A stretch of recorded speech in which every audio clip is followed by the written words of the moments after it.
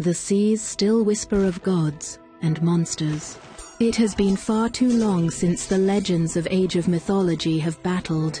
Once again, armies gather, and titans wake from their slumber. The heavens crack, the ground splits, and only the worthy will stand. Mighty civilizations, each commanding myth and mortal alike, each calling for glory. Champions League begins now.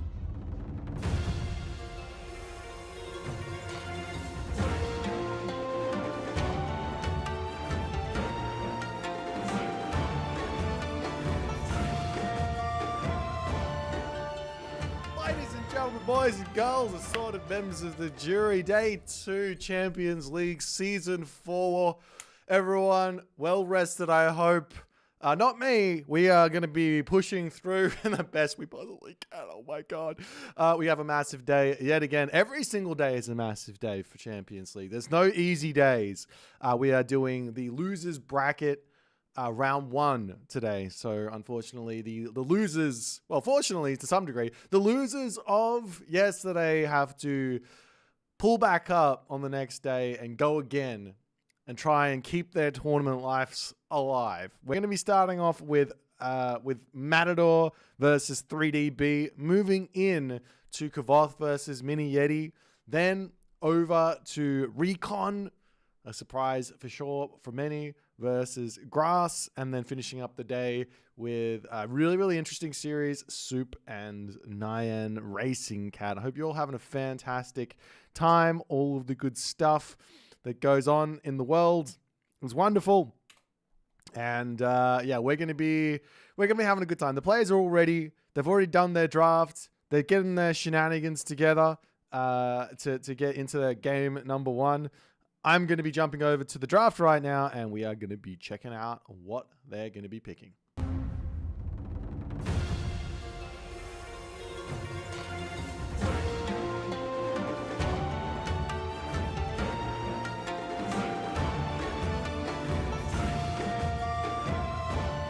Alrighty then, it's going to be a very spicy one here. We start on the map Elysium. Both these players having picked a very, very different draft.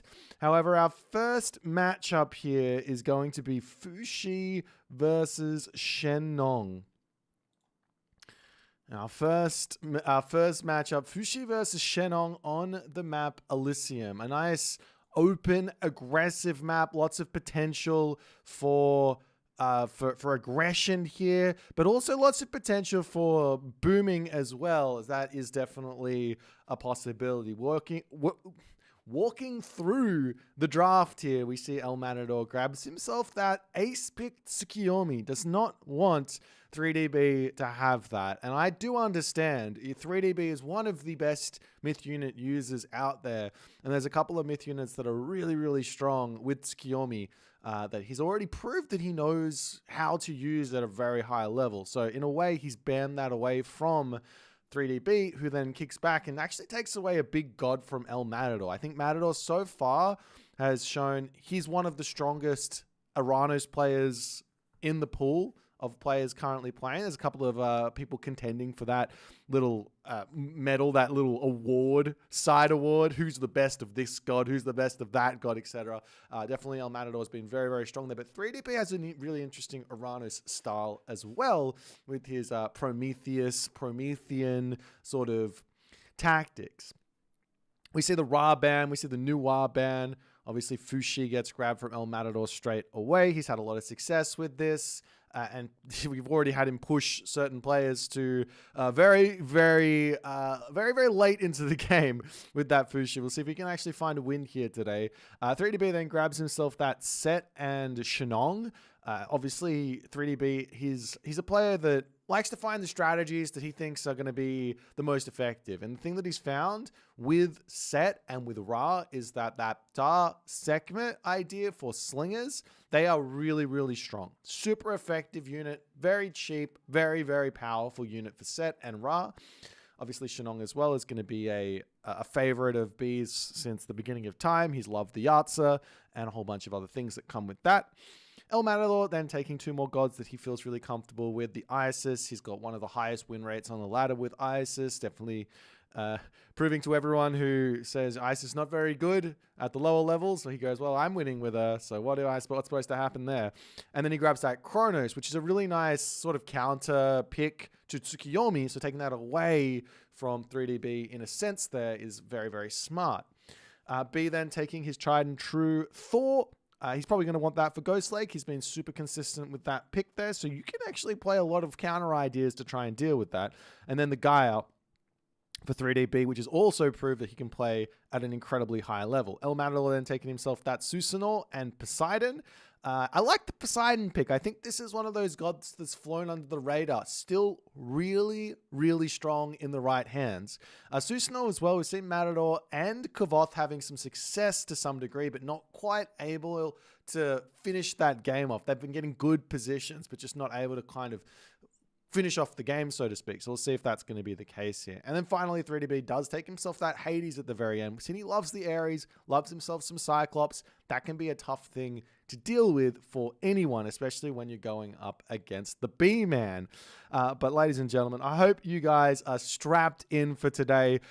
all limbs inside the vehicle at all times. If you really want to raise your arms up and scream because it's too crazy, you can do so. But we're going to be getting into game number 1 here on the map Elysium. Fushi versus Shenong. Matador versus 3DB. Let's get it.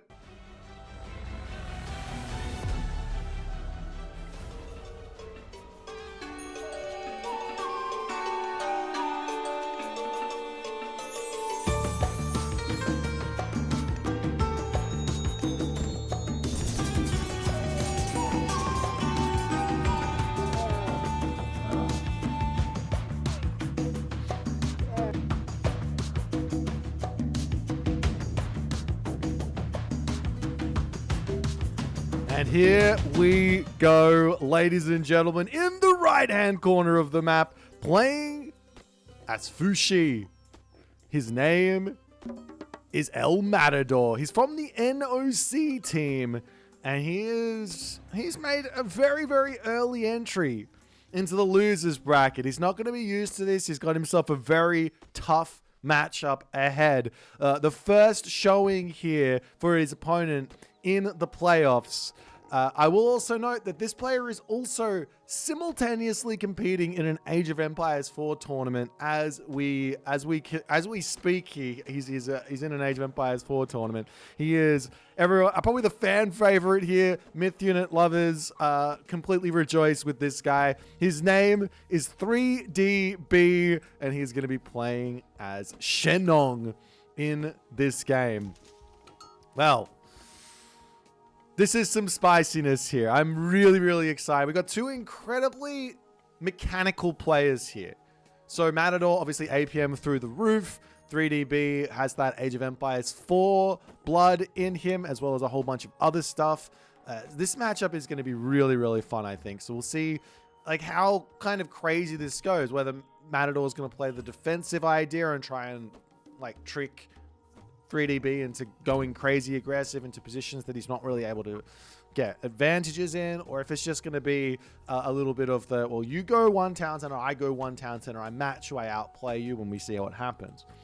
Up onto the top of the map, we do have ourselves the Dwarven Horseshoes here. This one's going to give a little bit of movement speed to the cavalry. Now, it is dangerous here going into cavalry against someone like B. He's got an incredible sense for the raids, an incredible sense for dealing with those cavalry units. But Matador is one of the best raiders out there, so he's going to spot this relic. Very happy to see that. Whitehorse Cavalry moving at, I think, 6.9 speed with their upgrade is going to be incredibly nice for himself.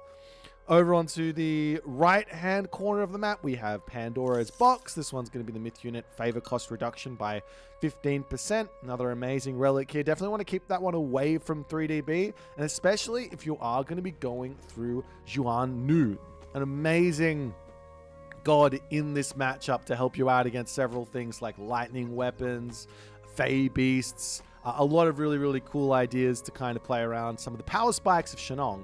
Another relic over onto this side is the Adamantine Shingles. It's going to be a little bit of that house hit points increasing, not the biggest of deals.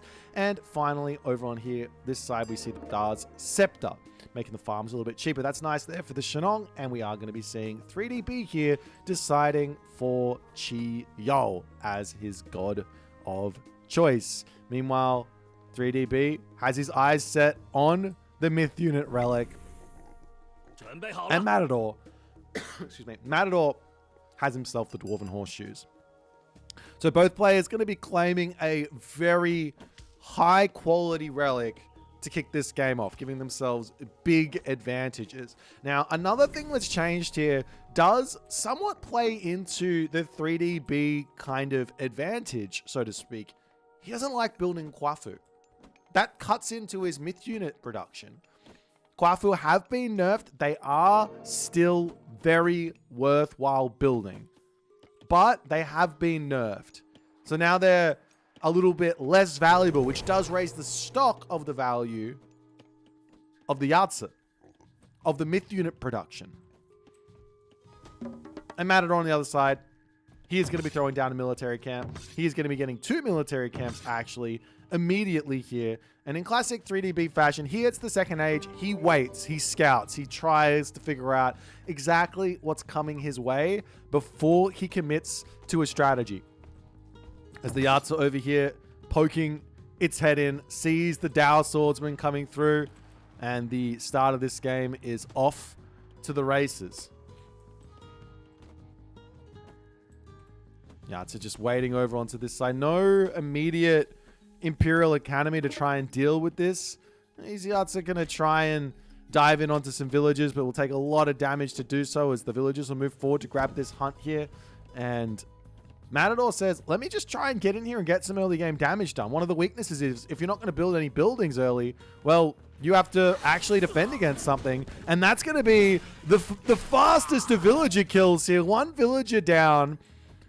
And Matador claims first blood. Huge advantage in a technical mirror here. Of course, it's a different god, but still, picking that 1 villager off is huge. It's the Dow now coming over to hit the villagers onto this backside. Heroes in here, the Pioneers. These Javelineers, not a help in the slightest versus the Dow Swordsman, but they are going to be a big help versus those Pioneer as the Dow do zone. This Chillin is going to be getting taken out, and so too will the Pioneer be going down as well as 3DB defends. More units are starting to come in for Matador. He needs some extra heroes here. Where is the Najjar? This thing would be a godsend for him, but at the moment he's spending all the favor on, or not the favor, all the gold on Dow Swordsman. So he can't, I mean, Dow's are actually pretty good versus the Yatsa. The Yatsa's only got 25% hack armor. And obviously 13.3 hack damage. You compare that over to the Dow Swordsman, 8.3, 30% as well. So if you get enough of them out, you can actually take out those Yatsas fairly fine by just turning around and taking the fight. But still, now we're going to be seeing the Imperial Academy. Matador's got his base somewhat blocked off here. And while he has a slight villager lead, well, the Shinong Yatsa are going to be coming in. It's going to be Rage of the Slaughter, and it's going to be a lot of pain. However, one idea here for Matador is to simply just leave the Najjar in his main base and play defense. 5.3 speed versus 5 speed does mean the Najjar is not going to be able to actually kill the Yatsa. As we see a little bit of an engagement over here. Those Javelineers going to be a nice answer to everything. As in comes the Yatsa, the villagers will simply just pull into the tower before returning away, and 3DB will be out of there. Like I said, you can't really deal with the Yatsas with the Najjar, but it does prevent the raids. As B is well and truly defended, safe. He's actually got his military camp up with the attachment as well, so he only needs 1 for the moment. Potentially a couple more Pioneers wouldn't go astray, but they are a bit of a target for those Javelineer. The idea, I guess, from B is let's just build Yatsa Pioneer and Javelineer, and what does it matter if you're making those Dow Swordsmen? Nonetheless, more houses coming up into the main base. As Pioneers starting to accrue. Needs to have the answers for Chillin as well. That's going to be a problem there as well. But both players are relatively equal on the military here. Macro going pretty well thus far as the Javelineers wander forward. I mean, they all throw onto the Dow Swords with there. He literally takes like next to no damage. Good control there from Matador. Needs to be dodging those Javelineers as he comes through. Sees the villagers on the hunt here.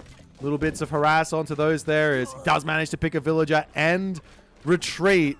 Obviously, the Javelineers have got that speed, but Dow Swordsman turning around, going to be trying to take those Yatsa out here as the Javelineers pulling back, but the Javelineers get brought directly in to the Dow Swordsman. Is this going to be enough here? Can the army of Matador actually deal with these Yatsa? Where is the Najjar at the moment? It's kind of looking like the army, he's bringing it forward, I think. I don't really know where there he is. He's now coming in. But this is a huge win for B at the start of this game. They are very, very valuable Dow Swordsmen here. The Najjar now through, and that's going to be straight on top of the Yatsa. And, well, a nice little start here for B as we kick off. Najjar going to be able to tank up a little bit of damage as the Dow's still charging in, trying to get some more picks off here. There's also that medium infantry in for Matador. Mid-fight, Najjar now almost taken out. The hero numbers very, very low here for Matador. As he does lose his Najjar, we'll have to get that one back out immediately. He does so, but this is not looking amazing here for Matador, as those Najjar, well, not those Najjar, the Yahtzee here are seemingly just getting huge value. 13 kills. 13 kills at this point as the Najjar comes back in. And, I mean, all he needs to do is get these kills here. It's the Najjar going to get targeted down. A little bit of jukages around here would be really nice, but Matador not getting that micro in. Najjar down. More chillin' to start coming through. Good control with those javelin ears. There is the shoot and scoot. That Age of Empires 2 micro paying off dividends there for Matador, as he does manage to limit those Yahtzee numbers down, and a big comeback now accrued. Taking down the Yahtzees is huge here. The whole idea for B is to get the numbers. Early game, 4 Yahtzee is not that big of a deal. You can take them out, but once they get to the numbers like 8 Yahtzee, 10 Yahtzee, those sort of numbers, it becomes very, very hard for even a Chinese pantheon to deal with them. Incredible play so far from both players, but now the problem is gold mines going to be getting expired, and in this sort of a situation where both players are being this aggressive, oftentimes the misstep is all that matters here. And like, how are you going to get onto your gold mine? How are you going to get there is the big question. There's going to be the vanish, so lightning weapons, vanish, run, come back. I love this technology getting pre-queued here for Matador. He's got no favor for it. That reincarnation technology helps out so much. As B's trying to pop back in.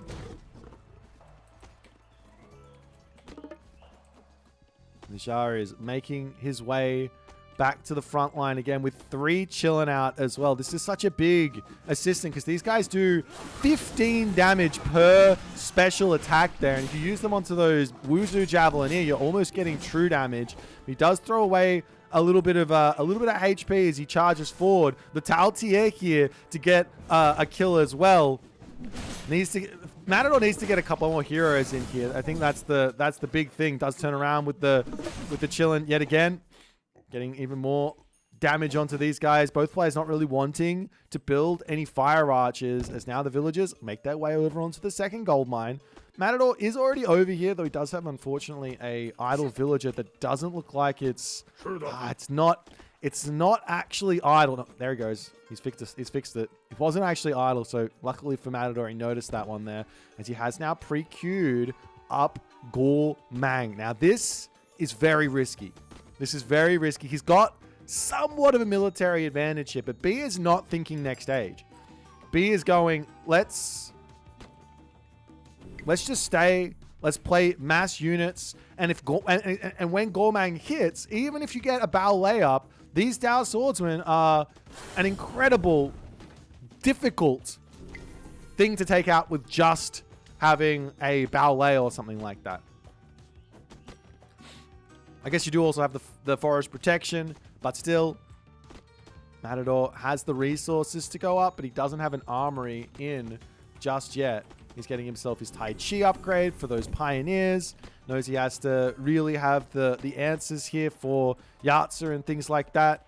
Simple solution is to just get Heroic Age, get your Najjar, try and get to the Mythic Age as well, so then you can get your Yang Jian. That way you can deal with all these bad boys. As the Sky Lantern comes over, does spot the Yahtzee coming in on the right side.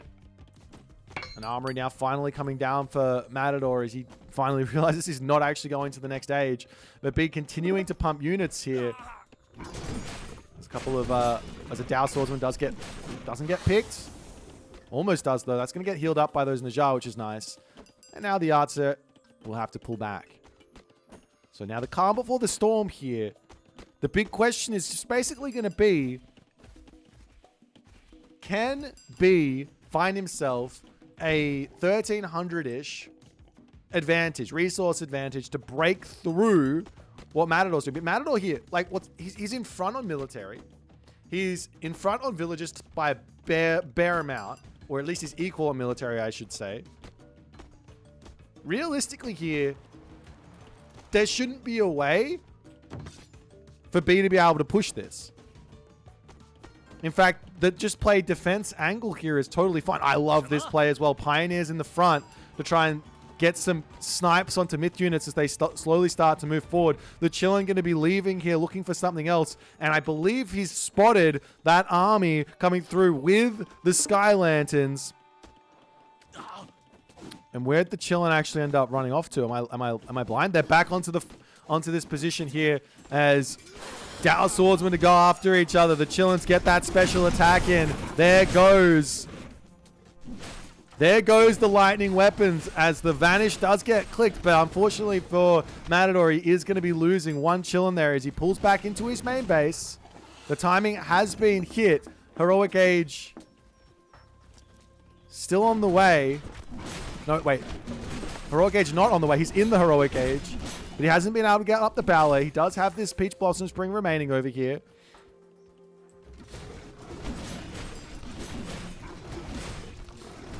And this is going to be the problem. He has to somehow win this fight and get out of his base right now. Dropping down the forest protection on this spot is a must at the moment. There he goes onto this position. That's going to be somewhat of a help. Gives him some HP back. That Tau TA is absolutely massive there, but it gets taken out. Down onto the bottom side here. The Najar getting some good damage done. That forest protection coming in clutch to lock those units up as the Najar are, the Yata are getting taken out, but a great dive away from him there. Population differential here is now starting to favor Matador as the villagers will be returning back to the gold mine here. And it looks to me like Matador survives another day. He does need to get himself up a silo on this position. I mean, he's got the one on the back there.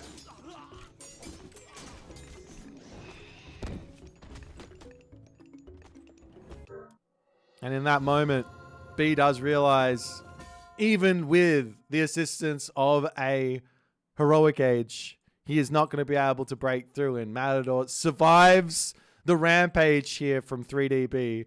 A well-played defense from Matador. But that first initial attack, I haven't seen anyone go Dow Swordsman rush into your opponent's base.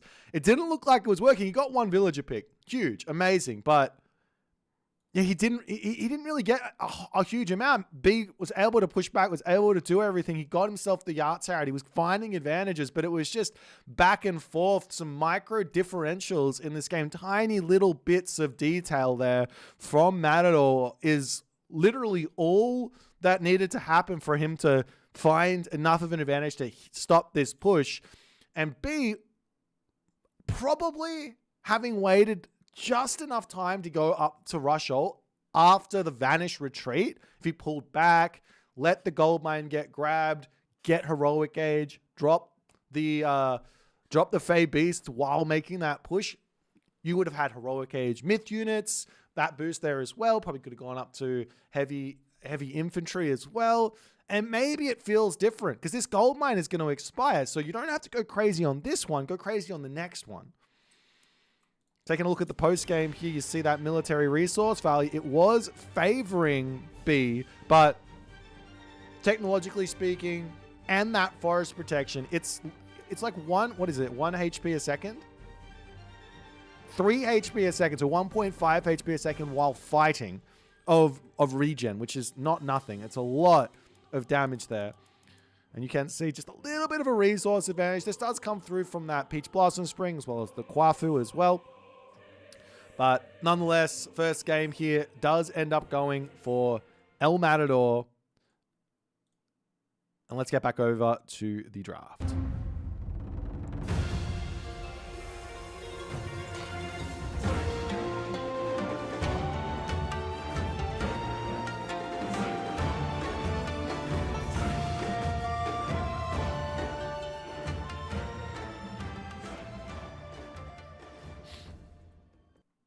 Alrighty, so our next game is going to be Kronos versus Uranus here. Kronos versus Uranus on the map Key. So really, really strong map for the Atlanteans. And the players are going to be off to the races here already. So first win there for the Fushi. Got to feel good to get off to a red hot start against B. But B is the type of player who does end up making some pretty nasty comebacks. B is the type of player to make some pretty nasty comebacks. So we did see this matchup yesterday with Soup versus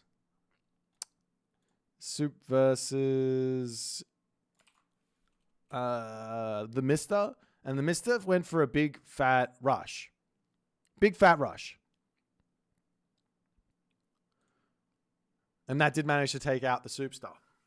Now, I didn't really mind the macro opening from Soup in that situation because there really wasn't much damage done immediately. But the problem that actually arose was the slowness of being able to actually get some units out.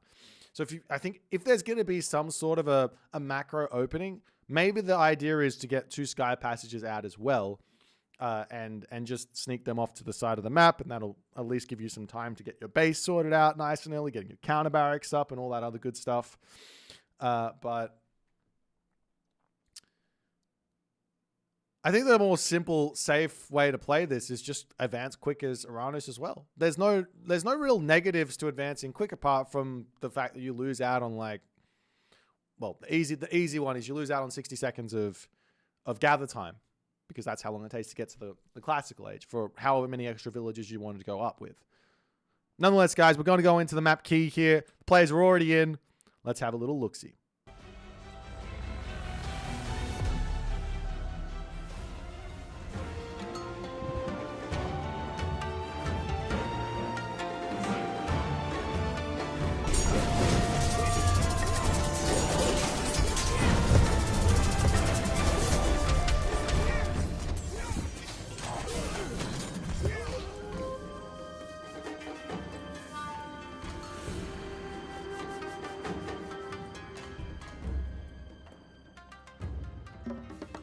Here we go, ladies and gentlemen.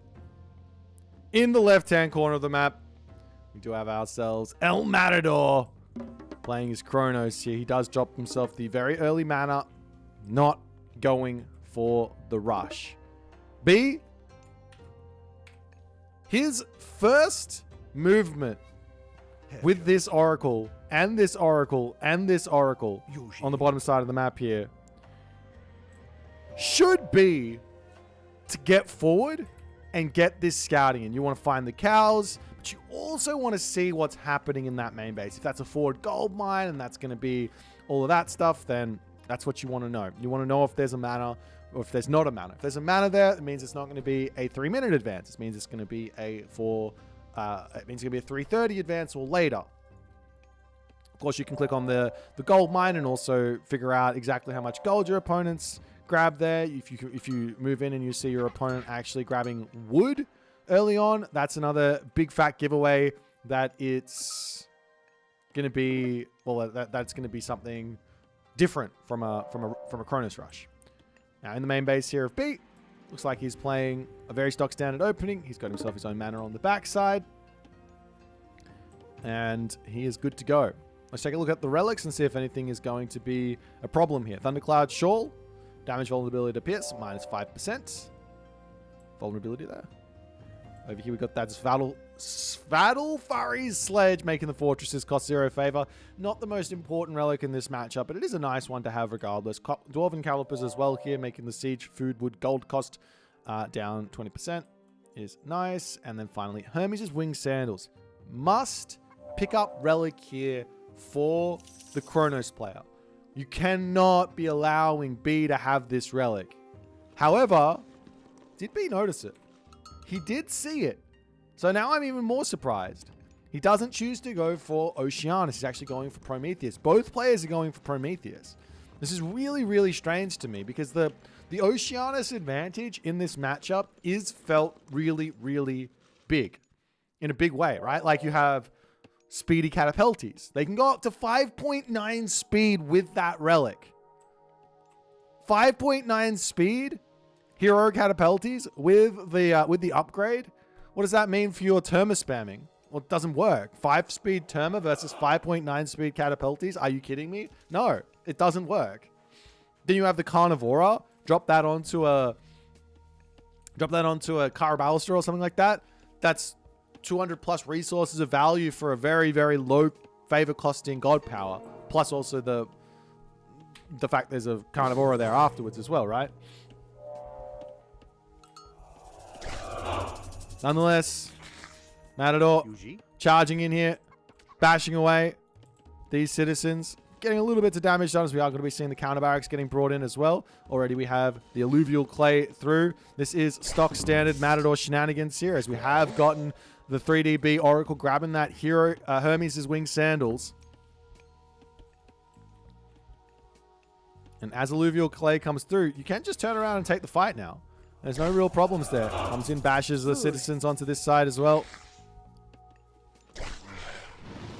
And Matador's Promethean Offspring will be getting pulled back. Over onto this side, the Promethean Offspring will be getting taken out here, but does give himself a whole bunch of tiny Prometheans that he can come in and maybe snipe some villages here. As more Prometheans are going to be just coming in, causing problems inside the main base. Hero Terma's going to start getting brought in as well as the micro from Matador. So strong here, but same too for 3DB. He's going to be paying attention here. These sort of situations, this is the most important part. There will be Valors that can get dropped onto this side as well as that comes through. Still trying to take out the Terma on this one as he's going to be running around. But so far, this looks like a fairly well defended rush. Deconstruction onto the counter barracks there to help out just a little bit in terms of the production here. You can just rebuild that one. It's not the biggest of problems. As the Valors continuing to come down onto Terma in this situation. The Terma running forward, trying to get in here. As always, great shoot and scoot here from Matador, moving left and right, poking the units that he can actually hit, but he is dropping some Terma here as he's trying to dodge the arrow fire of B. Maybe doing a little bit too much here as B's managing to get the best of it.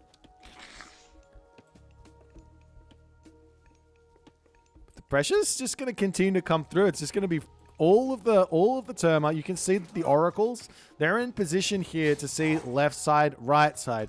I mean, one idea from B, if he wants to go out and just scout it out and see how he can successfully sneak a citizen somewhere, is to just go through the center. Obviously, he has to scout out that there's no oracles there, but one way to do that is to bring your own oracles back and just see what they can see. Use that, and then you can escape for the for the advantages there.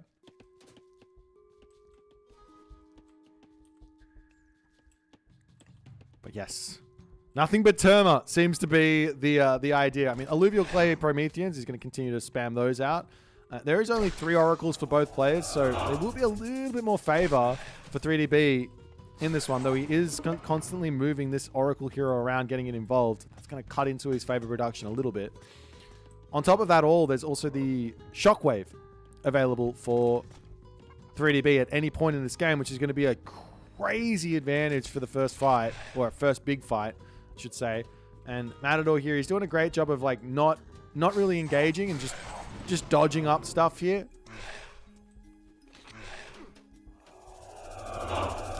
The Valors continuing to come in onto those Terma. Pokes in, pulls back out. Now the Promethean Offspring and Promethean for both players still coming through. For some reason here, B hasn't really obliged to get himself the alluvial clay himself, so his Prometheans aren't as strong, but I'm not sure how much it's going to matter here. As he charges forward, trying to pick off the units he can, spacing, but B, he's got a lot more Terma, it looks like, as Matador is trying to dance. I mean, it's kind of working, I mean, how many do they really have a piece here? It's hard to kind of tell. 12 versus 12, but there's also the hero ones as well. There's 4 hero Terma there for B, and Matador does look like he has not managed to find the value at this point.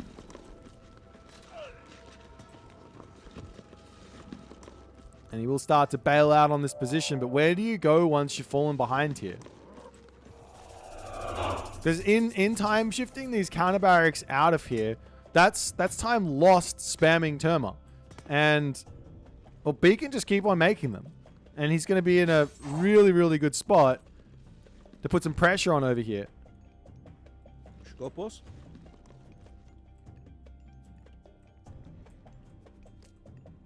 As the Terma coming up to the top there. It's, oh, a huge shockwave now coming through. That's going to be at least a couple of kills, as Matador will be able to pull back through behind this cliff. But B, he can cut him off with a pass here as he comes forward. You really want to target the front ones there, and that looks like exactly what he's doing. As, man, Matador now down to 500 military resource value. Does he have an armory up? No, he is going in for Murmillos at the moment. Over onto the left side, getting himself the mana onto the gold mine there.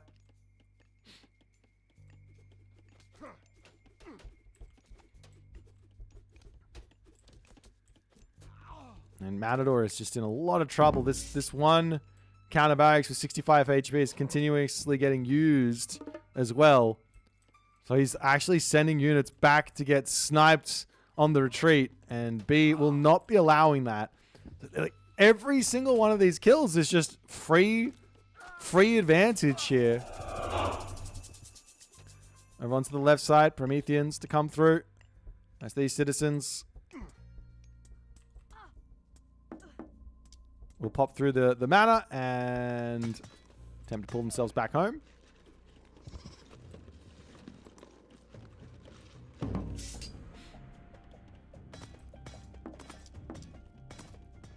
And for the moment there's still a little bit of gold in the main base here for Matador, so he does still have a little bit of play here, but B has got himself the advantage here in a big way. And like I said, whenever you're playing these like crazy aggressive one towns into games, oftentimes they will end up finishing pretty quickly. Like they finish in a big fat battle for that second gold mine, and the victor does end up taking those dubs. So what can Matador do to try and extend this game and bring himself back into it? One idea here is to get those Murmillos out. It is to give himself maybe an opportunity to defend this position with some towers even. Like, Terma can't really push past towers. They can't kill them. Get your watchtowers up. Maybe do a little bit of time shift shenanigans onto this gold mine and see what's going to happen. As the Terma chasing down the Oracle here over onto this spot. Matador getting targeted down over onto this citizen. Does manage to stay alive. As B is also going to start mixing in those Murmillos as well. So Terma can come back to join in. There's such a crazy advantage. And there's going to be another shockwave available for 3DB here. Good control there from Matador. Dodging the arrows, but on the retreat here, he drops 3 Terma, 4 Terma, 5 Terma before he even gets one shot off. And now Matador somewhat forced to fight here on the front there. Prometheans for both players with a huge advantage for B. And that's just too much here, as Matador, unfortunately, in all of his aggression, he's just not able to find the advantage. And B does manage to squeeze out the victory here. I mean, this is very, very simple from an analytical point of view. Take a look at this from the early stages of the game. Military resource difference doesn't matter when you take a look at units killed loss. 69 to 20. 69 to 20. You just can't end up having those sorts of trades and expecting to find the victory here, especially against the Iranos. It's going to have that shockwave and have all of that nice stuff there. See the resource value sort of going to the moon here for Matador. He was in front on resources, but I mean, at some point, You have to say, what does an advantage of 500 resources get you? And it's like 5 Terma. That's it. Nonetheless, series now equal. Let's jump back over to the draft and see what we're going to have for game number 3.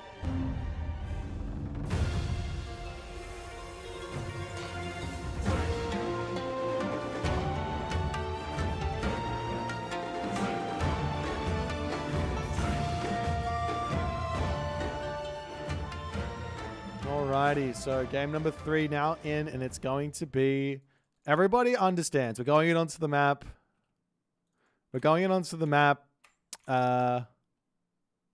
Ghost Lake here. In onto the map, Ghost Lake. So we already know that's going to be a 3DB Thor.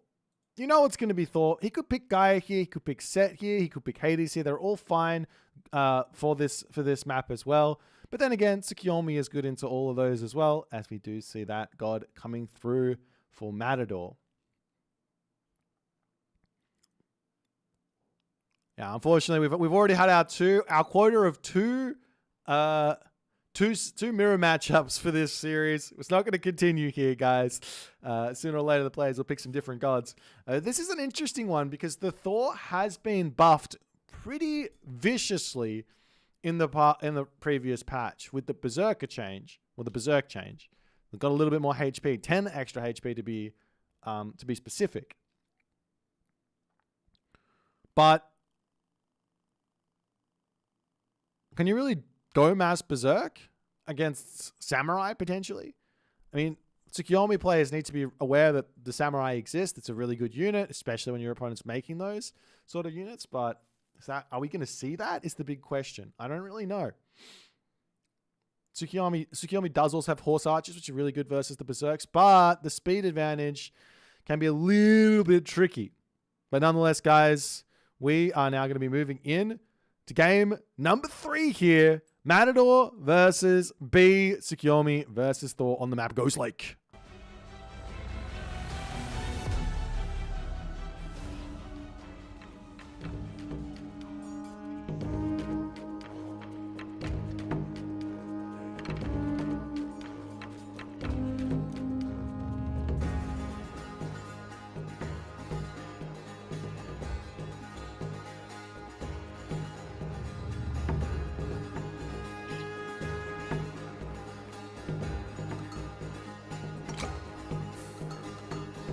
Go, ladies and gentlemen, into the right-hand corner of the map, showing us the Tsukiyomi of nightmares. It is Matador. He gets himself the 1 gold mine Ghost Lake. I think he's going to be happy about this one. I could be wrong.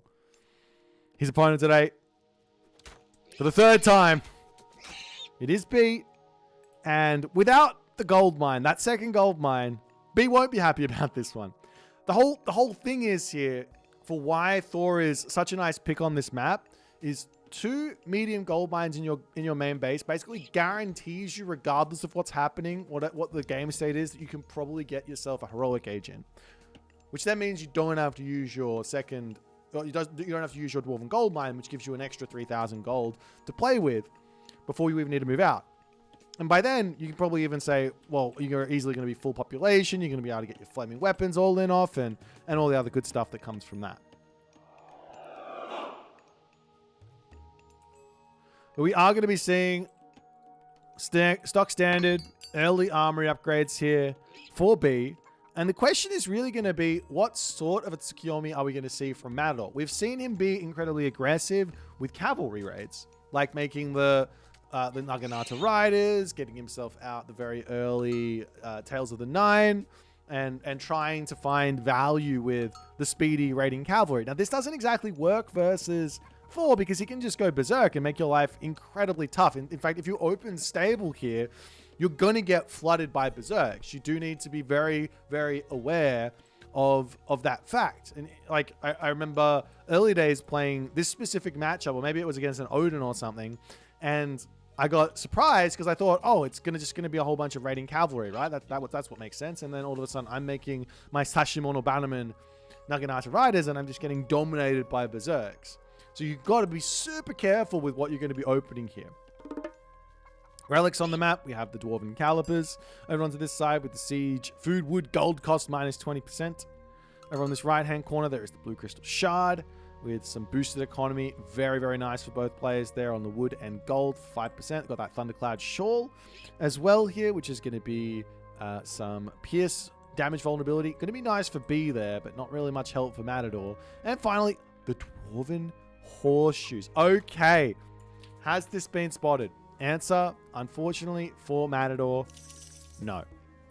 That is an amazing relic for him. He can already go up to like, I believe it's like 6.9 speed on his cavalry, right? Nani? But unfortunately, he doesn't spot this one. This would take it up to, I think it might even take it up to 7.2. It's I think you need Gale's Fury to get to 6.9. They can go so fast. Double. Anyways, an unfortunate kill on the boar there from Matador as it's stuck in the middle of the map. Might have to drop a very, very expensive 25 wood. What are they called? Mill? Watermill. Nonetheless, a whole bunch of villagers on gold for the time being here for Matador is he is well and truly on the way. And we are actually going to be seeing Freya here from B. That's very surprising. Is that just a mistake? No, he is 100% just going Freya here. This is very un-B-like. B likes the Force. He likes the speedier infantry. That's the game's plan that he's been going for all the time. But he changes it up, and now it's going to be Freya. And we'll see exactly what type of Freya it's going to be as the stables, guardhouse, both coming up. As well as this one here with the Wisdom of the Nine.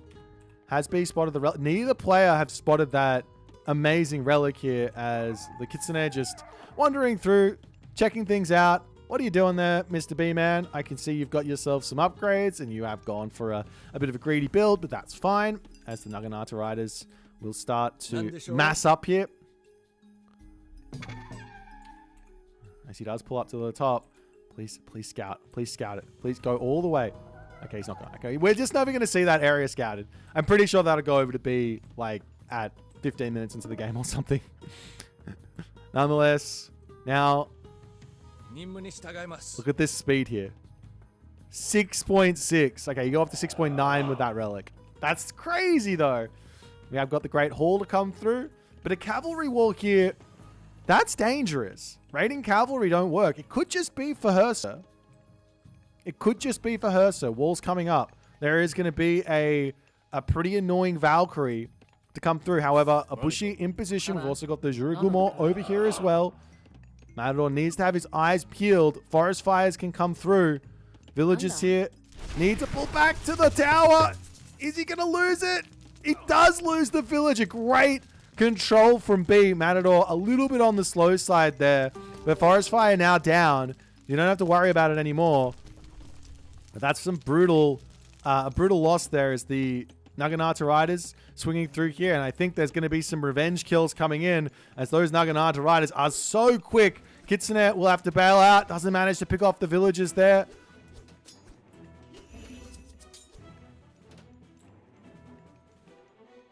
And Matador is out of there. Doesn't get the kills, but some idle time caused. Be back to work. Valkyrie making its way back onto this side as well. Some more Naginata Riders to come through. And it's just going to be a big, fat raid off, it looks like. Look at this. 6 speed versus the 6.6 speed. Are we going to see Sashim on a bannerman anytime soon? Like, I know how much value New Moon is, but would it ever be worth it to just drop New Moon on the stable just to get that tech out mid-fight? Catch your opponent off guard or something?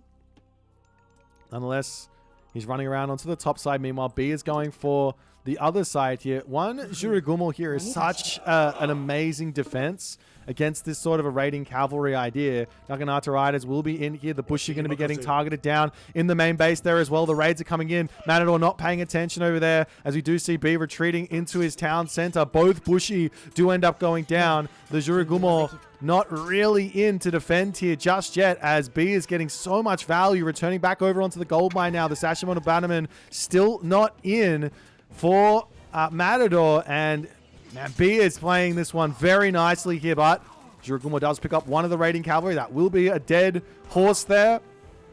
B's out of there, and we finally see Sashimono to come through, and some thrown axemen on the way.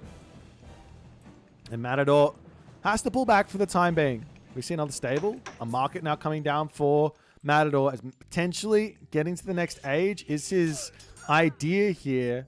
He does have enough goats to get there. He doesn't need to move over onto hunt or anything. Just get yourself husbandry and rush that one up. But B is going to be spamming units out. He's now finished up on his gold mine. He's moving over onto this side. That relic will get revealed as well.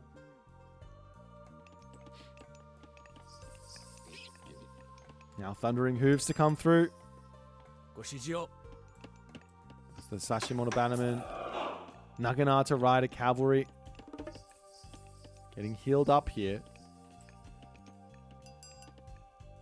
Villager differential is it's only 5. I say only 5, like that's not that big of a deal, but look at this. There's 1, 2, 3, 4 upgrades. So that's all this villager differential is basically all from Miko. Right? Miko and the armory upgrades. So there's not really an advantage for B here, apart from the military difference and the armory upgrade difference and that sort of stuff, but that gets cleaned up by New Moon a little bit later. As the market is up, and I imagine 3DB will also be wanting to get to the next age fairly shortly. Cavalry coming in onto this side. He has to sneak around the side, but this is walled off. There is an opening here. There is an opening here, but it will get revealed. Oh, never mind, he doesn't want to go in there. Over onto this side, though. Raiding cavalry searching to get in onto that bottom side. He's going to chase down these cavalry. Now 6.9 speed because B's the one who's got the relic. He's got the speed advantage here. And these Naginata Riders are going to get caught out. As B comes in over onto this side, there is also that Swampland that he could drop down to keep himself sane here. He's going up to the heroic age through Hachiman. Tries to dive through the middle here, but he's going to take so much damage. It might just be worth it to drop the Swampland and just call it a day, but he's going to lose so many units here. This is all from that one relic that got found. Huge advantage now for Bees. He's just cleaning units up, and all of a sudden, we're yet again in this position. We're yet again in this position where the Tsukiyomi player is basically caught in a really tough spot. Needs to get mad value out of the Tengu, out of the heroic age. What's he really going to be able to get here? He's going for the upgrades. He doesn't want the Tengu. He's only got 51 favor in the bank. Obviously, he can still build them. There's no negatives there of building them. Can send the Tengu up to this side to get some raids off onto the gold mine, but surely Matador has got some sort of an inkling. He has to know that there's nothing. There's no gold in the main base anymore there for the Thor. He's a Thor main. Gold normally finishes around 8 minutes for Thor when you go for this sort of full dwarf build.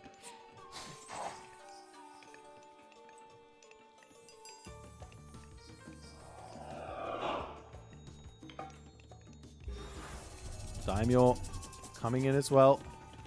Now, there's also no Swampland here. If we take a quick look at what B's actually got, he's doesn't have the extra upgrades to go to bronze here, so there will be a bronze problem.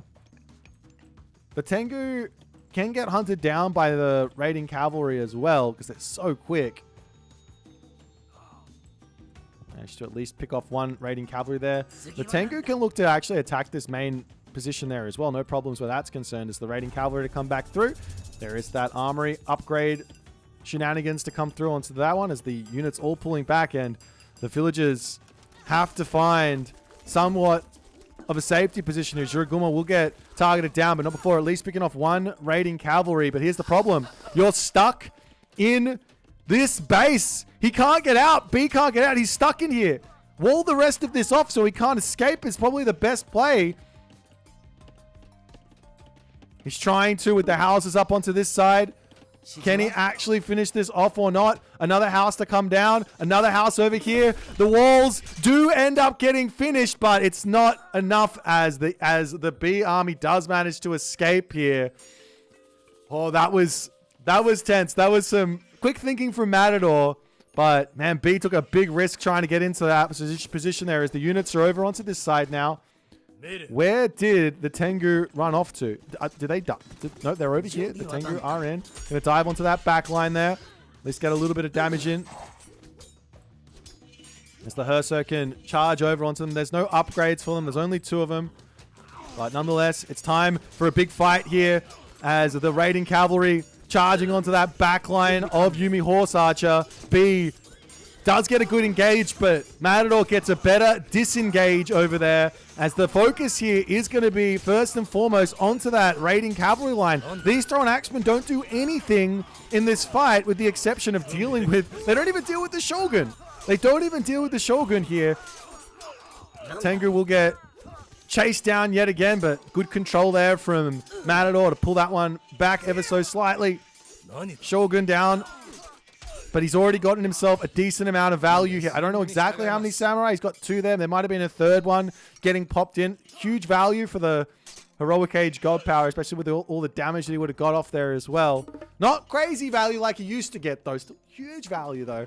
And now Matador in an incredibly strong position. However, B, smart move. Pulls back this way, hiding this gold mine. The ascetic practices to come through there for Matador as he wants to continue to get out more of those Tengu, but he does need to get himself some more Miko here if he wants to make that happen. As he does get spotted over here. Medium Herdman coming through. The rest of this army sitting idle onto this spot. And now the speedy 6.9 speed rating cavalry will catch out these Yumi Horse Archers. What is Matador doing? He needs to be with it. You can't raid with 5-speed Yumi Horse Archers. What is happening here? He turns into this spot. B's charging through. There are a couple of those incredibly powerful Valkyrie onto this position as well. The Herdmen are going to be getting mad value here as well. And all of a sudden, the game flips to some degree. Equal military value here, but the Valkyries both dying. You do have to remember these guys do have bonus damage versus myth units with that upgrade. But you do have to continue to shoot and scoot micro away from this. The Herdmen are incredibly powerful, but this game looks incredibly tight here. 55 villages for B, 42 villages for Matador. That's the big difference here. But Matador's still got to be so careful here. These Yumi Horse Archers are just going to get surrounded, and he's going to get into trouble yet again. He doesn't have any answer for these raiding cavalry. Where are his Naginata riders?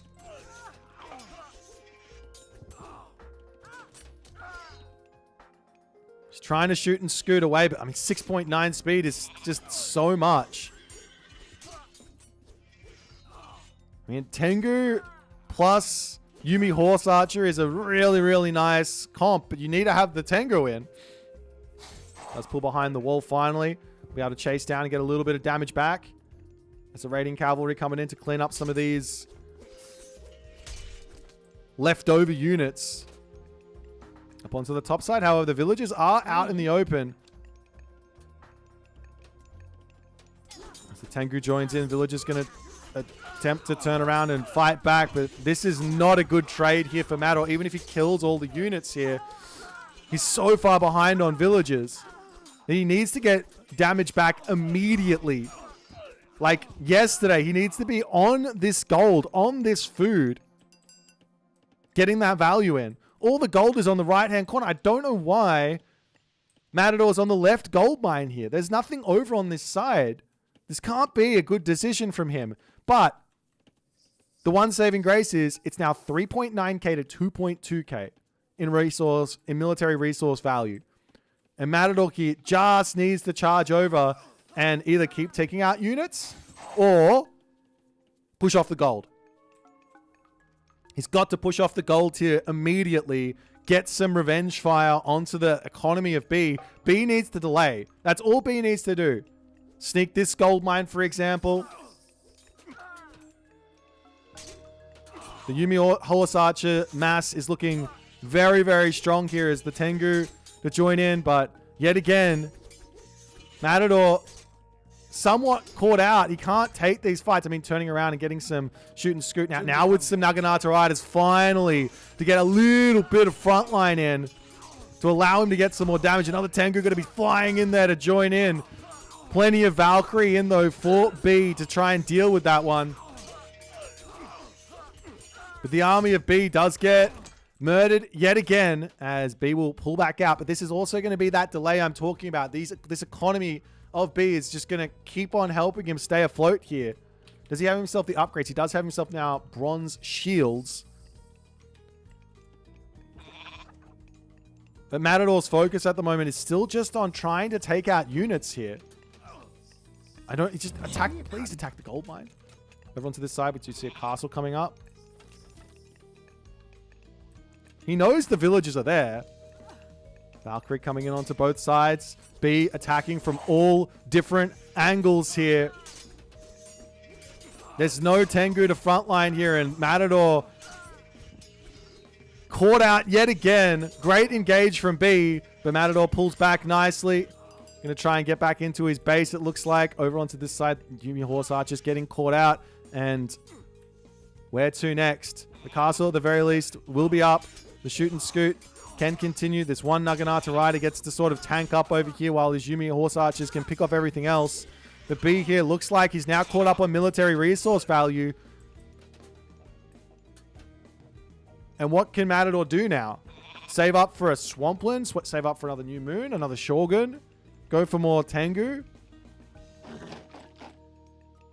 Make some Yadi Spearmen would be an amazing sort of addition to this army, considering they are heavy already as well. I mean, he's getting close to champion upgrades, but yet again, the army just pulls in from all angles. And Matador continuing to shoot and scoot for his life in this tournament. I mean, it's 1-1, right? Even if you lose here, he's still got a chance to stay alive.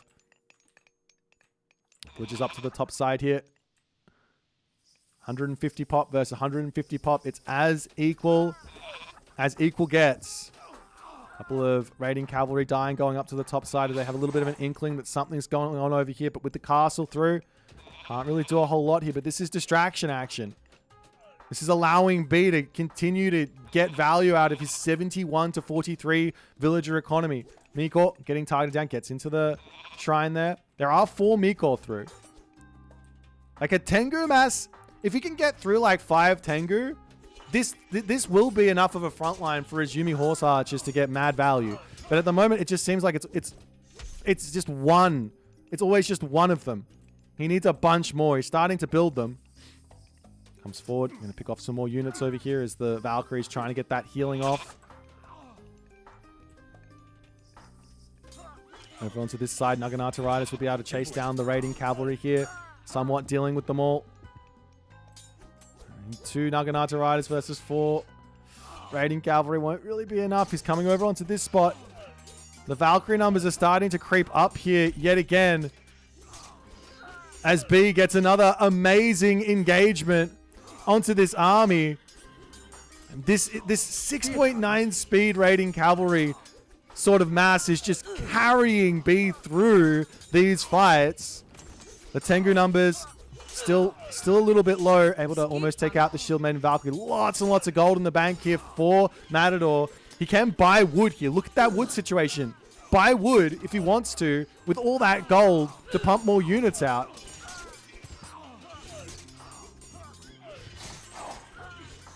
Another Tengu jumping in here. He's got to get... God, he just gets picked off before he even gets value out of it. Up to the top side, the gold mine now expired for Matador. And there's now problems. some big problems for Matador coming forward in this game. Over onto this side, Naginata Riders trying to deal with the Valkyrie is not going to be a way forward here. Up onto the top food position. He can go into mass cavalry now. Does have himself only the 4 stables into the main base, though. The raiding cavalry are going to be starting to look for some villager kills here. And now B is happily mining out this gold mine. And guess what? Once that gold mine expires, there's Dwarven Mine. There's Dwarven Mine times 2. There's Dwarven Mine times 3. At the moment, it's only 1,000 gold. Good little wall here. Thrown up by Matador to keep himself going. But the raiding cavalry will get this one down here as more villagers get brought over here to try and repair it up.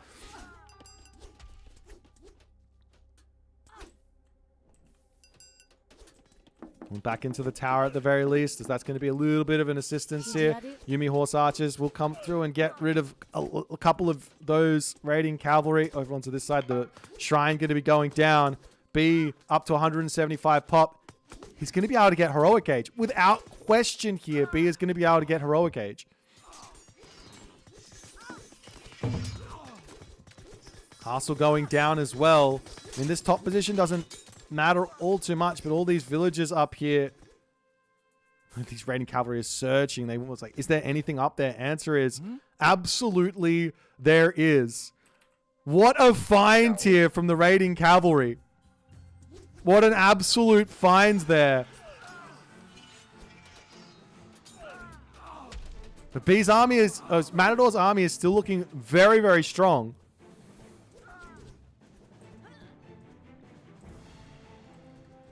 Also, hello there, Bushido Tier 4. Have we been forgetting about it? It's going to be in. These are now champion units. The differential is going to be massive. However, Skadi is through. Skadi is through. No gold for Matador with the exception of what he can get from Ivory Netscare at the moment. He's got to start a trade route. So I can put a market in the corner at the very least and start a trade route here, because this game does not end because you push off this gold mine. In fact, B probably knows this. He's probably not going to build any more Valkyrie. Like, why build any more Valkyrie? You can just save up. But B sees the champion, and he's going to try and play some sort of defense here.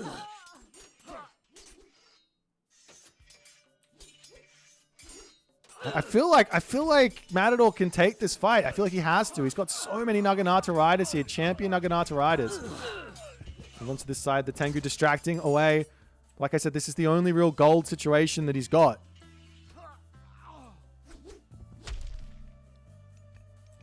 Move on to this side. An attempt to drop a mining camp down there for Matador. But just get over that. Just please, if one time, attack at the very least, kill all the villagers. Down by 40 villagers here. Not 40, 35 villagers here as the Yumi Horse Archers will come through. 2,800 gold remaining in this gold mine. B has grabbed so much. He frosts the army there. The villagers in the center of the map will get caught out as well. Matador has to kind of take this fight. Heavy cav is coming through. Villagers falling on this side. And the dwarves, I don't even know if B cares. He might even convert everything into berserks after this. Farms coming up into the center of the map here. And to the very least, he can take somewhat of a fight. Because the units here are going to be focusing down those 99 or 100% armored up frosted units. Is there going to be enough here? The difference. Champion versus heavy. Nearly dragon scale shields. It's on the way here for B. His economy is absolutely gigantic.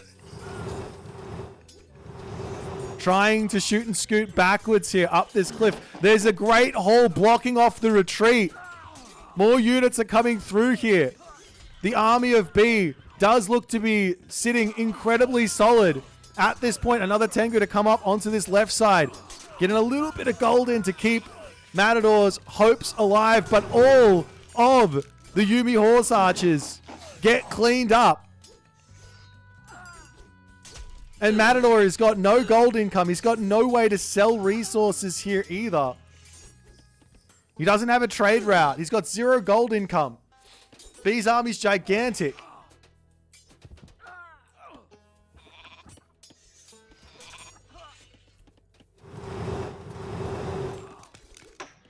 Not add insult to injury. Market goes down here. Nani? And on this side, the Miko garrisoning away.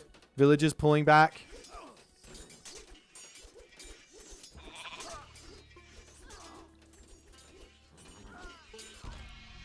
And Matador has to concede. Game 3. This game. As a spectator, a game of frustration. For the players, a game of frustration. From B's side of things, what a defensive effort. But Matador not focusing the gold mines. That's the story of this game. How often did he have a military advantage and he didn't touch the gold mines? He was trying to limit the reinforcements, get himself a kill-loss advantage. It's gigantic. The kill-loss advantage is gigantic, but villager kills 5-34. And over a course of a game, doesn't matter how many units you kill, if your opponent's economy is that far in front of you.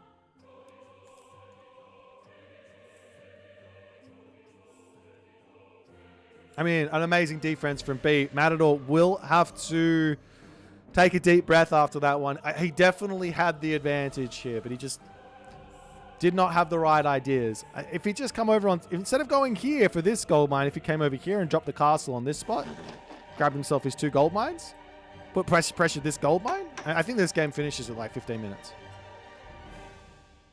I think this game finishes at 15 minutes. Let's jump back over the draft and see what they're going to pick for game number 4.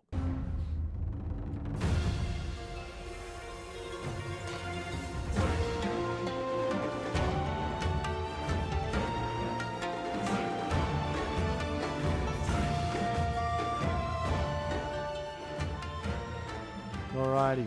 Game number 4 on the map, Giza. On the map, Giza. Alright. My prediction for this one was going to be an Isis versus Set situation. But that's not what we're seeing. The Susanoo is coming through for Matador. The Susanoo is coming through for Matador.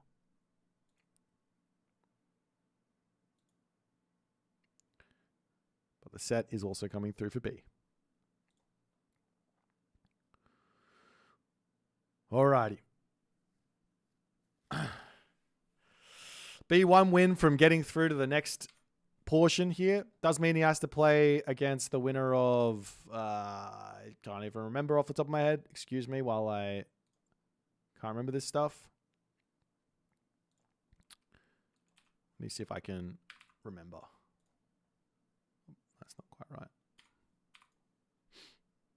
right. You or Nice. There you go. He has to play against Soup or NyanRacingCat. 2 pretty scary players, to be honest. You get rewarded with more pain. It never stops. The pain doesn't stop, ladies and gentlemen. But this matchup here is really interesting because, like, okay, there could be a back gold mine situation, which definitely helps. There's some shifting sand shenanigans that the Set player can do. There's obviously a Nubites that are really, really painful to deal with. Matador's got his raiding ideas that he's very good at, but we've seen that B is an amazing defender against raids so far. Like, I think against even the highest level of Age of Mythology player, like, you know, Kvoth, Recon, these types of players, Matador would get villager picks without questions. But in that game, 5 villager picks with all of that rating, that was it. 5 villager picks.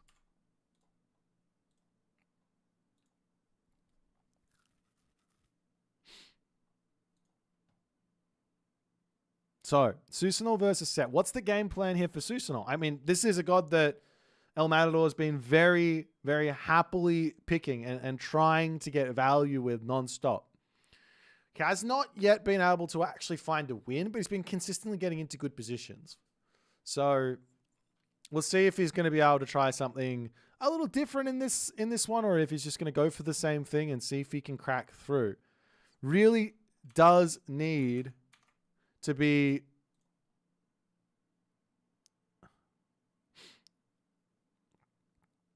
He really does need to be switched on.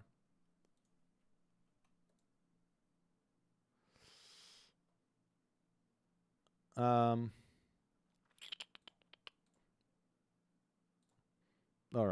We got 1 minute until game time. Let's just check out the schedule for the rest of the day, as you're going to see what's going to be coming up. We'll get started very shortly.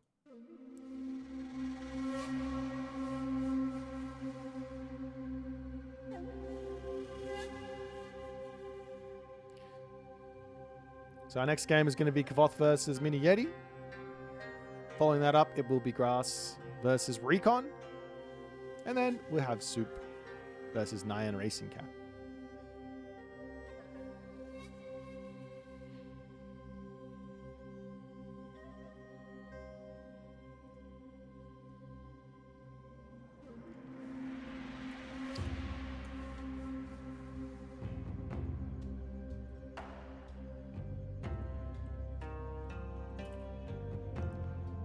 All right.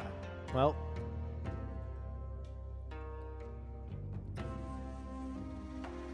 we're going to be just about jumping into game number 4 here. A must-win game for El Matador. Back against the wall. He's got Susanoo. He's up against Set. Let's jump into it.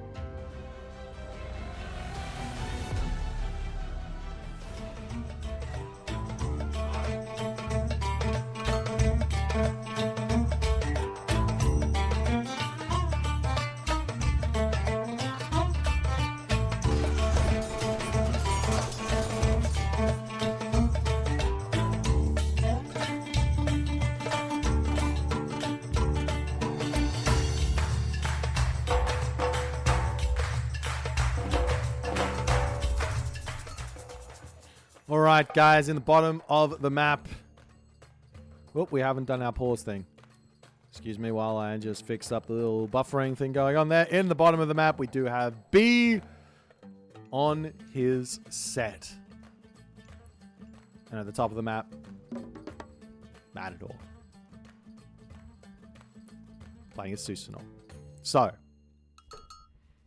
not the worst gold mine in the world, but also not the best gold mine. There are some real terrible possibilities here for Matador. For example, shifting sands in with the villagers, drop some barracks down, put a tower behind the barracks.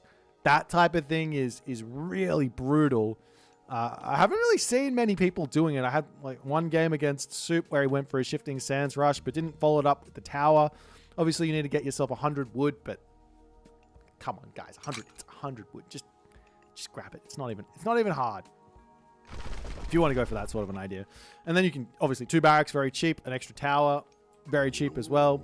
And then you're just spamming units out and causing mad problems for your opponent there.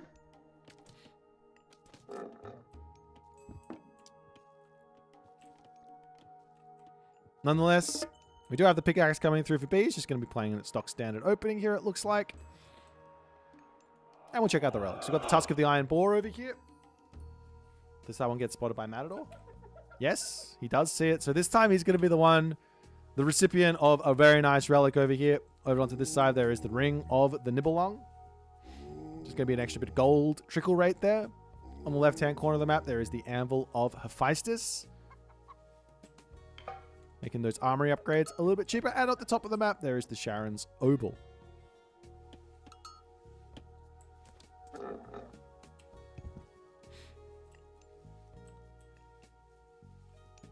Alrighty.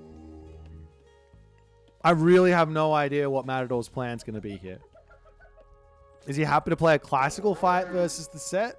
Maybe. Is he going to go for any samurai? Or is it just going to be all cav all the way and just trying to raid your opponent into the ground? There's a lot of ways that this can go poorly for the set, but set does have the 5.3 speed spearman, so that can be a nice little answer for everything. And generally speaking, like, when Susanoo doesn't get bothered early, that's when Susanoo's at his best. This is going to be a decent advance time here for B. Not too quick, not too slow. And it's looking like he is going for just the stock standard classical fight here. Just off of the economic management here. So how do I tell this? So if it's going to be a fast second town, never mind. if it's going to be a fast second town center, there's normally going to be about 2 to 4 villagers on food with the rest on gold. This is probably a little bit on the low side for a second town center from B, but it might be he might be going for it. Probably the more simple thing that he's doing is just getting out a whole bunch of priests, and then he's going to pop back over to food, get his barracks up, and he's good to go, right? I mean, in terms of, there's a back gold mine here. Town center's got 1 rhino on it. Priest can come and steal the rhinos in the middle of the map here. As the Kitsune are coming through for Matador. Matador's going to be getting himself the crushing waves technology. Searching around to try and snipe some stuff. I don't know the interaction between a classical age Kitsune and crushing waves versus priests, but might be able to take them out. But nonetheless, grabbing a couple of goats, sending them down to the bottom. Houses coming up over here. The Pharaoh is going to be a nice way to defend any of this sort of aggression here as well.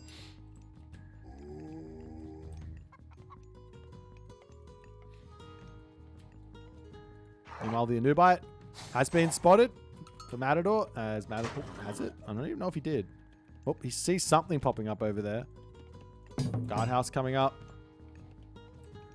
There's the Kitsune looking for raids as the Anubite is moving into the main base. He does manage to catch a villager.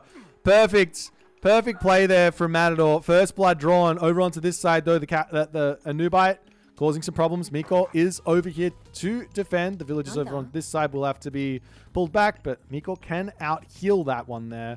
Completely fine.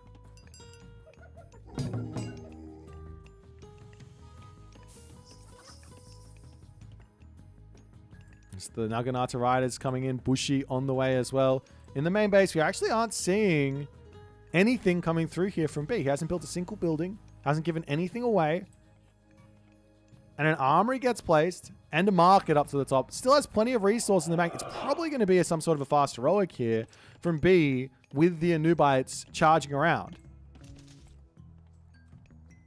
Everyone to this side. The villager continuing to try and get this house wall up. Can the Kitsune get it? No, they couldn't get the double snipe in the same way there. Up onto the top side, however, B not paying attention. His Anubites are caught out, and these Naginata Riders will be chasing them down. Even if they jump, they're going to get caught up on, and they both fall. Matador will not be allowing these back home. Priests are coming through. It has to be a heroic age here from B. I don't see any other way.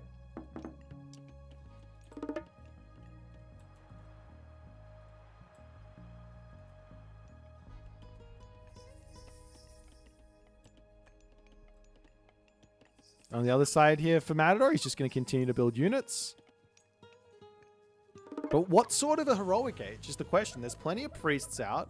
That's all B's going for. Priests at the moment. Like you just got to be scratching your head if you're Matador going like, what are you trying to do?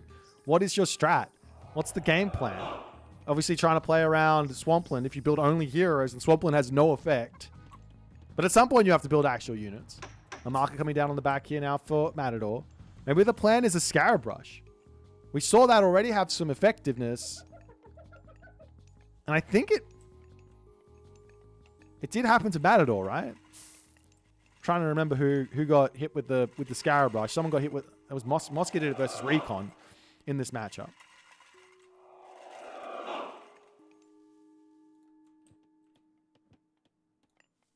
But nonetheless, Sekhmet, there's 8 favor in the bank. 1 monument. So I don't see any plan here that makes sense. I don't know what he's going for. I've got no idea. I can't. The mad mind of B here it's making, I want to explain it, but I just can't.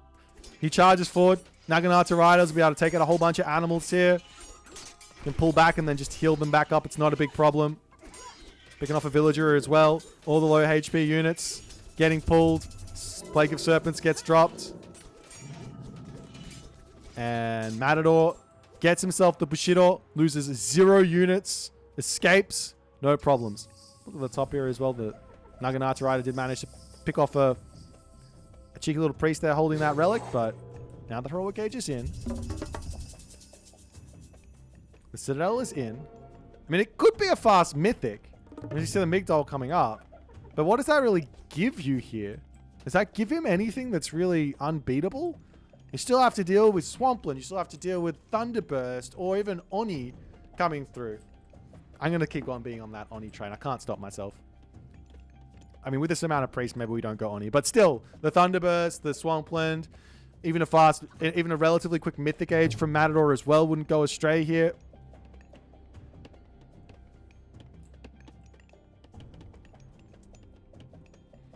But then he could go Oni. He could charge in here and he can just Smiting Gust the priests away, take the Citadel Center down, and it'd be fine. We're going to see a couple of Camel Riders actually coming through. So he is building units. His grand plan after all is said and done is to go for Camel Riders. Now, they do beat the Sashimon, Orbanum, and Naginata Riders. So this does make some sense. However, Matador has got access to Yati Spearmen, which are an amazing mix-in unit to deal with those as well. Walls coming up all over the place here as Matador is just going to be sitting in his main base, healing his stuff up. And now, off to the Heroic Age he goes. Raijin, the God of Choice, of which is another amazing answer for these sorts of raids. Over onto this side, Yati Spearman going to be spotting the heavy Camel Riders. So here's the thing. If you see like 5 to 10 Camel Riders that are naked, you still have to have in the back of your mind, there could be a Mythic Age coming through. But if you see heavy Camel Rider, that is a strong indicator that it's probably going to be a Heroic Age, a full-on Heroic Age type idea. Now, the second tier of Bushido is in for Matador. He's sitting back. He's got everything walled up. He's got a decent amount of favor income with the 3 Miko. He's got a back gold mine here to spam those Raiju out. Armories to come down as well.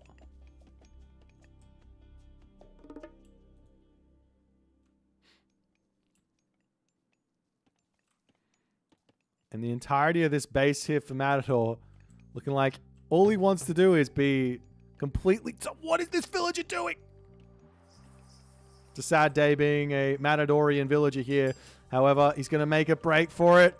Can he at the very least get some revenge fire here? And that's some frustration there. But you've got to play around that. The villager has a mind of its own. Yes. Click on... Make sure it's on the middle wall segment there. That's the play. Always. When you build your walls. There's a little bit of an opening onto this side. Naginata Riders charging forward. At least get one pick back here. As the numbers of Naginata Riders seem just a little bit too overwhelming for B. He has to pull back.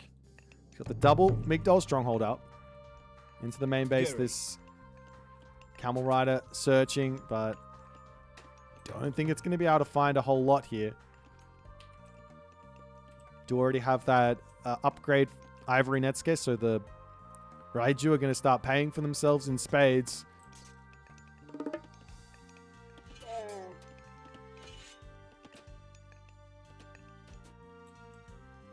But for the moment, like B, while he's not winning the game at the moment, his economy is still looking quite nice.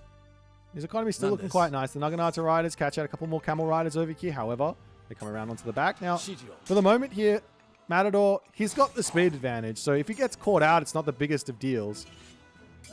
He can just run.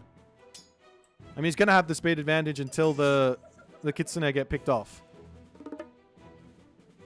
At least, I think that's how it works. Gets a couple of kills, but Matador's going to be out of here. He's not building any of those Yati Spearmen, which is making me a little nervous. I mean, of course, enough Raiju will probably be enough here to deal with all this. Another unit you could mix in is Samurai or even Shinobi as well. Matador is feeling like he's got somewhat of an advantage to push out. He's got a lot of resources in the bank, though. It's the Camel Riders moving up to the top. Both players sort of missing each other on that movement there. So the tense movement. Let's just get spotted up onto the top side. Oh, he does get spotted. The Raiju going to get surrounded. Can he pull out? No. Charging over onto this spot for the time being to hit the villagers. Gets one. Shock off. A couple of villagers will end up going down as Matador says, yep, I can take this fight. Plenty of priests in for the time being here. As the heavy upgrades comes through, that's a huge amount of favor now in the bank there for Matador to do whatever he wants with. All of a sudden, the villager differential is equal. Getting that thunderous roll through non-stop onto the villagers as the Naginata riders will clean up the priests. However, now the camel riders to come back in, but there's Swampland and there's Thunderburst here as he drops both down, and the Naginata riders can just run around this Thunderburst. He doesn't have to take this fight, just run through this. But nonetheless, he's going to be escaping here. He does still have this movement speed advantage at 6.3. Drops himself down the final retreating move with that Naginata blade there, and he gets out. Still so much gold in the bank for Matador to do whatever he wants with. At the moment, he's going to say nothing but Naginata Rider and full send here is the game plan. Be just going to try and hold on. You almost have to ignore score in these sort of situations because 162 favor, that's like having 1,600 resources in your bank. That doesn't mean anything. Take that score, take that off the score. Lots of low HP camel riders are in here as Matador sees that and he's like, I don't even care if I'm fighting underneath the Citadel Center. Let me take the fight. Let me go. Let me kill them up. I don't want you to heal those back up.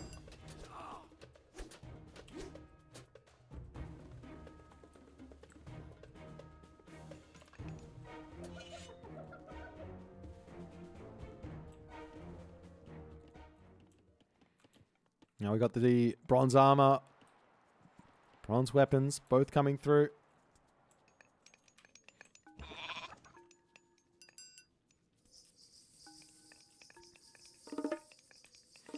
Priests all going to get these camel riders healed back up.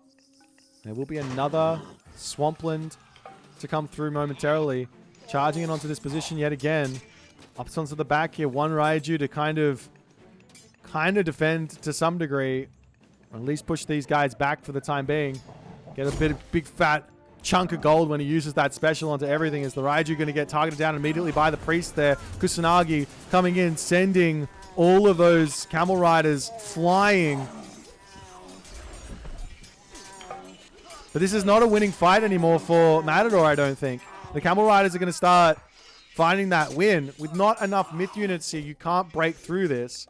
But in taking the trades, it does hold B in this heroic age, which I think is the game plan for Matador. I want to see Matador getting full vision. See this gold mine. See this gold mine. That's all that matters moving forward. And then the next big fight, Swampland, Thunderburst. B, on the other hand, he has to sneak this gold mine quickly. Get the Migdols up, double Migdol even, and then be sitting on it. So all he has to do is survive the next big fat god power combo, and he's good to go. Den Drums still hasn't been grabbed. That's an option there as well. Meanwhile, up onto the top side, the camel riders making a move. They have eyes on the Miko.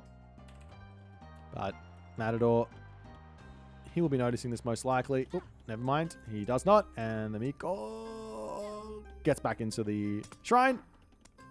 Castle is going to be up. Matador has... There is an idea here to just go Mythic Age as well. And even if you get set up on the gold mine, you've got that Divine Slash to try and break through it all, I guess. Naginata Riders kind of getting caught out in the center of the map as Matador going to be throwing away a bunch of units here. Raiju chasing down these guys, but realistically, this is the army that matters. Can we just, please, just mix in a couple? There we go. Just a couple of Yati Spearmen here. Make it scary for the Camel Riders. Nonetheless, these Yumi Horse Archers getting caught out as the army coming around onto the side here. No Kitsune at the moment. He pulls back to his castle over here. Some good trades at the moment for Matador, but B Up onto this side. At least the Shuriguma here is tanking up. He's got to pull back up and actually deal with the main army over onto this side. One nine-tailed Kitsune to help out as B controlling things well for the time being. A little thunderous roar onto that side. But look at this control from B. He's got all these units moving in from multiple different positions. He's trying to force a defensive swampland, I guess. Den Drums is queued up, as well as more Raiju. He's got himself so many of these. Meanwhile, we do see the gold mine getting grabbed. There is a thought process to get to that next age. Migdol's stronghold to come into the center of the map is a bit of a bait here, maybe from B.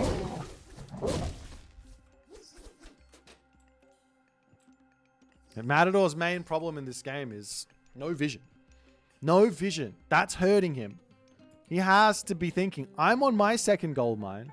We do see a second town center for Matador. I'm on my second, or my third gold mine, I should say. What? Where's B? Is B on his third gold mine? Well, the answer is a resounding yes, as the Migdol stronghold will be coming through here. And does Matador spot this? No. While we see this, the town center coming up as well for B.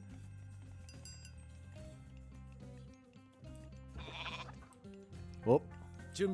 Oh, Matador's spidey senses tingling as he goes, what's happening over on this side?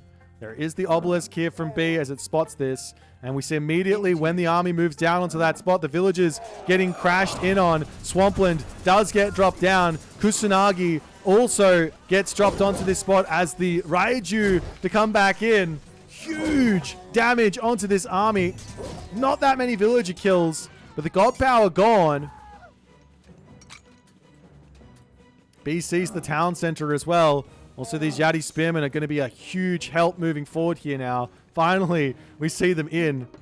And now the Naginata Riders can come off and try and lead the army off at the pass here. Villagers on this side will make a breakaway. Little bits of thunderous roar to keep the units in place here to get a little bit more damage off. As B is now dropped down to 134 population, but he does have 2 Migdols here. Do you want to try and just crash into this? Do you just get yourself out some Yumi? Do you go Heroic Age or Mythic Age? Do you go for a third town center? Then also it's going to be a Thunderburst very, very shortly. Never mind. Oh, I'm looking at the wrong favor. Needs a little bit more favor in here as the Raiju coming around off to the side. These priests trying to get crashed in onto... The Yati Spearman going to clean up all of those camel riders. 2 Raiju falling as Matador loses a big bulk of his myth units on that fight. But B's got nothing remaining here.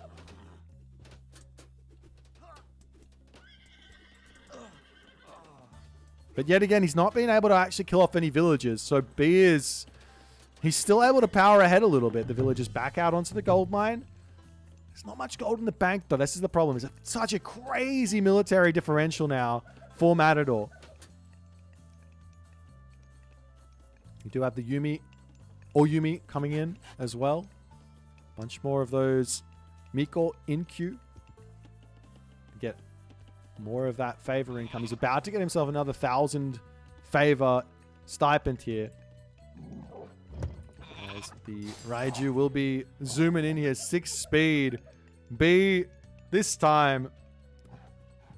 Oh, he does get spotted. He's going to come over here and check it, and B might be able to get away from this one. He sees the gold mine. Is B up to the top? Is he going back? Going to spread out both ways.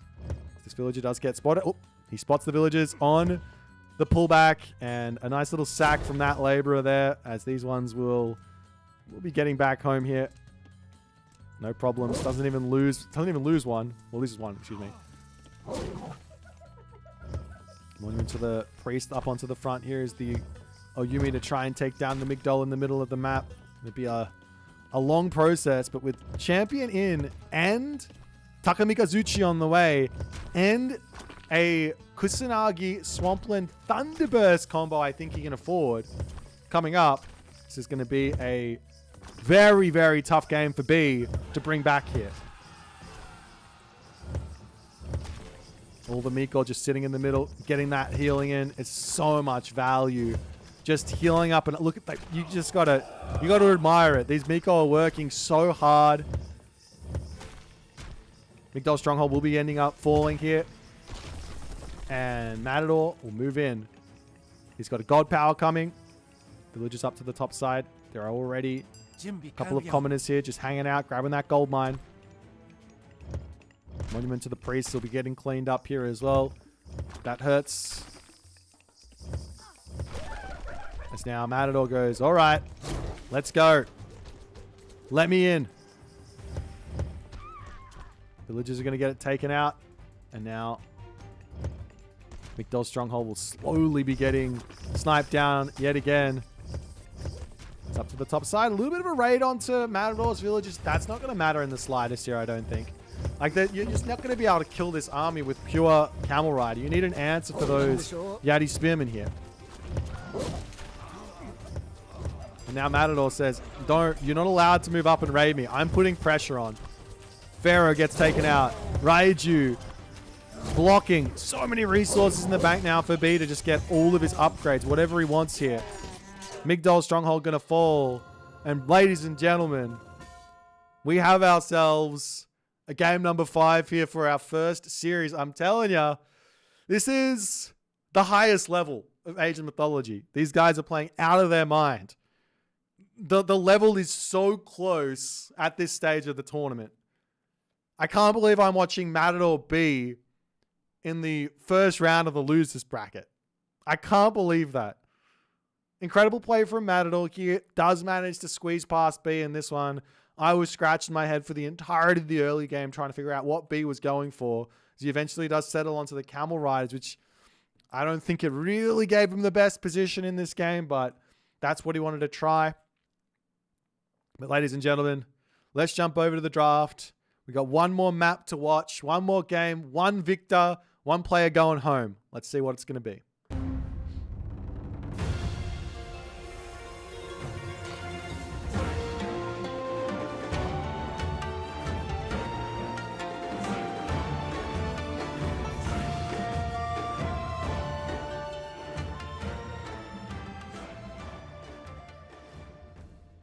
Alrighty, so one last game. 2 different gods here remain for both of these players. This is a really interesting one. We've got Okuchichibu. This is really, really interesting. This is a tough pick here for this one. I know it's probably going to be Gaia. That probably leaves you with Isis as the only real pick here for El Matador. Hades is also a decent choice for 3DB though, on this specific map.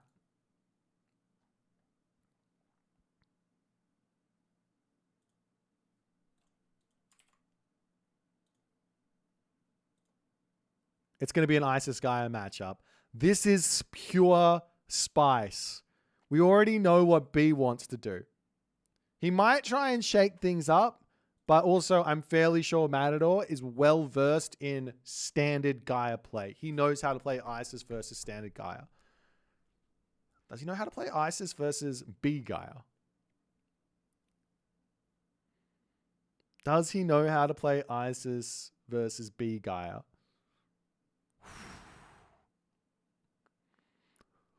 Well, okay. What is B Gaia that you guys ask? Well, effectively it is automaton. That is the crux of it. And why are automaton so good in this specific matchup? Well, automaton get matched up versus priests in basically a 1-for-1. You've got a 90 gold automaton, you've got a 100 gold priest. That's it. The priests do not even, they're kind of, it's kind of like building Toxotes versus like hoplites, right? The Toxote is only so effective versus those hoplites.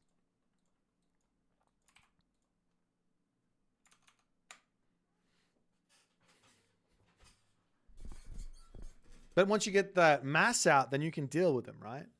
But then your opponent might do something different as well. You don't have to go into those mass automatons there.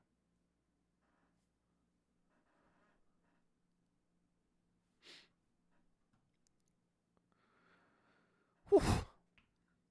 Well, I'm spicy. I'm not gonna take a break. But we're gonna jump over to the standings as well. I'm gonna talk through these player cards as well because I hear you guys chatting in the Twitch chat, in the YouTubes as well, and let me explain exactly what this all means.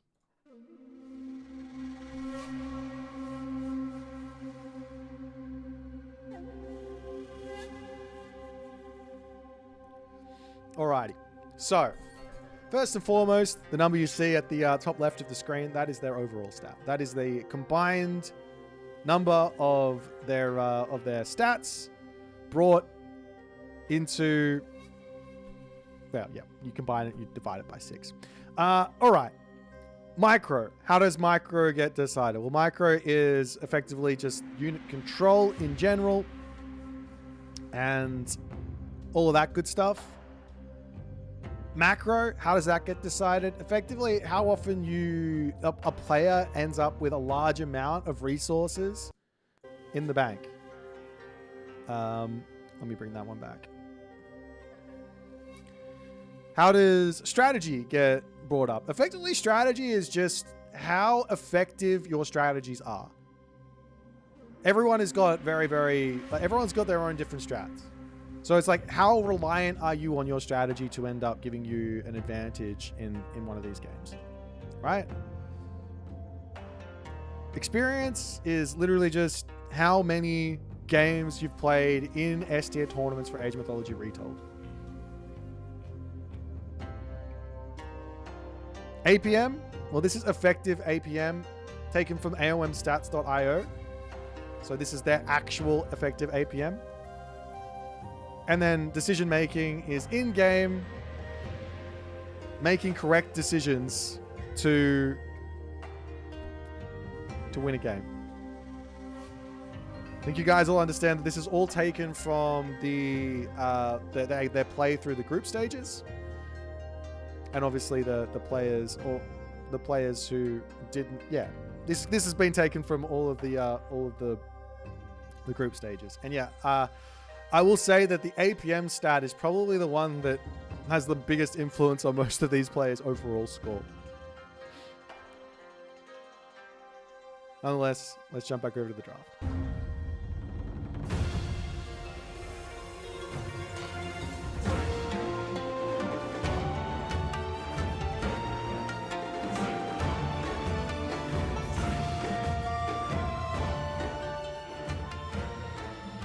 All right, guys, we've got one last game here before we're going to jump into Kvoth versus Miniyeti.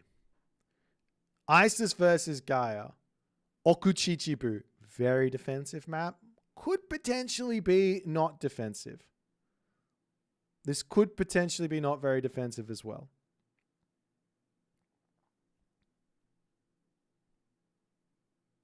It could be incredibly aggressive. Forward gold mines. That's a possibility. Back gold mine is also a possibility. Second town centers, very easy to grab on this map. Very defensible. They're on top of a cliff. A couple of walls make it really hard to push through.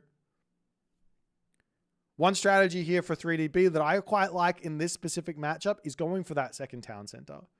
Going for that Leto. Making yourself those automatons and living the dream. What's Gaia's weakness? I don't know, man. Gaia OP.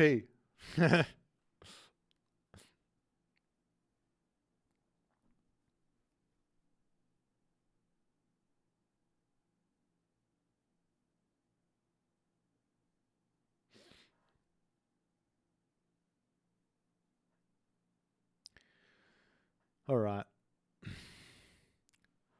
Yeah, I think this one's going to be really spicy. Like, a lot of players have been picking Isis as their ace pick after the Tsukiyomi nerfs, after the Chinese nerfs, leaving kind of Isis as the sort of lone hidden S tier pick. I think on the last patch we probably had like Tsukiyomi as an S tier. We had Fushi, Shenong, Nuwar as an S tier. We had Isis as an S tier. You probably even had Kronos as a pretty and Aranos and Susanoo as arguable S tiers as well.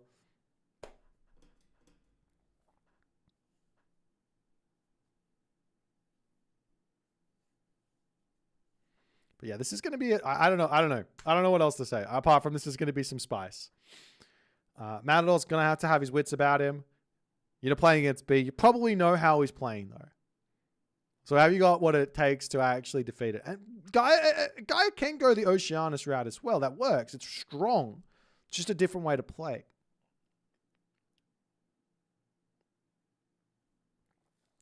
Is the grand finals true double elim, or the winner's side just gets screwed? The winner's side just gets screwed.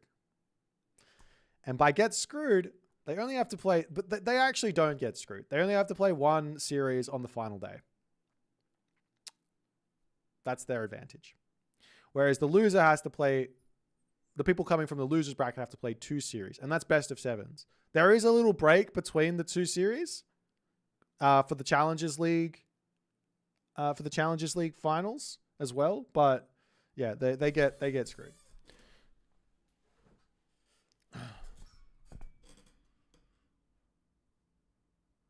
Have I seen the Ashes? No, I haven't. I haven't been watching the cricket. That's not what I'm up about. That's not what I'm about. Okay. All right. Well, let's lock in here. One last game here. El Matador versus 3DB. Isis versus Gaia on the map Okuchichibu. We know that B wants to go for the automaton. Will he go for the automaton? El Matador on the other side, will he build enough priests? Does he know that he can go Nephthys and get those cheaper priests? That's a good way to go. Does he know that he can even try and rush up to the Mythic Age for Osiris to be a really big counter for those automaton? There's also the mummies as well, which are really, really good there. I kind of vaguely recall that they get rid of the body as well for some reason. So there could be a little bit of spice there too. I don't fully remember if that was changed or is not the case, but Mummy, Son of Osiris is going to be nice. Let's get into this final game here for our first round of the losers bracket, round 1.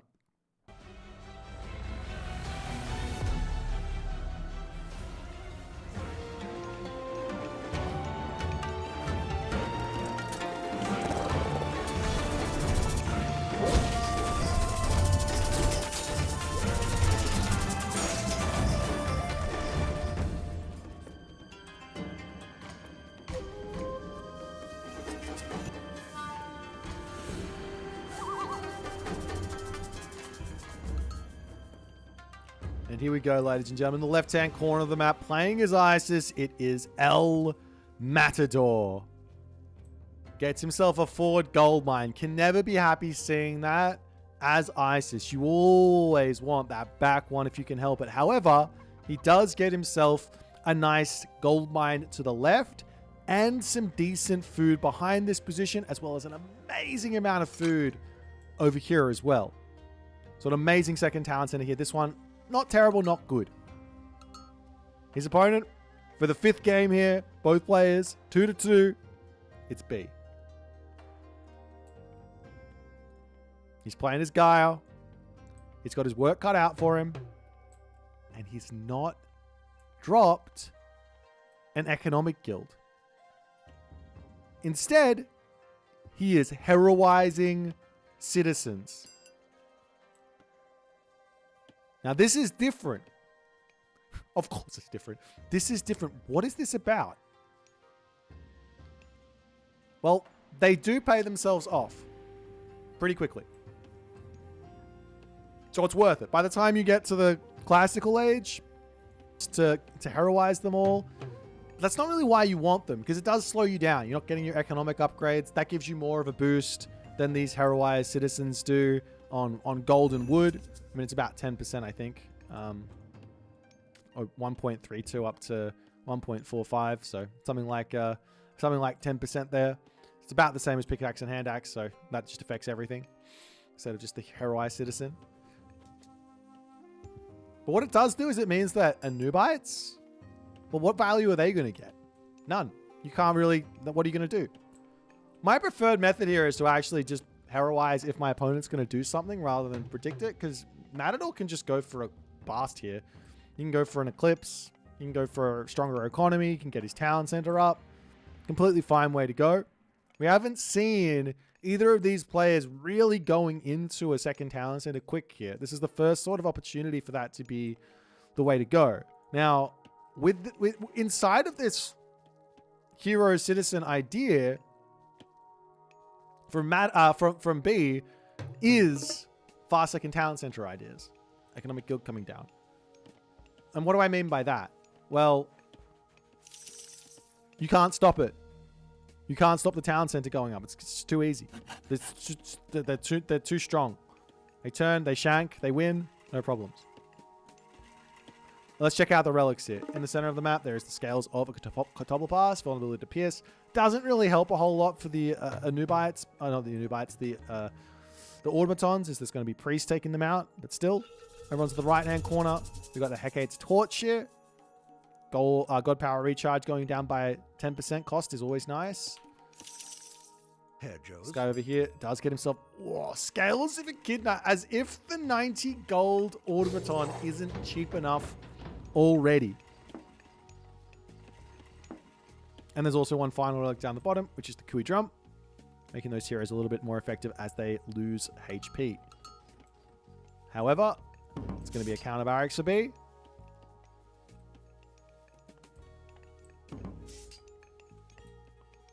And Matador, he's got... I think he's really got his work cut out for him here to try and figure out how to deal with what B is going to be throwing at him.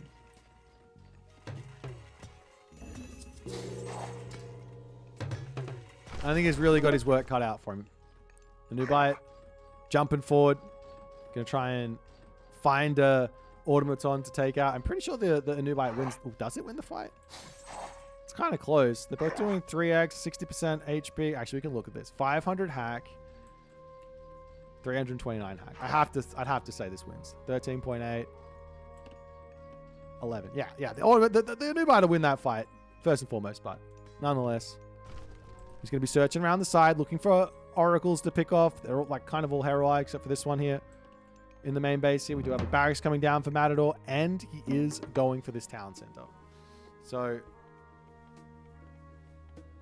this is risky. I love the town center grab. I don't know about the barracks. Getting to the heroic age has to be your goal here. It has to be, without question.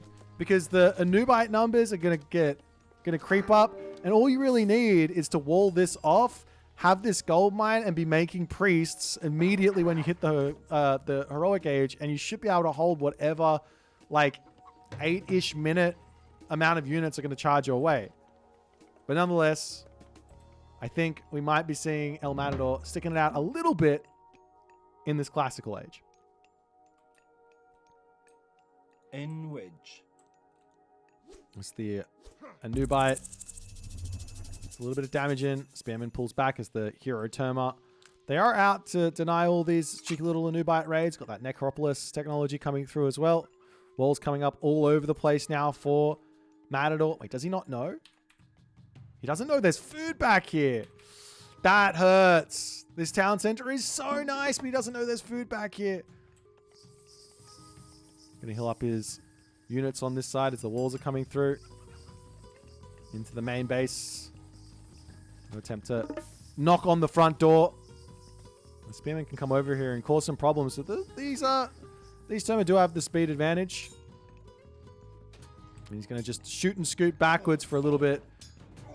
Got to be careful with these units. You don't want to be giving anything away at these in these sorts of situations.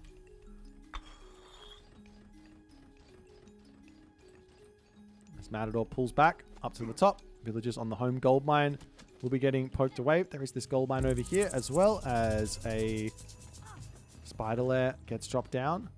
We've also got some Murmillo starting to come through as well, as there is a little bit of a gap in this house wall here, it looks like. Watchtowers wouldn't be a terrible thing to invest into here. It's very cheap for the Egyptians. We do see a market coming up. He can buy the wood if he wants to. Get some more priests out if he wants to deal with those automatons. There's 3 now. He's got 3 priests. Effectively, you have to just continue to be building yourself up those numbers. There is also Plague of Serpents. You can drop that down onto this position if he so chooses. Good control there from B to pull back as the priests are going to start getting targeted down. More priests to come through. Spearman numbers are starting to creep up here as the watchtowers will get it completed. But with this temple almost dead, this is not ideal. There is that Plague of Serpents, but does he want to drop it down on this spot? Like, why not? There's not much other use for it, I think, in this situation. You just want to be defending this position. Now, Carabalisters, upgrades coming through for the automatons as well. Armory on the back there. Now, Plague of Serpents finally comes down. Temple will end up getting cleaned up as the army charges forward. Great control from B, turns the Murmillos around, not losing anything on that pullback as another temple to come down.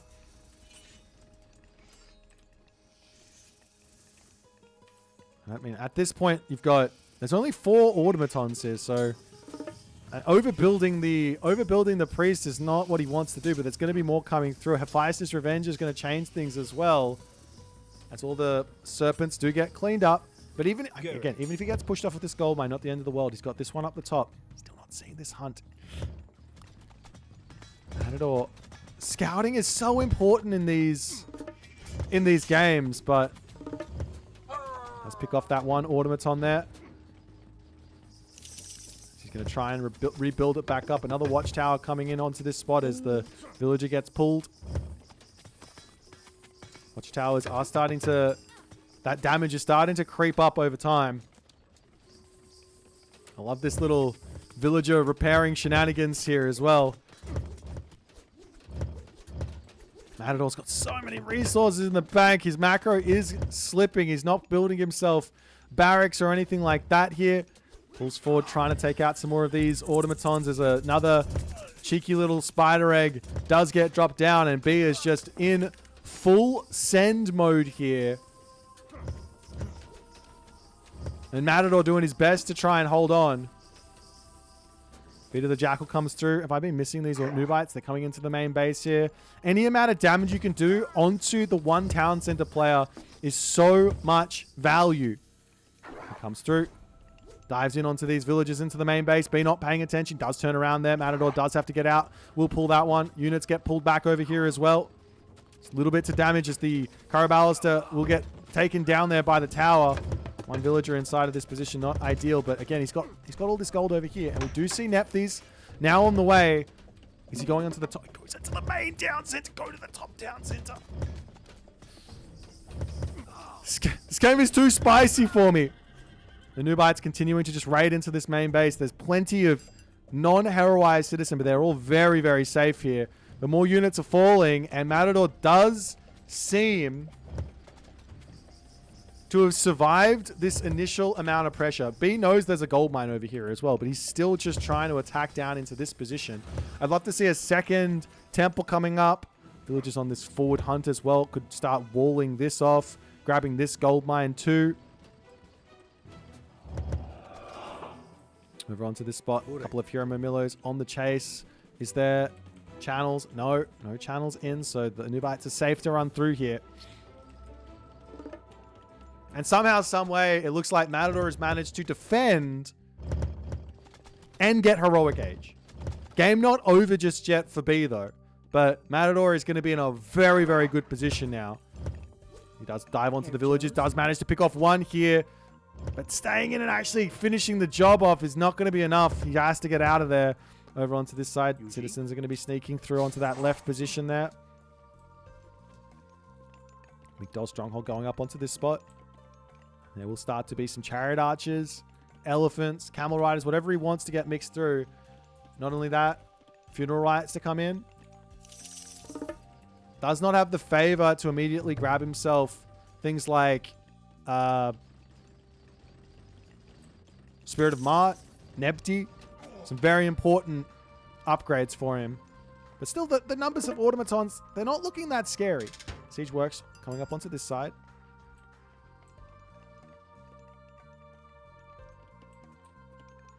The real problem here is that Matador either needs to sneak a gold mine over here, or he needs to take a fight in the center to hold this gold mine. This is probably where the big play for this game is going to be. on this specific gold mine here. Villagers on this spot need to pull back. There is going to be an Ancestors available. No Migdol Stronghold to help out on this spot, though. The spider eggs do get cleaned up there quickly. And B pulls back. He is going Heroic Age. He's going to have slightly stronger automatons from that. But Matador has taken the greed situation to get onto this gold mine a little bit quicker. And that's forcing B to want to try and take some fights here. Another Migdol would not go astray on this position either. As Matador is just trying to just hold on to this small villager advantage that he's got. It's 4k versus 3.6k. B wandering around onto the left side. Economic guilds starting to come through as the Chariot Archers wandering in. More automatons coming through. How many priests does Matador have is the question. He's got 8. I have to say, he does have a nice amount for this specific moment. But my feeling is I want like 20. I want 20 because I got 2 TCs. Let me get 20 out. They can heal up my units as well as take out the automatons. They're just infinite value. And the thing I'm mostly scared about is these automaton numbers going through the roof. But with the raids all coming in, we've got those camel riders distracting. This is allowing Matador now to get set up on this position. Siege towers rolling forward here. As the spearmen getting what they can do onto this spot. Ancestors is available to drop through. It's the priests taking out these units. You don't want to take a fight here against the automatons and then run because they can just repair them back up and you lose tons. Matador will pull back up to the top spot here as the Murmillo heroes en route. There is still an Ancestors. Can be used to defend. You don't really want to play that too defensively. Using it as an offensive tool is generally the way to go. I mean, the more simple solution here is just to play defense until he gets to the Mythic Age. Yes, he did manage to find the food onto that backside. There's still food out the top side as well that he can go and grab. No need to really go into farms just yet. Picking villagers off left, right, and center. There's only 4 oracles here for B. The Chariot Archer numbers are creeping up here. But there's no front line. We've seen this story before with the Chariot Archers, with the Horse Archers from Matador. He loves them. His control is immaculate with them. But B is incredibly good at pushing back into them. And he's also got the priest that he has to micro as well on the shoot and scoot as he does get back into the spot. One idea here is also to drop another temple so you can get even more priests out in a short burst.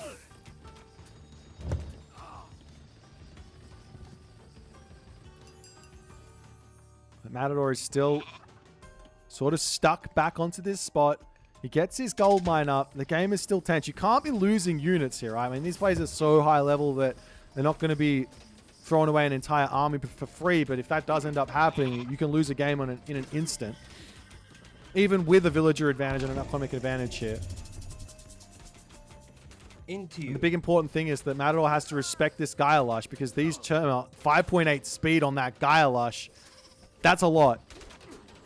There's the Contarius coming through. But back onto this spot, it's Ancestors time, it looks like, for Matador to give himself even more time to defend everything. Priest getting that healing in as the Chariot Archer is getting targeted down by the Terma. Are there enough priests here to take out the automaton? There's the Pharaoh on the back here, empowering up the Migdol, going to be brought in to help out on the fight as the automaton's charging forward. Military differential is still in favor of Matador, but this army is looking scary for 3DB. But after he starts sitting underneath the Migdol's going to start getting a huge amount of value. The automatons won't be able to get repaired back up on this spot. And it looks like Matador has held yet again. B is still one town center. The priest will be able to take out the other automaton here. Nope. Pulling back up onto this spot as the Chariot Archer's getting out of this position. Dryad's getting cleaned up. And B's all he can do is continue to stream units in onto this spot. And, I mean, the Migdol is just too much here. The numbers of myth units have been limited. And while the resource differential here on the military is still very, very close, there is no problem with trading like this for Matador. That being said, I guess he does have to be concerned about another gold mine. Coming over here, getting walls up is nice, but get onto that one. Another Migdol stronghold. Secure that next position in the game. Villagers over here eating this Cero that is scouted by B. He sees all of this. I mean, they do have a retreat point through this way, but still. Matador doesn't see all of this position because no obelisks down. Playing a little bit in the blind. A couple of villagers over onto this spot. It's the camel riders. We'll swing around to the left side. A couple of Contarius onto this way as well. So a nice little reaction to this raid. And the villagers might have to be pulled back as... And can you can run this way? It's fine. Matador not reacting just yet though. As his villagers will be finally under attack, but he's pulling back up to the top corner. He's got a grounder over here. He can dump everything. He's got a wall here he can run past. And he catches out the units a little bit over there as well.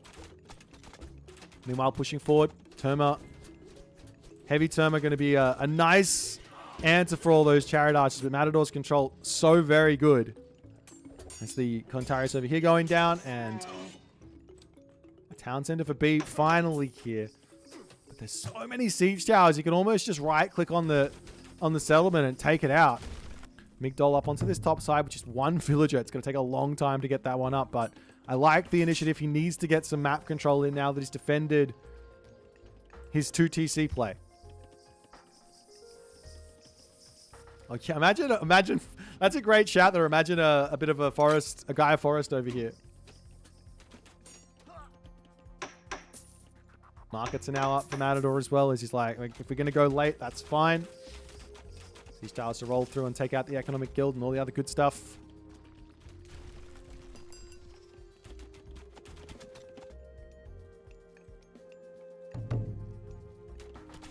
I mean, Matador does see that, right? He does. But has he noticed it on the minimap or not is the question. Does he want to go up there and take it out? He's been really reluctant to actually go after villagers in this series. It's like he's made like a decision. I'm not going to kill villagers. I'm just going to be taking fights in this series. That's all he wants.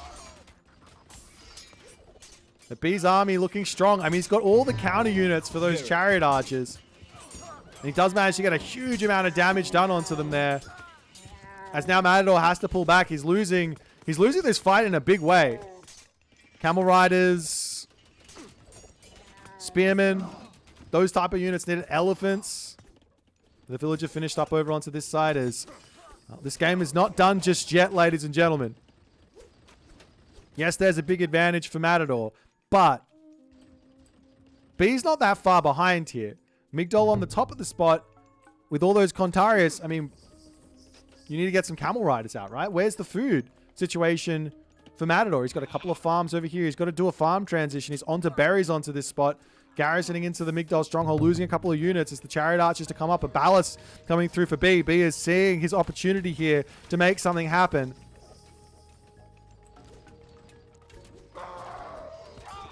It's the chariot archers to come up to the top side. Over onto this spot though, the priests are going to be fully focusing down. All those dryads. The hardest part about this fight here for Matador is dealing with the catapulties. He needs some barracks units. Spearmen, axemen, maybe not axemen, but he needs some barracks units. This position is so important for Matador at the moment. It's the priest are now going to get taken out. Matador's clutches on this game seem to be very, very firm. Tight even, but B is managing to extract something from nothing here.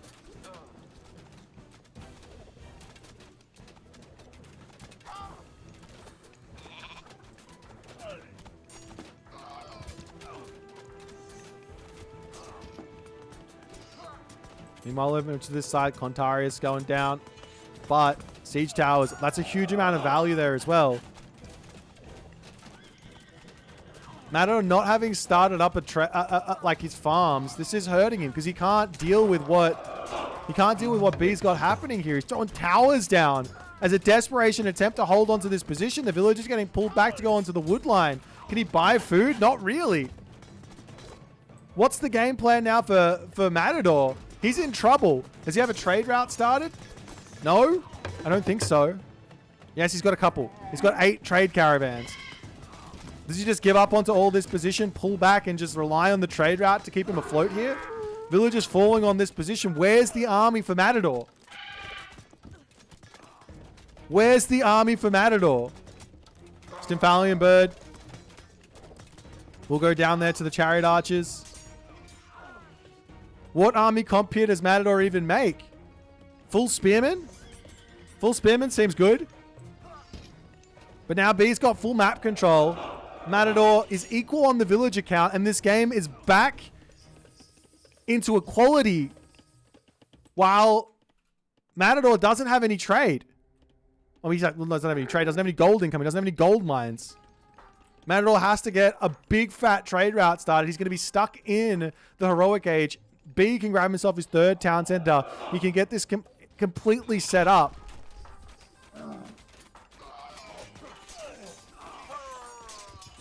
A nice little attack here from Matador to try and break out of this position.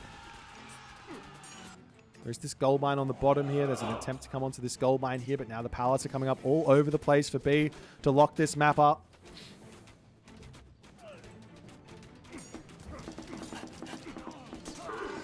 Finally, some citizens on this left-hand corner going down.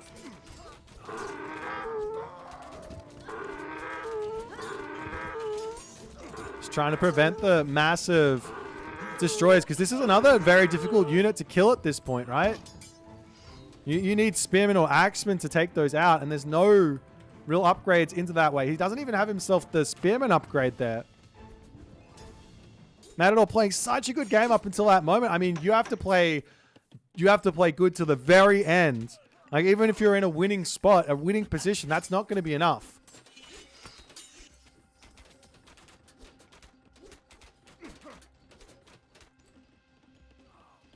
Matador is up to basically full pop. His trade route, he stopped his trade route here at 11. He wants Osiris. He wants Osiris. He sells everything. But this is risky as well in of itself. I guess he can just hide behind his Migdols. The main town center is the problem, though. There's nothing defending this. This town center will be the one to go to the Mythic Age, because destroyers can just swing around this side, knock this down, wander in here and kill you. And with all the only Chariot Archers, what are you going to do?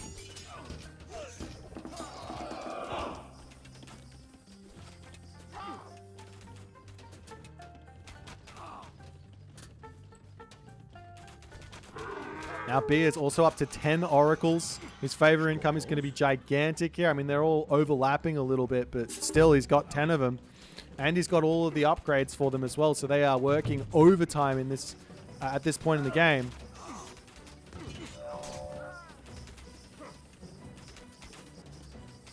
Trade route is now coming along again as the Mythic Age is coming through. He's got that coinage pre-queued.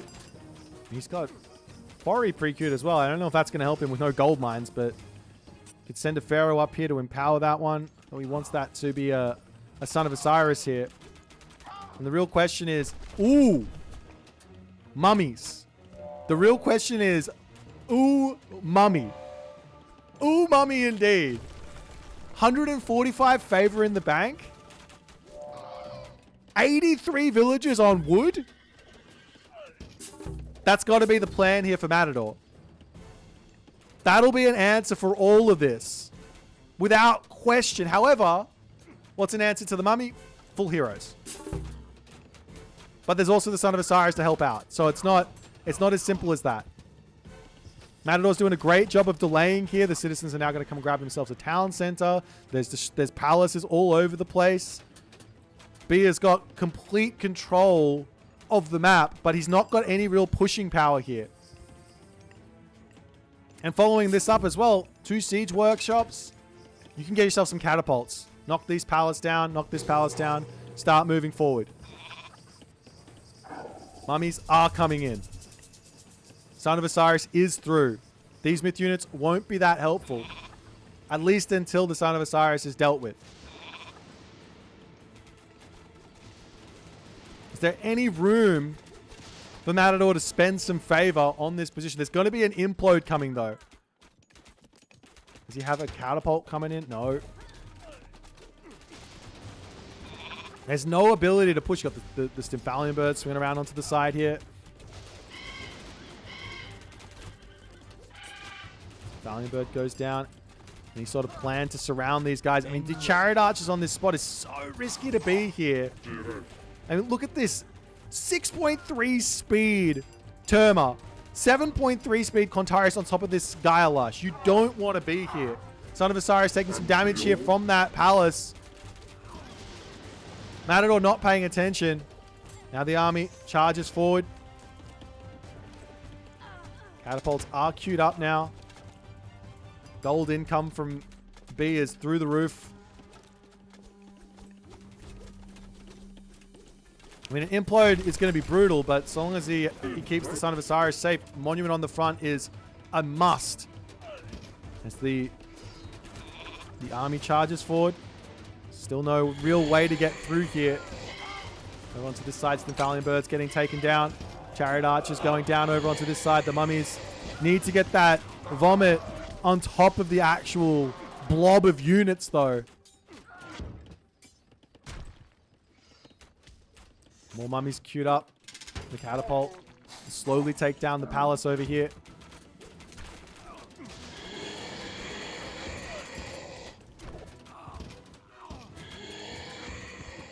Matador's problem here, though, is if he loses all of his units, is he going to be able to just rebuild them to an implode? I don't know if he will. He's only got 23 camel caravans.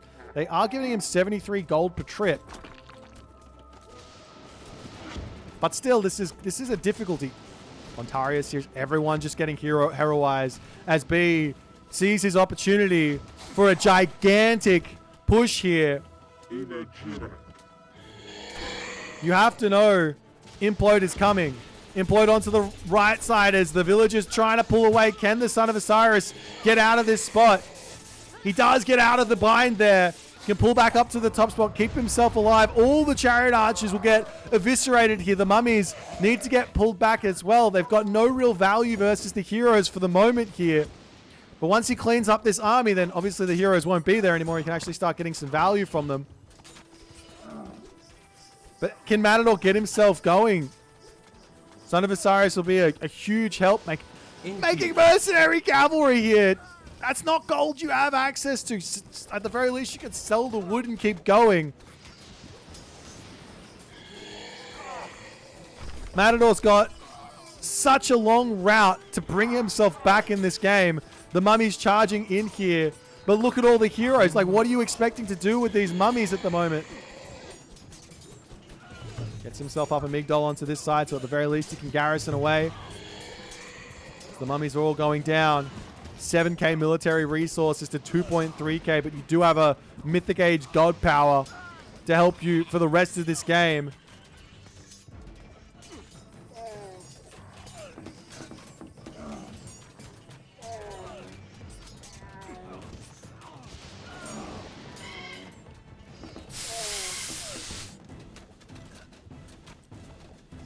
Matador has got himself up. He's actually stopped producing the camel caravans here. Really? Advanced fortifications has come through. That's going to be a big help on the defense to try and keep himself alive here. But the Son of Osiris now down as the Term are chasing him. And now no big unit to deal with all of this army. It is heavy camel rider. It is champion units though coming through for B already. He's got all of his upgrades in. He's got max control. Coming in onto this spot and grabbing this town center would be another incredible usage of everything there.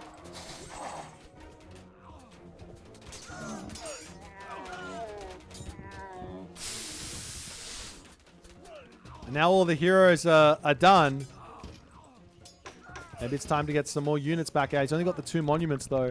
Pharaoh could come up here and start empowering the market there as well. As Matador pulling back up into his Migdol stronghold. Still no siege in from B. He could definitely do with getting some fire siphons out or something like that.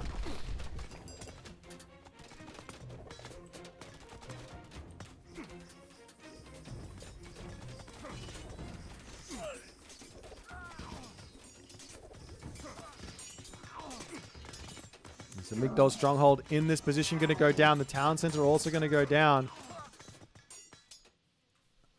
Matador just can't get units out. He literally just can't get units out. Contarius Mass, Destroyers, Terma. Too much. Town center falling. That's the trade route of Matador stopped. Another mummy to come through in an attempt to help defend all of this stuff. But immediately the citizens will come and say, thank you very much for that town center. I've still got gold mines. Never mind. There's no gold. Well, there is one here. Is there also a trade route for B as well? Yes, he's making them. He's got himself 6 llama caravans here.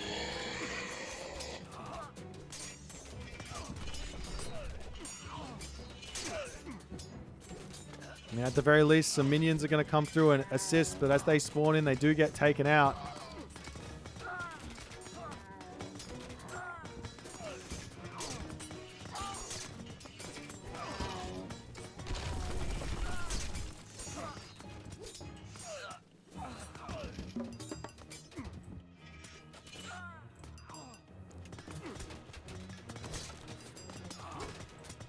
Matador fighting valiantly, but this Gaia army is now unbeatable.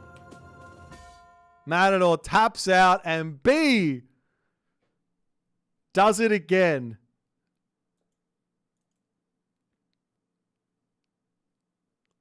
I don't even know what to say.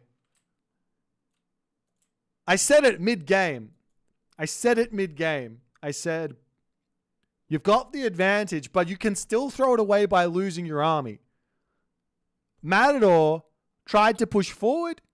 He got brutalized, lost the army, and you look at the military resource difference here. Oh, not the resource. This is the all resource difference. It's not that much. Yes, 4K resources is 4K, but you lose 4K resources in an army like this if you're not careful. And I guess from there,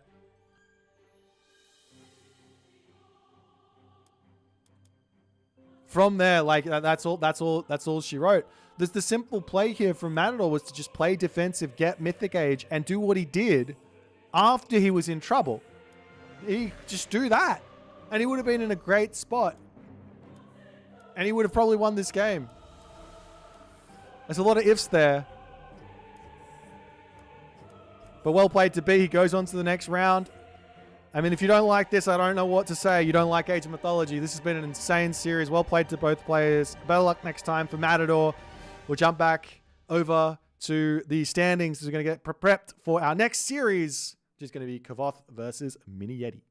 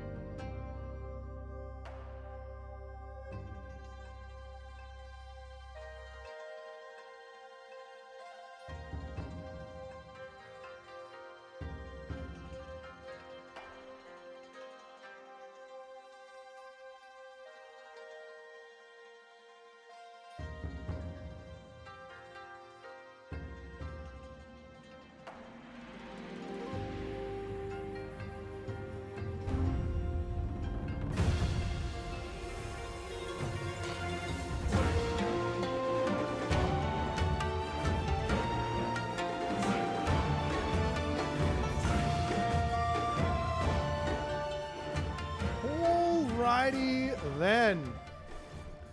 Ladies and gentlemen, boys and girls, assorted members of the jury, I do believe this is a new draft and I set this up correctly. It's looking very much different to our previous draft. Therefore, I believe it's correct.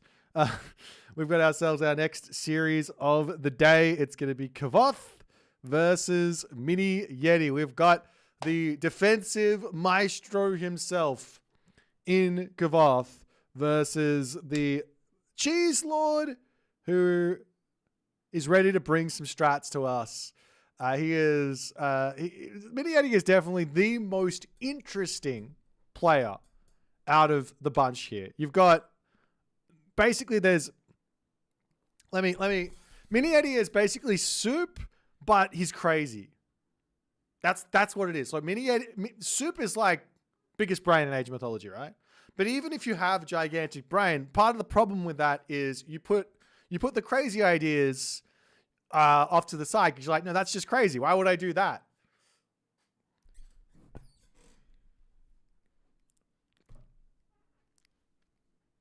That's right. Miniyeti is going to do the crazy ideas. Alrighty. So, Kvoth here, another surprise entrant into the losers bracket. Kvoth, this guy played an amazing group stage. He did lose to, funnily enough, Kvoth did lose to 3DB as well in the group stage, as same with Matador. Both these guys are sort of training partners, so they've had like that little chink in the armor, so to speak, from the bee. That bee sting is brutal. But our first matchup here for this one is going to be on Okuchichibu, and it's going to be a Zeus versus Gaia matchup on Okuchichibu. Really, really interesting pick here from Kvoth. This is super strange. We haven't seen this god here. And I think the idea from Kvoth is he wants to take this out of book, so to speak. Out of book, so to speak. He goes, let's play something people don't see on this map very often. Zeus is an incredibly versatile god. Has recently had a really nice buff. Zeus versus Gaia, not an easy matchup for the Zeus player in the slightest. You have to deal with the fact that Murmillo are stronger with the bite of the shark. You also have to deal with the fact that the automaton mass, very tough to kill off, and a whole bunch of other problems that can arise here in this one. But ladies and gentlemen, I don't want to keep you waiting anymore. Let's get into game number one. Kvoth versus Miniyeti, Zeus versus Gaia on the map Okuchichibu.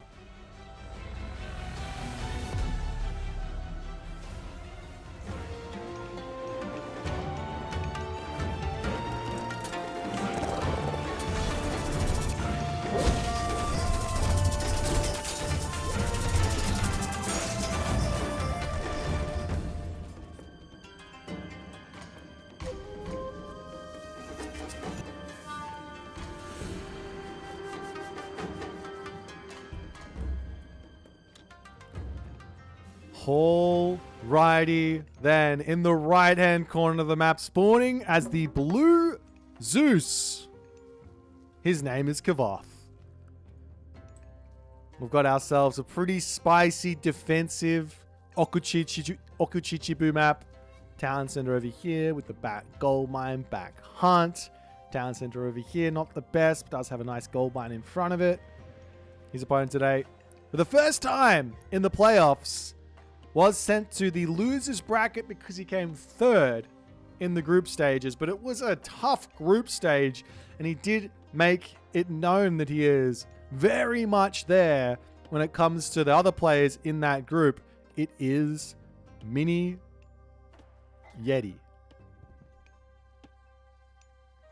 Look at that 89 overall. Look at that APM. This guy is a speed demon. The one weakness for Miniyeti is going to be that macro, of which is an incredible strength for Kvoth. But Miniyeti doesn't want to play a macro game, so keep that in the back of your mind. Let's check out the relics over on this side. We've got the Pelt of Argus, line of sight +6. Up on the top side here, we've got the Gungnir Odin's Spear. So there's going to be an extra 5% of base there for the spearman type units. Over in this right-hand corner, we've got the Fur of Boit. Regeneration rate of plus 0.25 for the healable heroes. And finally, the Ogre Bitten Helm. Hit points plus 10% of base there for the heroes.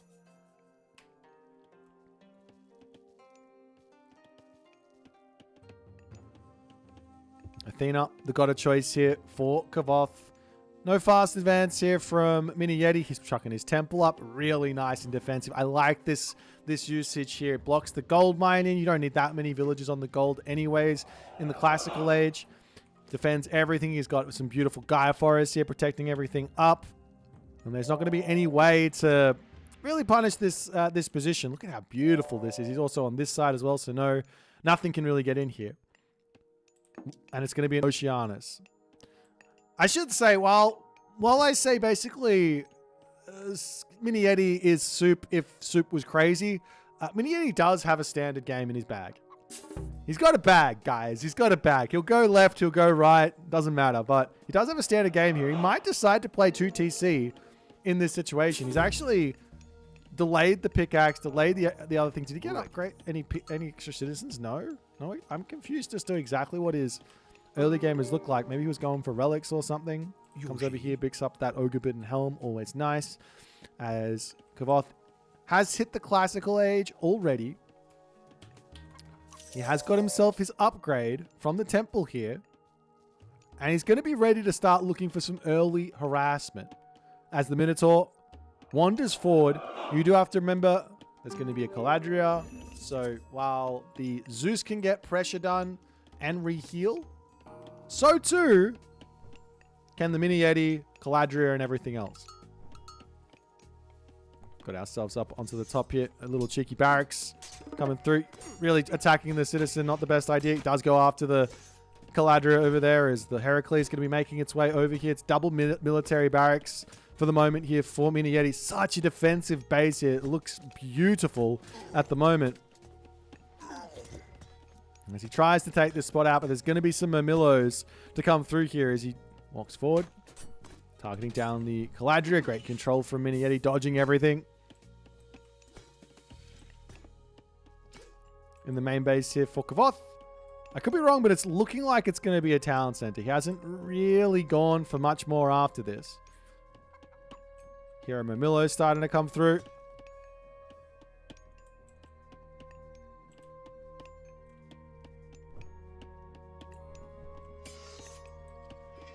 You can take one smack run, but you're not going to win these fights anymore. I think Miniyeti is well and truly defended everything that Kvoth wants to do. He does sneak around with this Minotaur.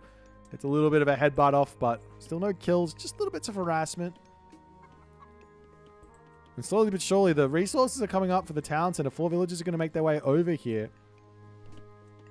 But there's going to be more Murmillos, and I don't actually even know if, like, almost snipes one of those Caladria there. I don't actually know if Miniyeti, or sorry, if Kvoth can actually defend the Murmillos charging at the town center now. Quite obviously, if you're playing as Miniyeti right now, you got to realize, where's the hoplites? Where's the Arcus? Or the Toxotes? They're not coming in. So there is that. Bolt there onto a Hero Murmillo to keep the pressure going. Tries to take out a Caladria, not able to do so. Oh, there he gets one. Splash one. Good value there. And a market on the top here from Miniyeti. A little bit of out of sight, out of mind for Kvoth. This could be an attempt to get to the heroic age and just go into Mass Contarius and try and make that work.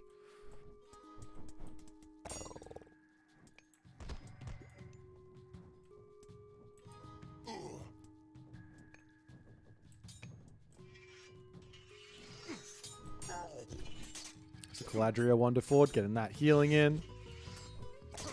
Jason charges in here. We'll send the Caladria flying as, or getting away from them, but you're not. I guess at the moment this is just all about, okay, a restoration. I don't even understand what I'm watching here. This is so weird. Both of the heroes back up to full HP, but nothing has really been done apart from a town center has been grabbed.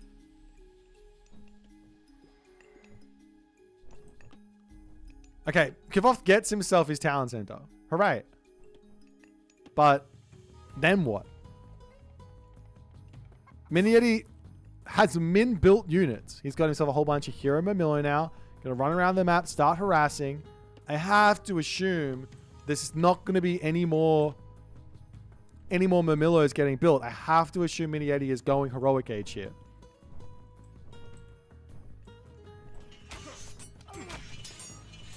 Immediately turning on the Caladria, just trying to get rid of that Caladria threat there.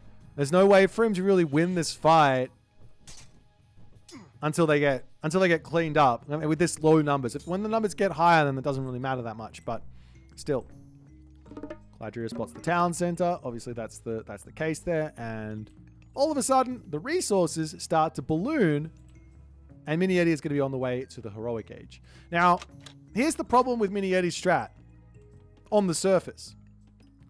Never mind.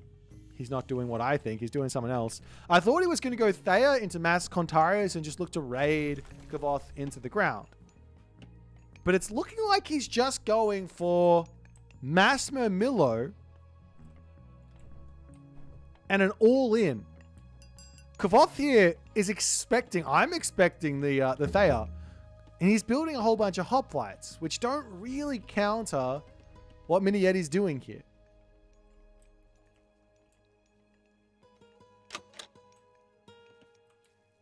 But in going to the Heroic Age, there is a big opportunity for the Kvothian raids to come through. Citizens pop into the manor there. Hoplite checking up to the top here, just saying, "What are you doing? Are you taking anything on this top side?" Answer is yes, but now the Mamilla are over here, and you have to get out of here some way, as Miniyeti has blocked this top spot off. There is no retreat. And that's some nice kills here. One hoplite goes down. A second hoplite probably going to fall as well. There is a speed advantage here for the hoplites, but with the Caladria pacify, it's going to be fine. Over onto this side now as well, though, harassing the citizen over here. There is that Heroic Age in as the hoplites charge after the citizen. Is it going to be taken out? Answer is yes. One citizen kill. It's not the end of the world there for Miniyeti, as the Behemoth getting targeted down now by those heroes. You want to try and get one hero, probably the Jason, off to the side to avoid that plating of the Behemoth. There goes down. But nonetheless, more hoplites to come through. It's just going to be hoplite versus Murmillo here as the heroes turn onto the Caladria. Huge value from them non-stop in this game. And a Minotaur to come through, but that's going to get traded most likely here. You trader, you headbutt the hoplites back or something. No. Doesn't want to do so. Just going to keep taking the fights. Kvoth here. He does have the back gold mine. He's got that defensive play. We've got the Orichalcum Mail coming through. Also the Caladria on the way. A little bit of a stat check here for how much damage these heroes have done. Sure. Let's have a look. Can I click on them? No. I can't click on them. Why can't I click on them? Oh, there they go. 2,142 damage with a kill, 4 units only.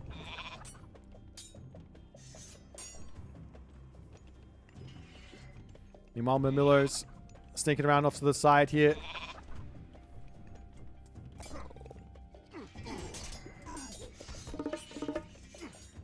So this is a turn around and start shanking, but this is going to be a little bit of bleeding on this position as the Murmillo versus Hoplite army. We talked about it beforehand. This is not a winning idea for Kvoth.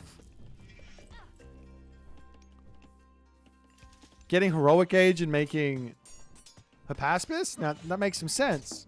But then you do also have to think about what's going to happen next. As Kvoth wanders around onto this side, he can sneak this gold mine. Does he know it's there? He doesn't. He's got no idea. What is this scouting in this? Tournaments bring the biggest mistakes out to the forefront, I have to say. Missing that gold mine is a big, big deal. Hoplites in onto this spot, missing the citizens over here. What's the play? He's not going for the town center, is he? He is going for the town center. He said, let me kill this off. This is a big risk. He doesn't have the restoration in 5 villagers on the temple. Even if he kills the town center, it's a big loss of hoplites, right? He pulls off, searching up to the top here, looking for more villagers to idle. Kvoth just looking for any amount of time here in this game to get him some stuff. The villagers sitting in the center of the map on these deer. Does Miniyeti spot it? It looks like he is heading up there. Villagers over here getting brought back up onto this spot to go onto the gold mine. And now Kvoth about to lose a big chunk of this villager advantage.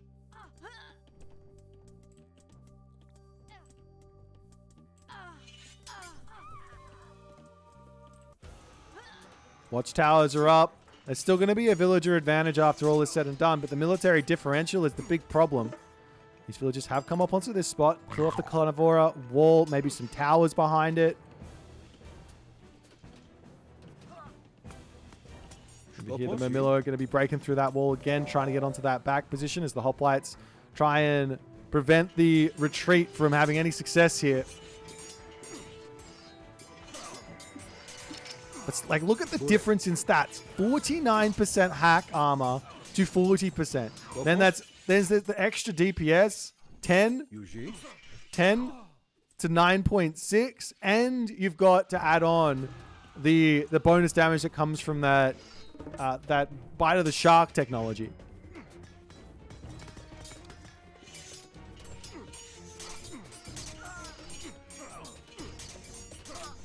So Heracles popping in, trying to take out those. I can't believe we're just seeing mass hoplite versus Murmillo. Like, Toxotes? Do they not work? Surely. There's enough favor for another restoration at the moment, though. Hoplites over onto this side. Now getting taken out. Miniyeti's control here is unreal at the moment.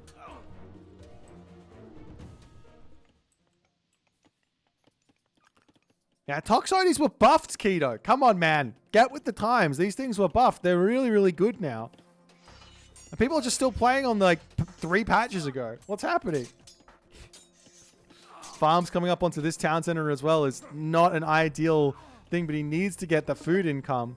I mean, he can drop a granary over here, I guess. Farms in on this spot. That all of these farms mean... Well, they basically mean an investment of 23 times 75 wood, which is a crazy amount of resources. The villagers pull off the gold mine here.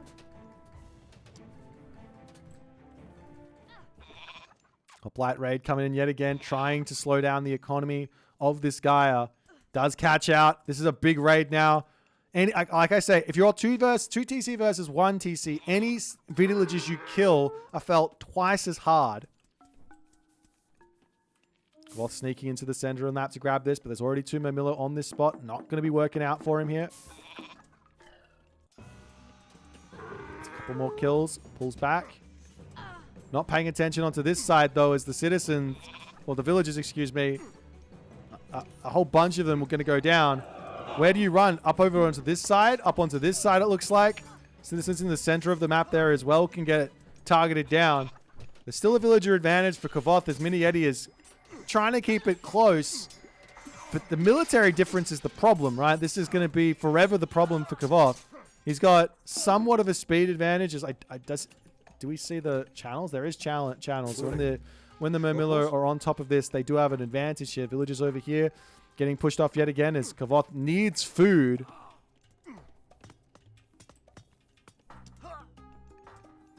He's back onto his gold mine in the main base. But he's going to get strangled out of this position, it looks like.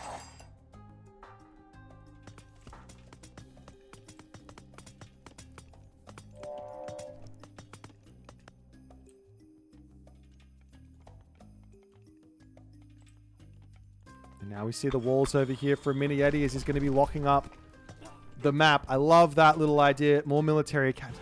It's still hoplites. Even if you get to equal military here, can you even win the fight?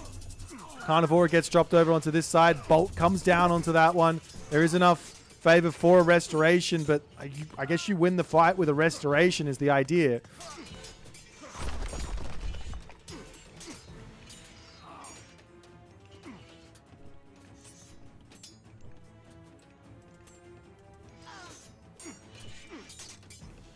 Villagers getting involved over here.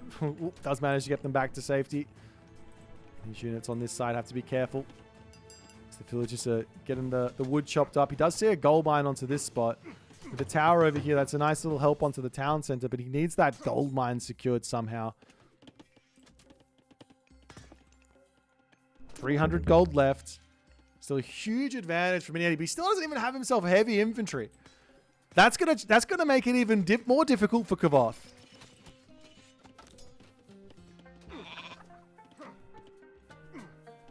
There's a villagers to pull back. This one will get back home. He can try and sneak back over onto the gold mine there, get himself walls up on both sides. And maybe some towers in as well. Like, towers will be double effective against the Murmillos. A Ford Temple coming down for Miniyeti is the idea of making some Behemoth seems really good here. 3 Behemoth queued up. No, 2. Don't go crazy. 2 Behemoth queued up.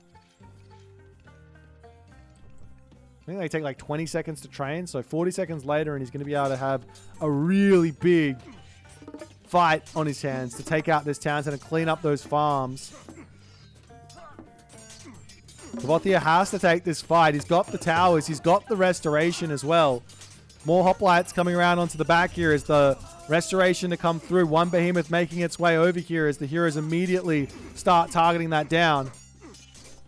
Can Kvoth survive against this craziness is the big question. Heavy infantry to come through. Hoplites randomly stuck inside of the town center, but they will get out and they'll continue to fight. But, I mean, do you have enough stuff? The Heracles coming back to try and take out the Behemoth. The Jason comes in again. There's so much wood in the bank here for Kvoth. Surely some Toxotes here wouldn't have gone astray. Behemoth will end up no, it survives. And the HP regen. That's going to be huge. Good reaction there from Kvoth, though. He pulls around, keeps that one. As the villagers will try and repair this position up in the main base, there's Murmillos going crazy, taking villagers off, out, left, right, and center. But villager differential is getting close at this point, as it seems like the unrelenting pressure from Miniyeti is going to be paying off for game number 1, as he can just turn onto the town center now with all of these Murmillo. More Murmillo getting queued up. 500 gold in the bank as well for just good measure. He can go for his own second town center now after his managed to get to equality here. Heracles coming out. Goth will try and fight this one out. There's really no reason to resign until you're out of gold here. The only difference is about 1,500 resource. But the problem is, what are you going to do versus the Murmillo? Like, I've been asking this question non-stop. How do you kill the Murmillo? You don't. Tower goes down over here. Murmillos are popping over onto this side as the wall will get finished up onto that side there as well.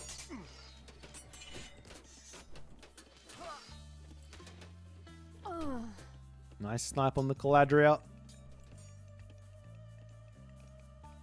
The forever walls coming around onto this corner to try and just get as many resources as he possibly can.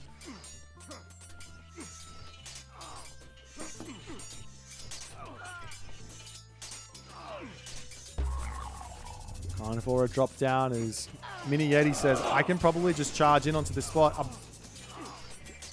A third bolt onto the Carnivore. That can't be worth it, but he does it anyways. As these Murmillo just will not die to these towers. They've done 3,000 damage total. The town center is 2,000 damage total. A palace on the front for some destroyer shenanigans.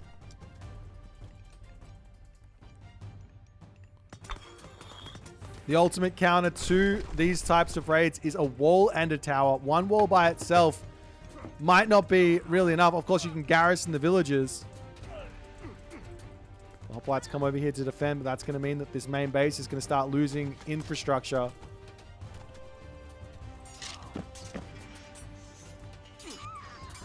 But a nice win there for Kvoth finally in this game, as he does manage to clean up that little party of units, but there's still a military resource advantage for Miniyeti in this game.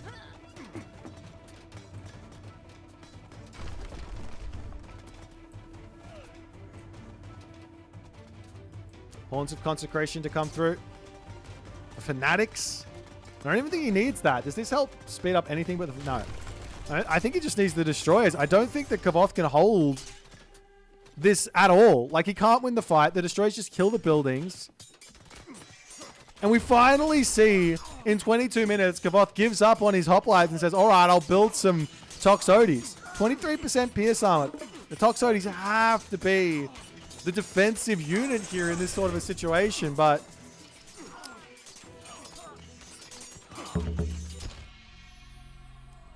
he was not building them, and Miniyeti manages to break through, finds the answers for this first game. Kvoth's perfect defensive map, not enough to hold. Is this just the story of Age of Mythology at the moment? I'm yet to see like a defensive 2TC game having some success. Like, Kvoth's defensive play is normally so good. I mean, he made one really, really strange play trying to take out the town center while moving forward onto the hunt over here. Didn't scout the gold mine on this side. Didn't build Toxotes while playing defensively. Like, you can say what you want about the effectiveness of them, but if you've got a wall and you've got a whole bunch of Toxotes, then all of a sudden the Murmillo need to pull away. This is like Defense 101 is range units in a defensive position stops the Murmillos from getting anywhere. But I think Kvoth was thinking, if I move away from the hoplites, then he'll go into Contaris, which is going to be another big issue for him to deal with. But that just wasn't the plan here, I think. Post-game situation here. All resources collected. Super close for the entirety of the game, and it's just down to this kill loss. And 64 villagers killed as well. And 64 villagers killed as well. Well, first game. First game goes to Miniyeti. Let's jump back over to the draft and see what they're going to pick for game number 2.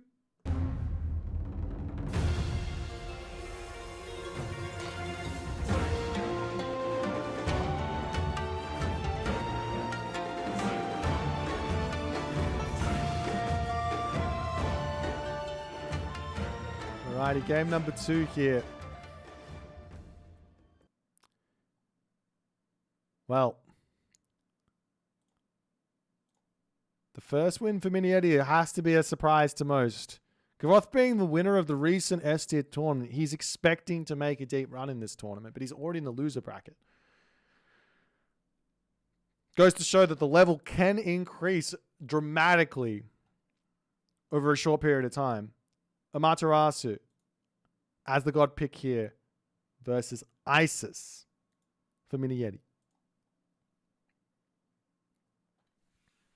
I think Kvoth was expecting maybe a Frere pick on the Anatolia here.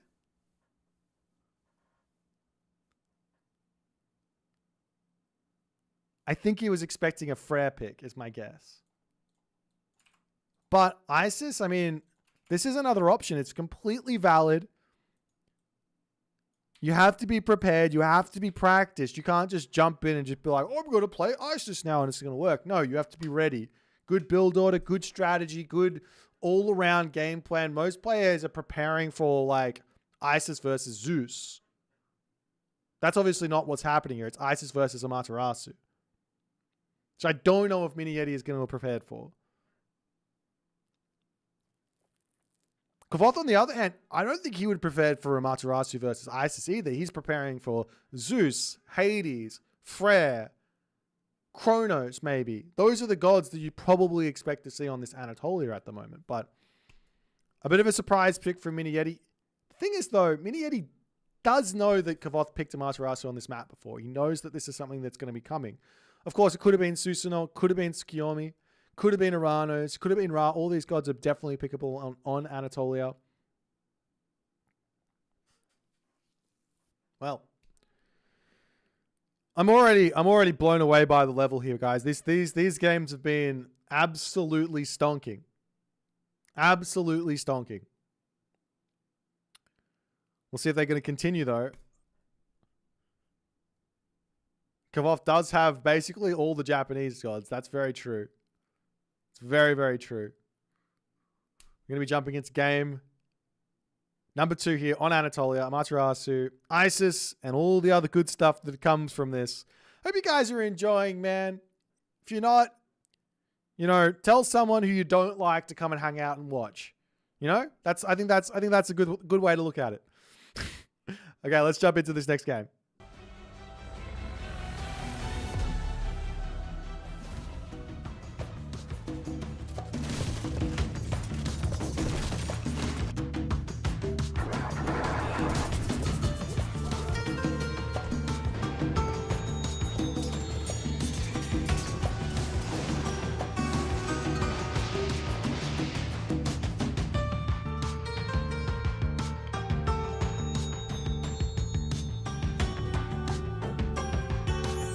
Here we go, ladies and gentlemen. In the top of the map, playing as Amaterasu. His name is Kvoth. He moves over onto the left-hand corner of the map. The goats are inbound. This will get scouted. Miniyeti as the ISIS. Playing in the bottom of the map. The same side, this is a big deal. This means very difficult to get that cheese off that Kvoth probably wants. In fact, he's leaving. He brought the goats over here to potentially eat them. He says, "Nah, I'm gonna pull out. Let's head back home." He's searching for the. Is he searching for the priest?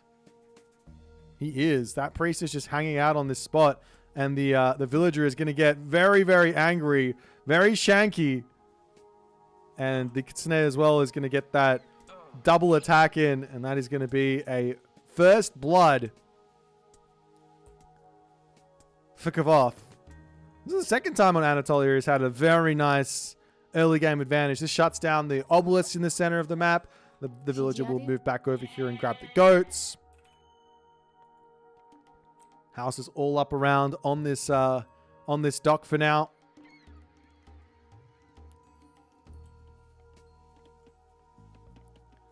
So a pretty early Kagura technology for Kvoth.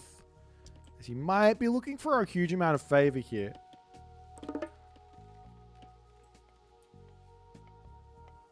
I'm pretty interested in what the Miniyeti game plan is going to be here. He did come at that first game with a very interesting idea. He goes, you know, we'll just get some units out, defend the hero, go heroic age, make all the Murmillos. I mean, it's... when you think about it, it's fairly standard, but also, you know, it's not in the same way.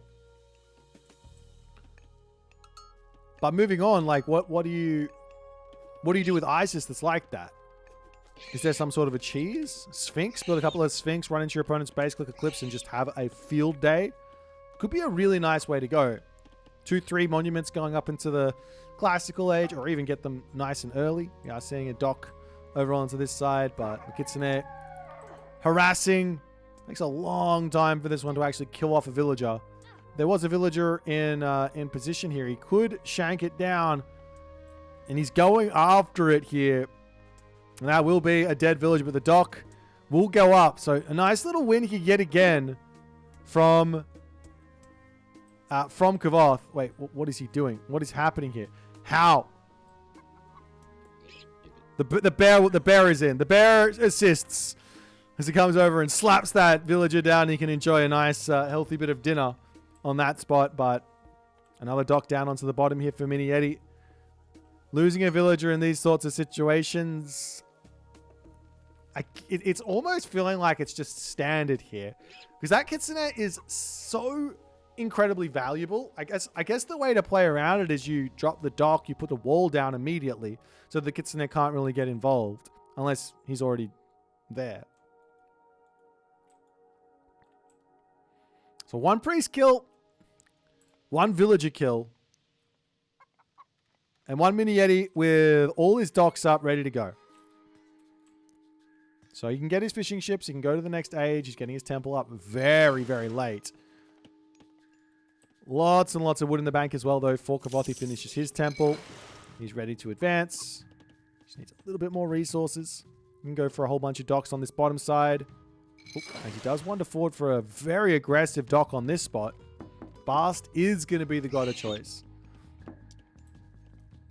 And there's still villagers on the food here. Generally, once you have the resources to advance, you'll just take the villagers off food, put it on wood and gold if you're going to hang out in the classical age. So this might be a fast heroic here from Miniyeti. Nope, he takes them off. Aminal Uzume for Kvoth. I'm not surprised to see that.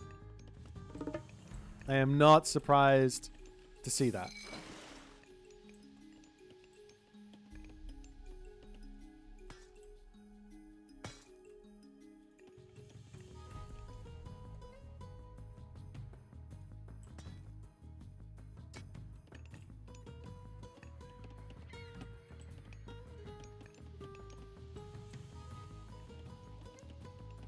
But I guess the big question, well, we've got the walls coming up, defending his base against those Kamatachi raids. Everyone on this top side, you just leave priests over here and maybe wall that off as well. And then the Kamatachi come in and they just immediately die. So no real problems.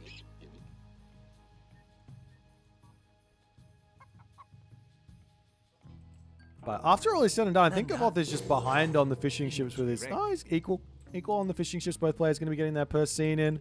As the Kamatachi to head across, we do see the Goshin Boku tree gets dropped nice and early. And a dojo is up. Probably needs to get that on the Musha out to defend against any sort of early game Sphinx raids. As we see a Junko Zosen to come through for Kvoth to start putting some pressure onto this side. And the Sphinx says, get out of there, Kitsune. Kvoth's going to be pulling back.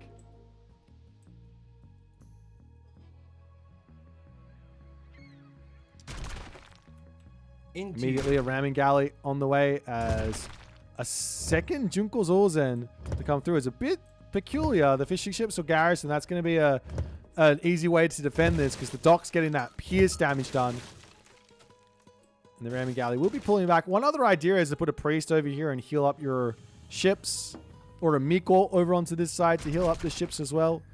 As the Ondamusha will be coming through. And Miniyeti, market coming up. Kamatachi getting greeted by a... Oh my god, that damage! They murdered the Sphinx! Oof! Oh, that's an interesting idea. Monument to the villagers to prevent some problems from coming in. But he doesn't have any hero over here. He has to pull off. But so long as the Kamatachi are underneath the monument, they can't click the solar shield. That's such a smart play. He pulls out. He can drop it on this one, but I guess he doesn't even care. Just get the idle time, cause some problems. Nephthys is on the way, though, for Miniyeti. Up onto the top side. Miniyeti is getting pushed back over here. Onto this side, though. Ramming galleys. Just bashing away at a dock for the time being. And so to actually see the priest over here, that's going to be helping out. Actually cleaning up the houses instead of anything else, but still one on the Musha to try and harass down the temple. It's going to take a long time for her to make anything happen here. She's holding the Trojan Gate hinge. Not the most important of relics, but nonetheless.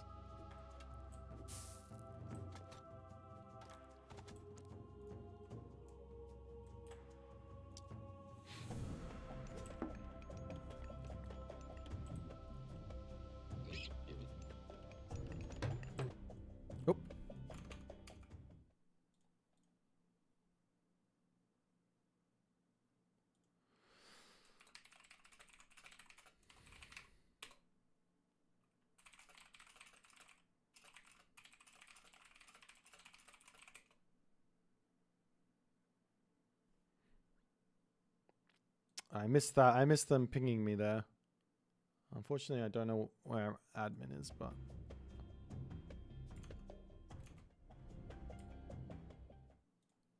We have just a tiny little bit of a thing here. I think there's this weird bug going around for some players, where if you stay too long in the game, I don't know, maybe it's like a memory leak or something, you're going to start dropping some frames. So you do have to restart your Age of Mythology if that does end up happening.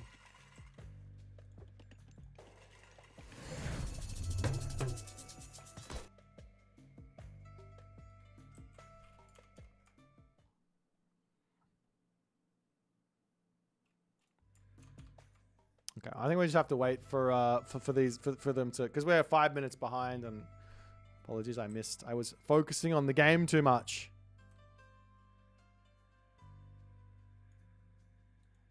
I don't even know where he dropped his thing.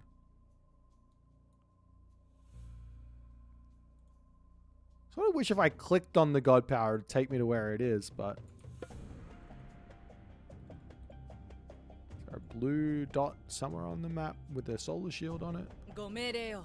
なんです Oh, it's it. 任務に従います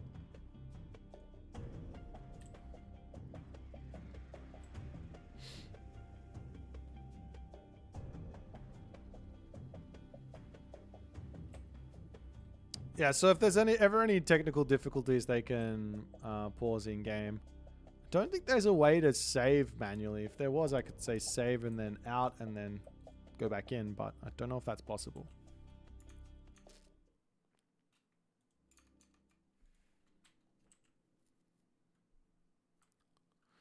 What happens with the pause? Basically, it's they have to ping our admins, myself and HUSKSUPPE, and we make a decision based on what's going on there. As the Ancestors Eclipse does get dropped into the main base, the villagers will have to pull back. The Kabutochi is a nice defense of this, and there's the Onnomusha here. One villager goes down, and a lot of idle time getting caused here from this, but 何 the Miko can get involved, start beating these guys down, and also heal up the villagers, who could technically turn around and shank back here if there's enough of them.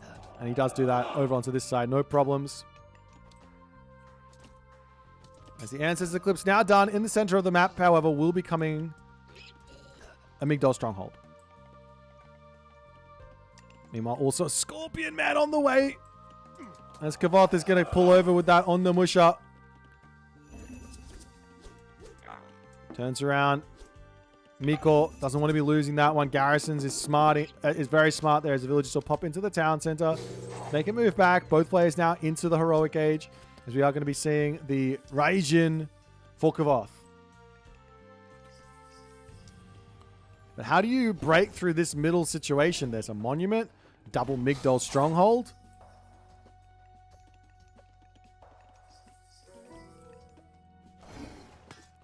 There's the Honengyo to try and take out this position, as Miniyeti has lost his free Leviathan there, it looks like.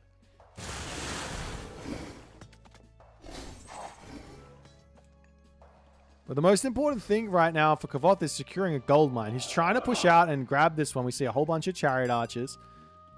There's a shrine coming up onto this spot. This is very dangerous. A castle will come through. Miniyeti is searching. Into you. As the myth units coming in onto this position, Miniyeti does not notice it. Big amount of splash damage to come through, but there is going to be healing. That'll at least be one kill. But a great sneak from Kvoth after all is said and done. He's getting that castle up. Up to the top side, though, the villagers here are going to be getting harassed. Great control there from Kvoth to pull back. We see the Gohei ones. The most forgotten upgrade. Very, very strong, but a very forgotten upgrade normally from the Japanese.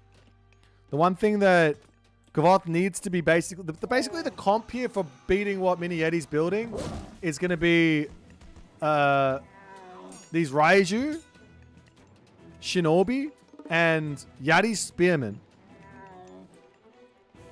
So we'll see if it's actually going to go into that, as we actually have the Thoth pre-queued. It's a long ways away. There is a prosperity. The castle, however, is up. Gary. Camel Riders charging through. More Samurai coming in. It is Bushido Tier 2, so only medium upgraded units for the time being. However, the top side of the map has been secured. For the fish there for Kvoth, he can go into a whole bunch of whatchamajiggers. Got a whole bunch of fishing ships to take that spot. Grabs 3 there. Both players have got their fishing. No. Miniyeti doesn't have his fishing upgrade. As those chariot archers will be able to erase Samurai. This is why I don't think I don't rate building samurai here. Yadi also are going to get erased, but still. Shinobi starting to come through, but you do need a good, healthy amount of them to make anything happen here. But once you get them as well, you're going to be able to tear through the Migdols, which is another big, a big assistance. Akanata Rider also joining in, but that's going to almost go down. Any amount of micro here from Kvoth? Kinda. No.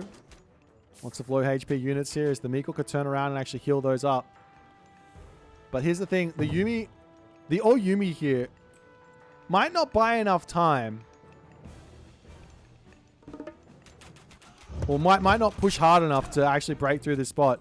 But Kvoth says, let me charge. Two Migdols? What do I care about that? Look at my units. Look at my army. Camel Riders, though. Onto the Oyumi on the back there. Huge. Takes out the Scorpion Man. Oyumi will go down onto the top here.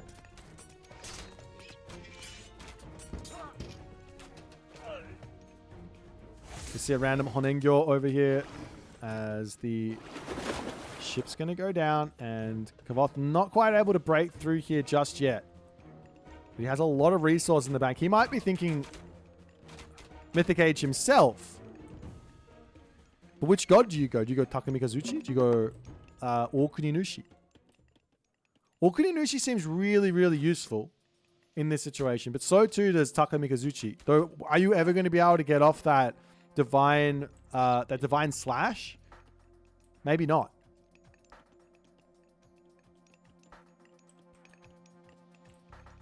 Thoth now clicked up, and Takamikazuchi is the god of... No!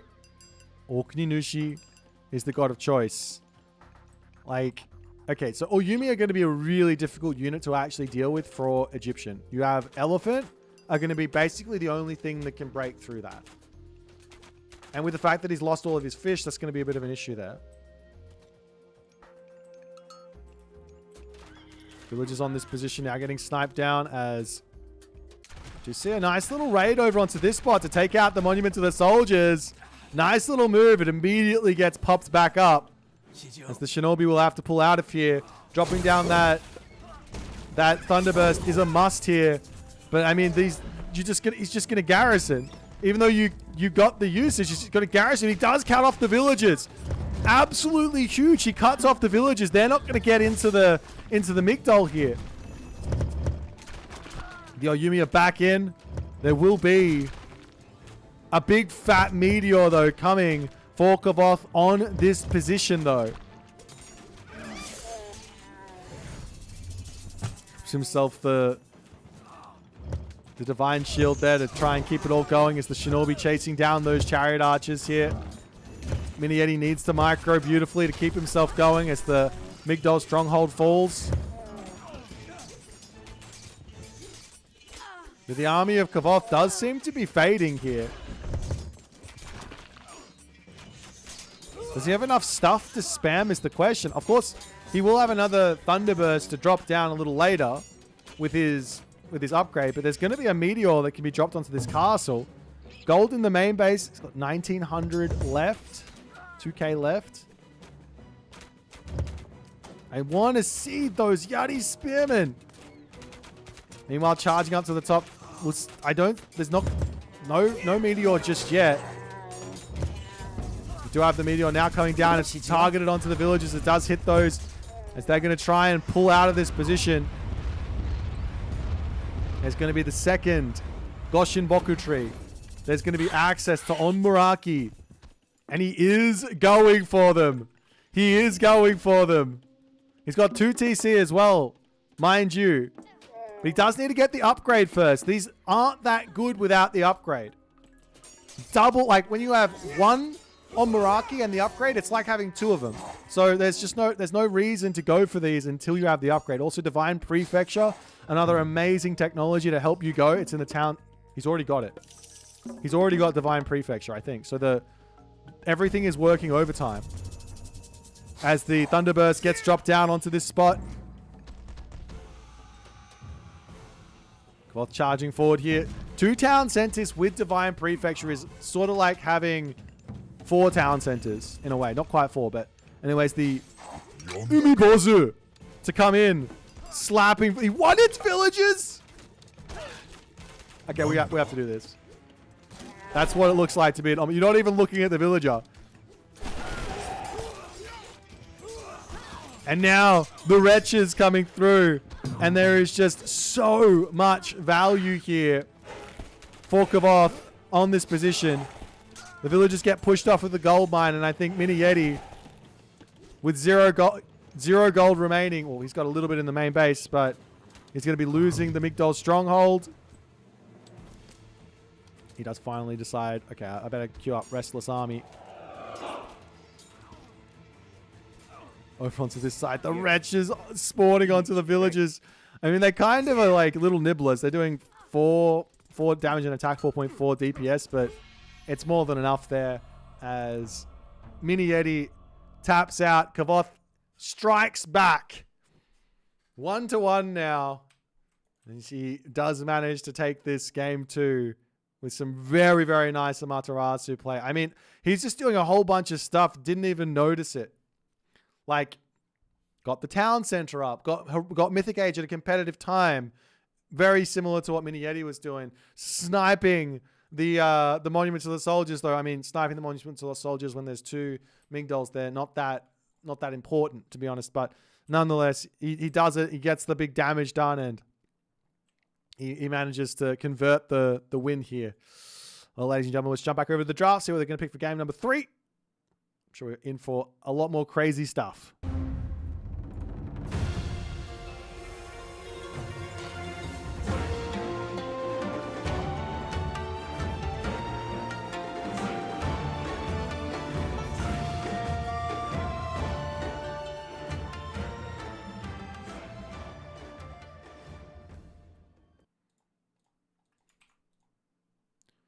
Alrighty, these guys are off to the races for their next game.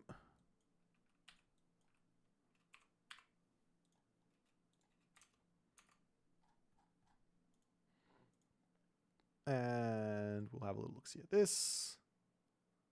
And it's going to be an Aranos Cronus. How many Aranos Cronus are we going to see? How many? How many do you guys want to see?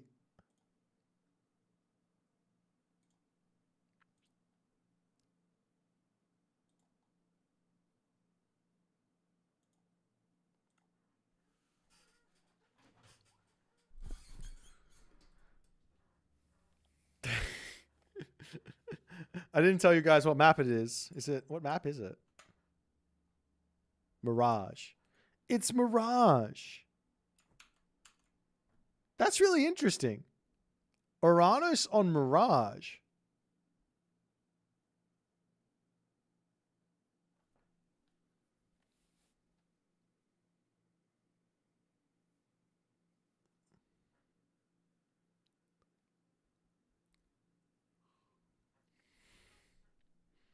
Who chose the map? Well, the loser picks the map, so Miniyeti picked it.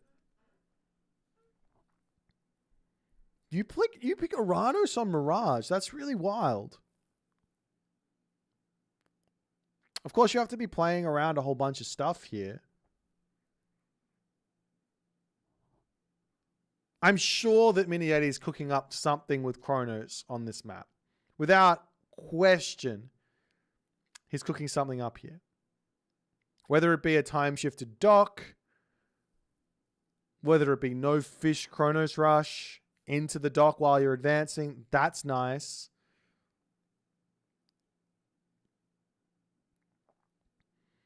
Can you time-shift a village center? I actually don't know. I never thought to try it. It's a pretty interesting thought.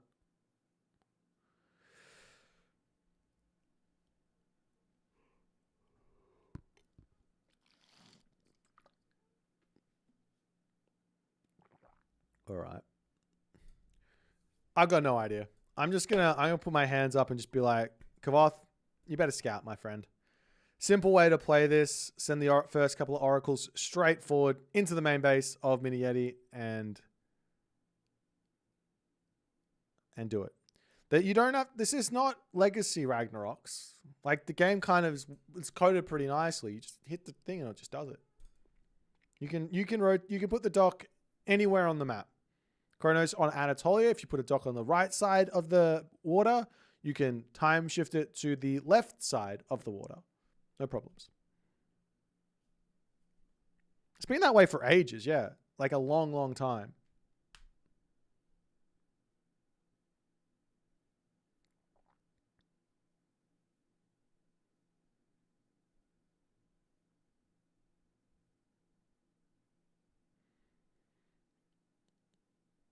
Alrighty. 30 seconds. And it'll be very, very obvious what Miniyeti is planning when we get into this one. Very obvious very shortly. I don't think we're going to be questioning it. It's just going to be crazy or it's going to be somewhat standard. But then again, you're playing against Urano. It's like there is always going to be the Caladria defense. Like, what are you going to do? If the Kronos rush, this Caladria, it's fine.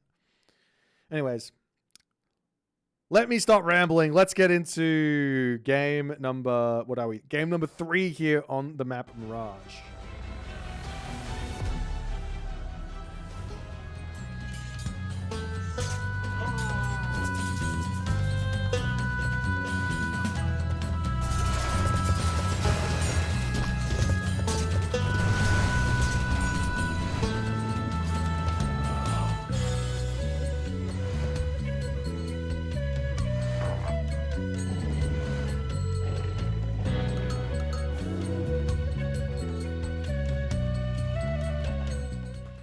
Alrighty.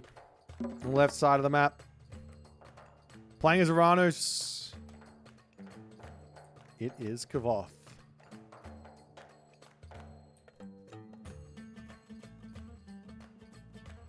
Zero dock. The man has the spidey senses on the right-hand corner of the map. Being an insane lad. It's Miniyeti. Both players not building a dock. Are you kidding me?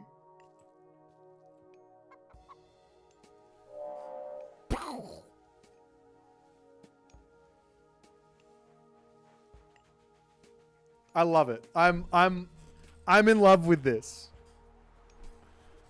Kvoth is just like, man, you just want to play like a random, like, small map. Just like, we'll get, like, there's no fish. Doesn't matter. Temple coming down. Do you even drop the dock? I don't even know if you dropped the dock. I guess you drop the dock if you see he's got a dock. And he goes, hello there. Where's your dock, buddy? What are you doing, man? So yeah, this is all because this is going to be a 3-minute advance. It's too much damage to deal with. Oh, Kvoth takes a little bit of a later advance, but he doesn't take any idle time. Interesting. Tiniest of bits, and he pre-queues the Oceanus. I like that little idea because he's going to be playing defense. Can you tell if they've built the dock based on score? Yes. Yes, probably. It could be a dock. It could be a house. It could be a temple. I guess so. I don't think that's what's happening. I think Kvoth just gambled. Risk it for the biscuit.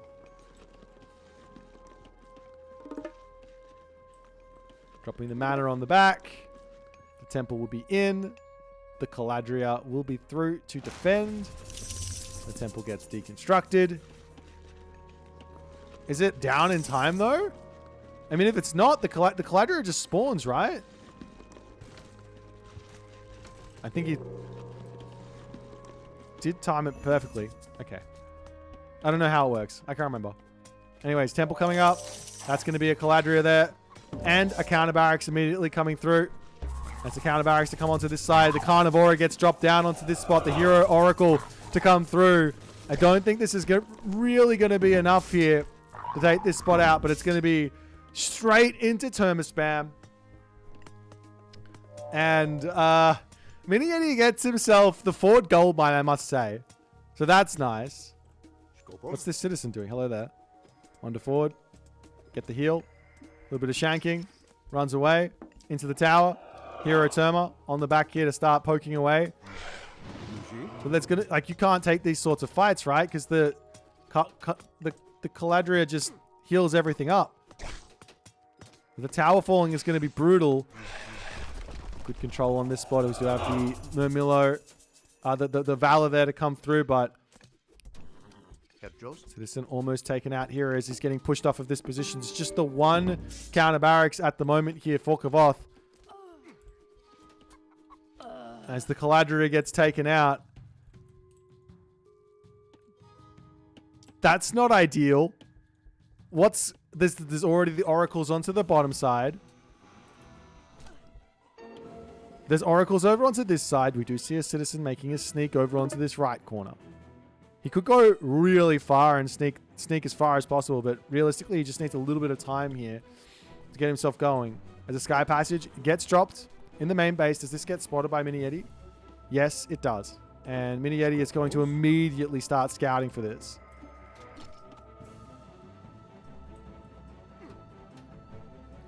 One more shot. He does kill off the Hero Terma there. Nice little poke there. And the Citizens are immediately going to jump into that Sky Passage and get over onto that right side. But Miniyeti has got... He's starting to build a very large advantage here.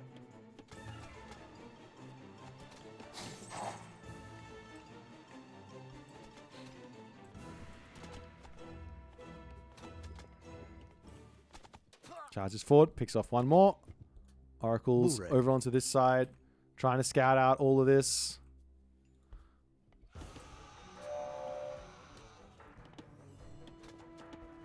The simple solution actually is to make some catapulties now. Because you have this position here. Catapulty heroes.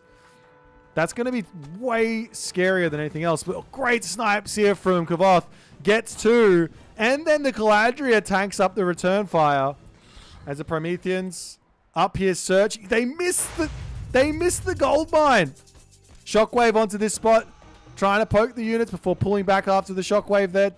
Just trying to limit the numbers here as the numbers are starting to get very close together. I'm now starting to think to myself, are we ever going to see these players getting some docks up and things like that? Unless the Prometheans back in.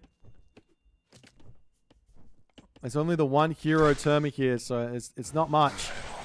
So he tries to pull back into this spot.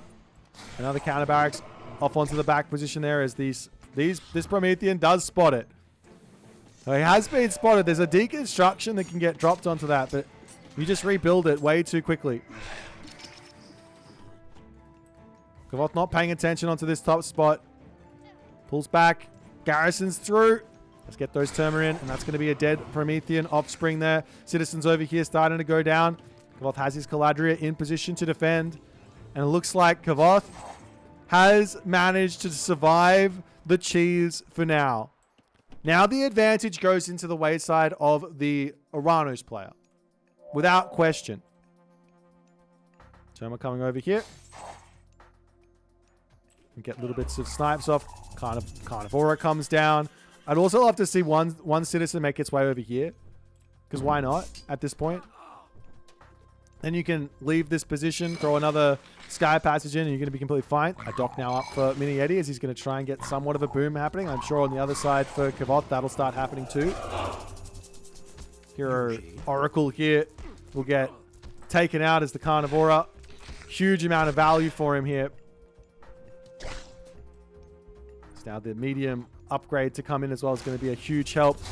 There goes the deconstruction. There isn't a shockwave available just yet, but these villagers can very simply escape through the Sky Passage if they want. There's no way to kill this off either. Well, he has one Promethean, so I guess there is. But the units are going to come back over here. Great control from Kvoth here as he's sniping Terma non-stop. But I guess you can pop back up onto this spot if you want. At the moment, no gold income for Kvoth. He pops back over here. Try and pick up a couple of Prometheans. The Sky patches up to the top side, but there is an Oracle already over there.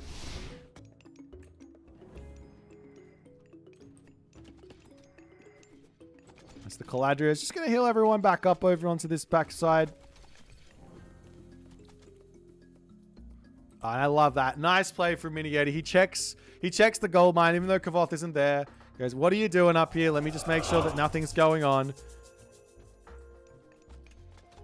But I mean, at this point, fishing ships are coming out, so there's going to be a little bit of an economic edge coming in for Miniyeti as a third counter barracks to come through. Surely at some point you have to start thinking what else is to come in. Oop, oop, oop. Citizen sneaks up to the top. This guy is going for the sky passage on this spot. I don't know if it's going to finish.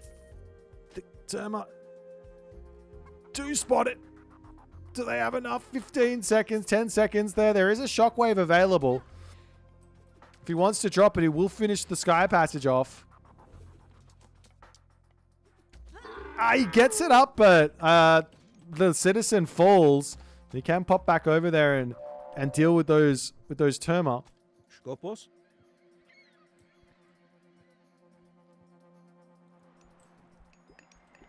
Another counter barracks for Kvoth. A mana to come down. Fishing ships all queued up now as well. As Kvoth will pop up onto this spot. Take little bits of fights. You can drop off to the top. Pop in, pop out. One catapulti here is going to be a nice little tanking unit as well. As the Termite charging for good control there from Miniyeti though. The Prometheans now got that alluvial clay technology. So they get a little bit more defense in. As Miniyeti still losing units. So close at the moment. Another Carnivora is available though. So, but there's no need for Kvoth to take that risk out onto this position. He can just keep on defending. And Miniyeti has to clean this up. Otherwise, there's going to be something over there soon. Meanwhile, over onto this side, this Oracle misses this position. Carnivora gets dropped down. And now Miniyeti has to pull back yet again though. The Prometheans getting some nice damage off onto the Carnivora. No Caladria onto this spot just yet, but still, this is just a good amount of time getting grabbed in for Kvoth. Lots and lots of resources in the bank. You can go for a town center. You can go heroic age. Lots of options. Sky passage over here, however, as the villagers can simply just say, all right, over onto this spot, no problems. It's just too much of the map to have to control here, it seems. As Kvoth could decide to come over here, but decides against it. And meanwhile, on the other side, though, Hyperion queued up. So Kvoth going for a whole bunch of catapultis is an idea because he's got access to the weightless mace technology. There's also the heavenly jeweled spear, which is going to make those catapultis even stronger. Meanwhile, Doc coming down as Miniyeti will... Ooh, I like this. As long as he doesn't finish the Doc first, he gets that free Nereid onto this position, and he's going to be able to hit the fishing ships. There is obviously the servant starting to bash this down as the Oracle goes down. A couple of Termites sitting over onto this spot. Does Miniyeti actually know there's a gold mine? He knows there's one here.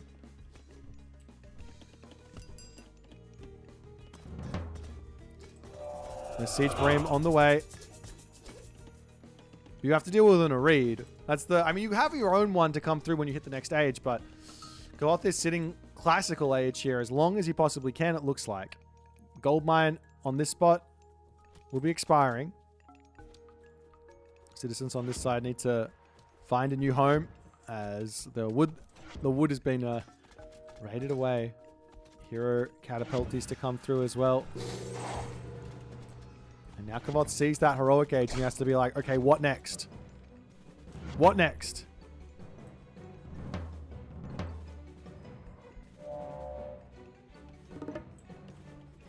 Of course, right now there's a pretty big military advantage, and those catapulti heroes are incredibly strong, and they deal with the Contarius follow-up as well as any sort of satyrs. But these things charge forward, take down a huge amount of those Terma. Chaos onto the Terma on the back. That's not going to do anything. The catapulti's still charging forward here. They say, I don't care. Let me kill you off. The Caladria getting the heals off. This 117 HP catapulti going to get healed up and deal with those Satyr as well. And it really looks like now there's not really much else the Miniyeti has got going for himself. Kvoth commanding advantage. Military or villager differential is equal. There is a tech advantage for Miniyeti, but what's he going to be building here? Right now, Kvoth just needs to think about putting full pressure onto the gold mines. Over here now, the mana coming up for Kvoth.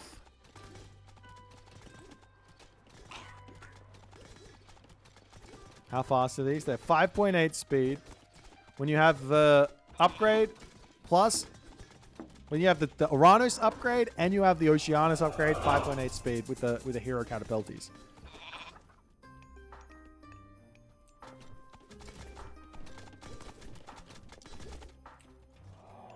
Down to the bottom side of the map, a couple of Kontarias are going to be looking to hit this gold mine. The units are quite far away from this. He grabs Tail of Cerberus. He's going to grab himself the Harmonious Necklace as well as another deconstruction onto the Sky Passage comes down. I mean, at this point, you almost think maybe I should just put 2 Sky Passages on the gold mine.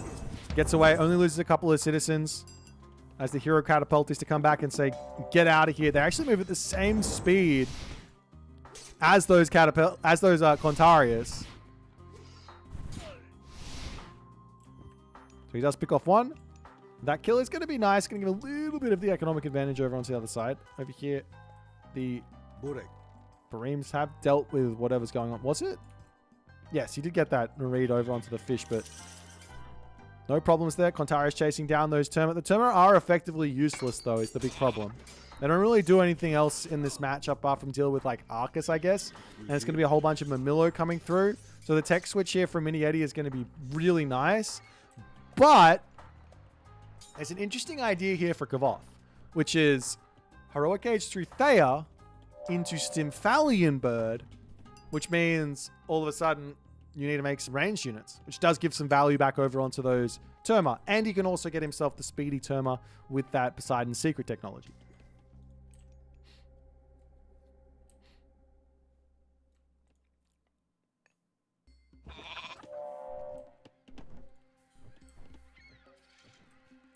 Kontarius raid coming around onto this side. Kontarius onto this side. But the 2 hero catapulties are sitting over here waiting, watching. No problems there. No problems with this raid either, as the citizens have got a big fat defense with those catapulties. Meanwhile, some raids over onto this spot. Fire ships coming in to cause some problems. But now there's going to be a Nereid in here. This is really not going to be much of an issue for Kvoth to deal with. Hesperid's tree gets dropped down. Mamillos are starting to get mixed in as well. As the Kontarius cleaned up onto this spot, and the Nereid will clean up that Bareem. Are we actually seeing any sort of Stymphalian Bird sort of ideas? Doesn't look like it. Of course, there's still the Carnivora to be used, but Miniyeti drops a palace down onto this spot. He's going to start moving forward in this game as a town center here for Kvoth. He goes, all right, I've got to catch up on villages a little bit. I've got the military advantage. I'm going to give a little bit of resources back over to Miniyeti for the time being. But the problem is, like I said, this army does nothing versus this one.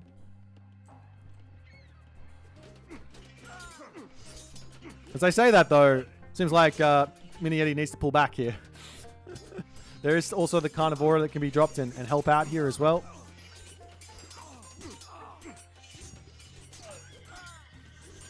But not actually doing so does mean he's got to pull back to this position here at some point.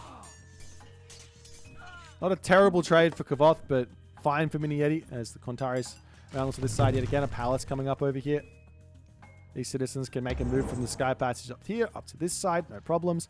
Town Center now coming through for Miniyeti as well.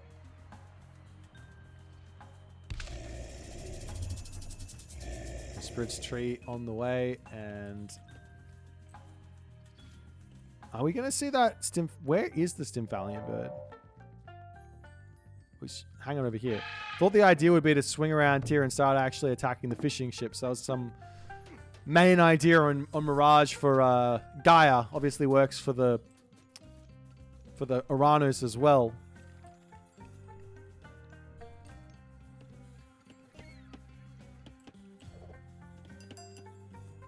prophetic sight to come through for even more favor income.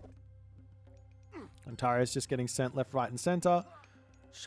I would love to see a Sky Passage on this top side here for Kvoth as he's going for a third talent center. There are two catapulties in defense. Over onto this side, going to be looking to take another fight here. Two catapulties enough. Shockwave to come down as he catches out those units a little bit. Gets a big amount of damage done with those Terma. Still no Poseidon's Secret. Really missing out on the value there. Huge boost to speed and everything else. The citizens drop into the Sky Passage. We see a Sky Passage up to the top. Looks like the answer is no. They can just pop out and get to work in the main base, I guess. Third town center up. Army searching for gold onto this position here as the Terma getting cleaned up. And all of a sudden, Kvoth all over Miniyeti. He does have this gold mine over here with the palace, but only 3 citizens are there. How is he going to swing around his villages there? Over onto this side now, the Mamillo. Going to check out things on this gold mine. More citizens going down as the economic advantage has been completely obliterated. And who'd have thought this amount of Terma would be getting this amount of damage in, but they are still trading super well. I mean, you've got such a military advantage. It almost doesn't matter what units you've got. It's a Carnivore to help out. And Miniyeti, in game number 3, with all of his craziness, will not be able to take out the Kvothinator. As Kvoth manages to survive here. Barely. Absolutely barely. Well, I mean, that just goes to show this is what tournaments take to win. You got to know the game, but you also got to know the opponent here. Kvoth mind read Miniyeti in this one. He goes, I know exactly what you're going for here. And I'm going to try and counter it. And he almost didn't. He got the worst map spawn he possibly could. But this one little chink, as Kvoth sneaks the citizens out over into this gold mine, gets enough gold to sort everything out, the micro on point, and all that other good stuff.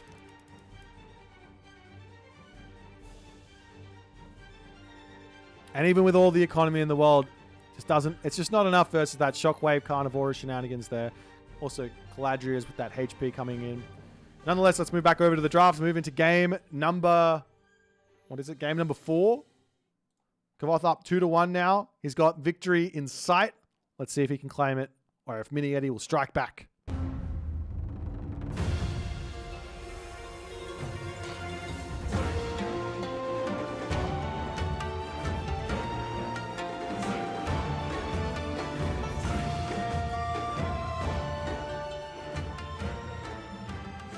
Alright guys, so our next map is going to be on the map Elysium. It's going to be a Tsukiyomi versus Set matchup.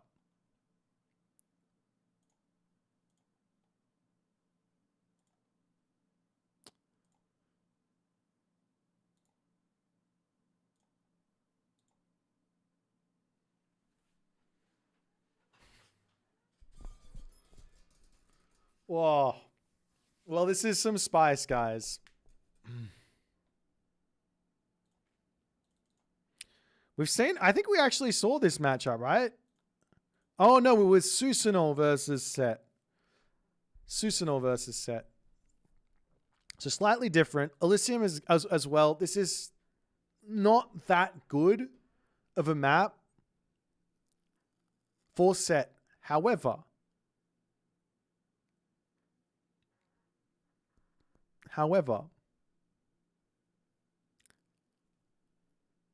Miniyeti Shifting Sands Tower Rush. Is that on the menu?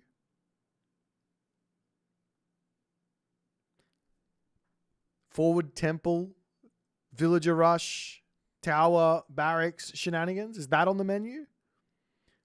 It might be a very short game 4.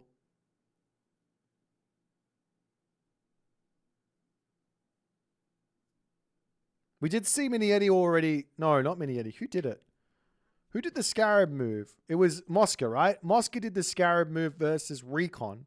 yesterday. Shifting Sands in the Scarab onto the town center to take that one out. Obviously very, very nice, very, very strong. Catches your opponent in a bit of a bind there when they're all across the map.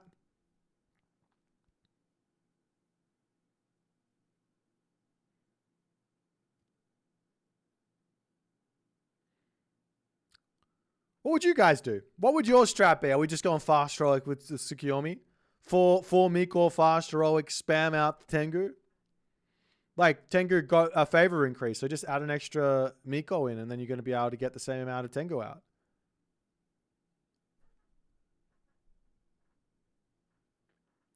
Why always the same matchups? It's an interesting question. So, effectively, there are a specific set of gods that are good on a specific set of maps. So oftentimes you'll see players thinking about not necessarily the matchup they want, but that's also something to think about. It's like a secondary thing. But you're thinking about the maps you want to play those gods on. So for example, if I see Ghost Lake and I go, all right, I want to play like a Ra on that. I want to play a Susanoo on a Ghost Lake.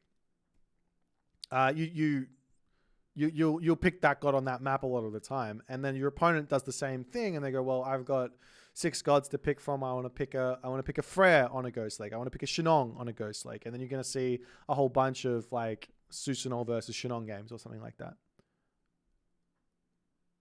So yeah, that's why you see it. But of course, you also see players like Kvoth here in this first game going for something a bit different. We hadn't seen it. We saw the Zeus on Okuchichipu, and we see a lot of Gaia there, right?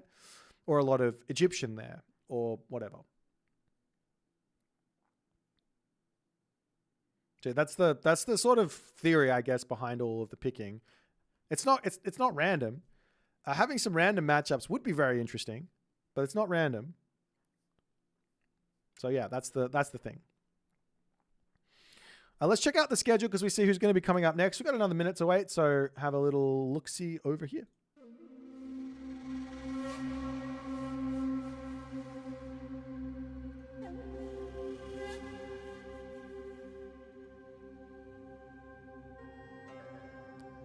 Alrighty, so next up we're going to be having Grass versus Recon. We are running a little bit behind schedule, unfortunately, as the first series did have a Game 5. Basically, the schedule is written there just in case every game goes 3-0. Effectively, if it's a 3-0, it's about an hour and a half for the series. If it's a four-game series, it normally takes 2 hours. If it's a 5-game series, it normally takes 2.5 hours. That's generally the way that those sort of things work. But yeah. And here is the big bracket. Of course, if you missed that first series, no spoilers, but really, really amazing series there. And of course, Recon and Grass up next, following the final one being Soup and NyanRacingCat. Well, let's jump into this fourth game on Elysium. Tsukiyomi versus Set Kvoth versus Miniyeti.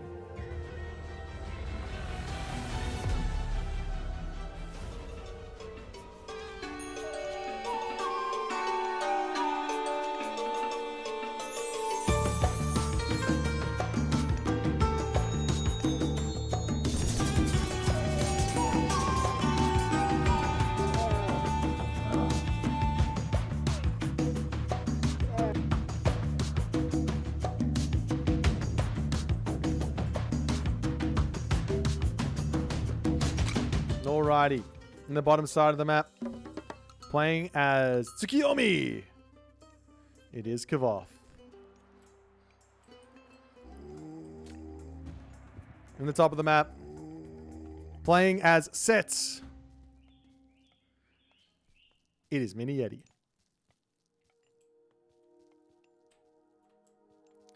Questions in the chat about who's done all the production here. The fabulous effort over at Wolf Studios is the product of what you're seeing right now. Huge shout outs to Uros and his team for amazingness. A proper gentleman as well, with all of the amazing things that those guys managed to do. So that's why we have some amazing production. It's all him. Okay, let's check out the relics and see if they'll have any sort of impact. Hecate's Torch. God Power's recharge time and God Power recast cost minus 10%.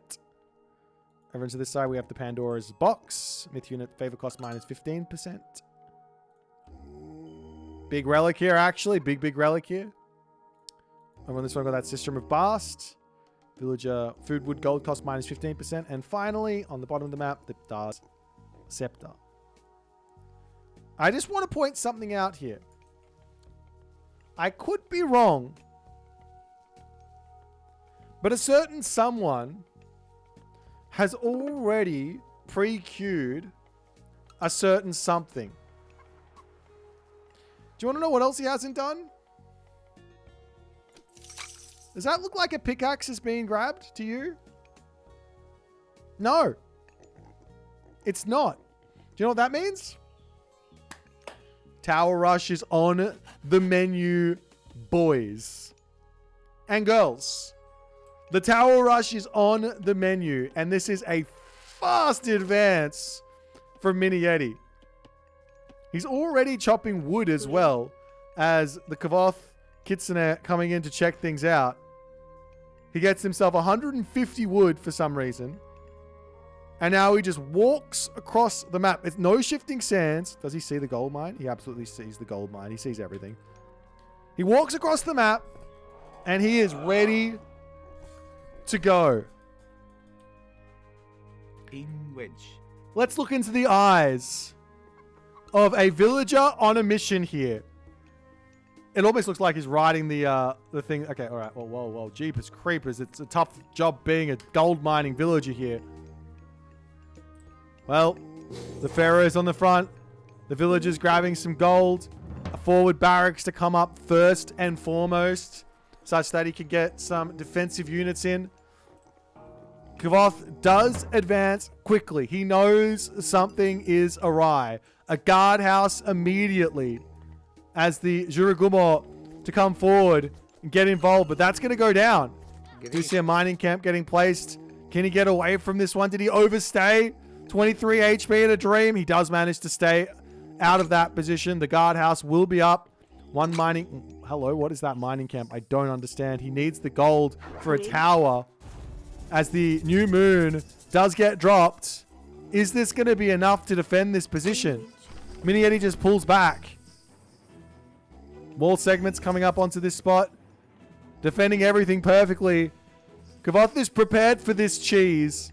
But, I mean, there is still going to be a little position here for the tower. Right? The towers don't protect this. At least the Yumi Archer can help out. We've got a Bushi coming through. The villagers will charge in here. He's got Swampland if he wants. Plague of Serpents comes through. There's literally one spearman on this spot. He denies the tower. One villager goes down as the Bushi coming through. We've got the Miko healing up the Juragumo here as well. Picks up the spearman. Gonna send that one flying. That's a dead spearman. The villager's shanking in. There's no gold in the bank right now for Kvoth, but the tower's doing some big damage onto all of this stuff. Now we see double houses coming through for Miniyeti. He is not done with this rush. There's 170 gold in the bank. He wants what he wants, and he wants a tower here. Is there enough stuff, though? The Bushi charging in, trying to take out that Pharaoh here. Empowering it up. He's got 20 seconds. Spearman on this side can get taken down. Another Bushi coming through. The villagers are getting healed up. No, the Pharaoh getting healed up. The villagers going to move around onto the side here yet again as they're getting involved. The Miko can help. Healing everything as now the Pharaoh does end up getting sniped. The Juragumo goes down though. Has Kvoth done it? Kvoth has done it. He holds the Miniyeti cheese. The prep, the knowledge, the thought process. All perfect here for Kvoth. Miniyeti taps out. The shortest of game fours. But it would have been short the other way as well if the tower got up, if the defenses got up. But a really, really well played defense here from Kvoth. He was on point. He had his Miko. He got full value out of the Jiragumo. He got nothing out of his Swampland, but it did scare Miniyeti a little bit. And that tower just couldn't finish. And that's the dub for Kvoth. Well played. We'll see him in the next round of the losers bracket. Unfortunately for Miniyeti, that is the end of his Champions League Season 4 run. Let's move into the next game.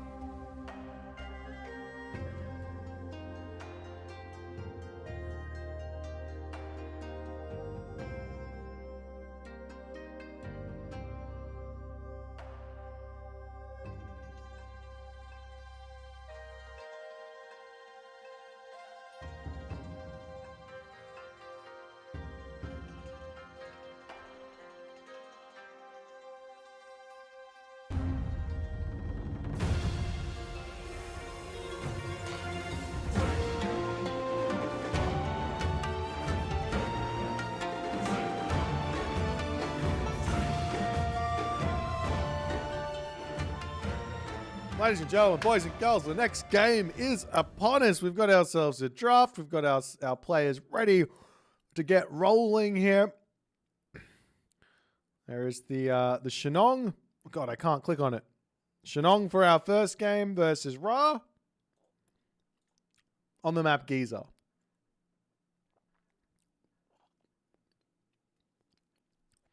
Are you guys questioning my stats? My stats on these player cards are the most accurate thing possible. They are the most accurate thing possible.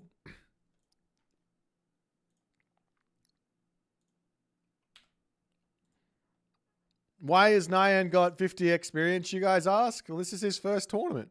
It's literally his first tournament appearance on Retold. His first, like, S-tier qualified tournament experience. He literally has 0 experience in tournament. That's why he has 50 experience. You can't have any more than 50 experience. That's your base level. If it's your first tournament, that's all you get. Don't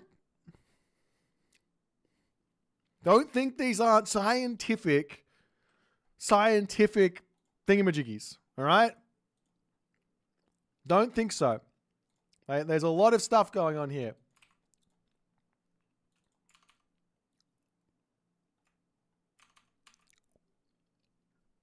Yes, exactly. Science was put into these. It's definitely not just one guy's opinion based off of a couple of games he watched during this whole thing. Ha! Are you asking why it's not 0? That's because in all of the games at the pro levels, like you go watch like NBA, even the worst players' lowest stats are like 50. That's my experience on it. So yeah.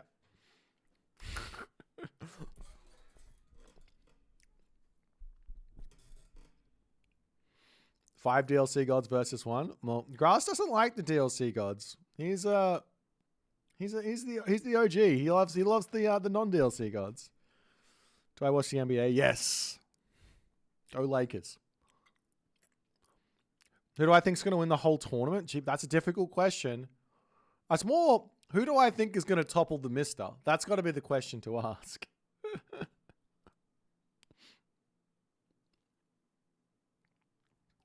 Sorry, man. Lakers fan. You gotta go for it. What else am I supposed to say? I'm a basic human. That's all I am. Oh, anyways, let's talk about the matchup. Shenong versus Ra. There is going to be this slinger elephant idea for the Ra side of things, which is quite difficult to deal with for the Shenong. So that's basically all I'm thinking about. If I'm the Ra, I'm thinking, how can I get to this comp as fast as I possibly can? If I want to have that advantage there. But we'll see how it's going to go. Let's jump into game number 1 here. We've had some amazing games thus far. Let's jump into game number 1 on the map Giza. Let's go.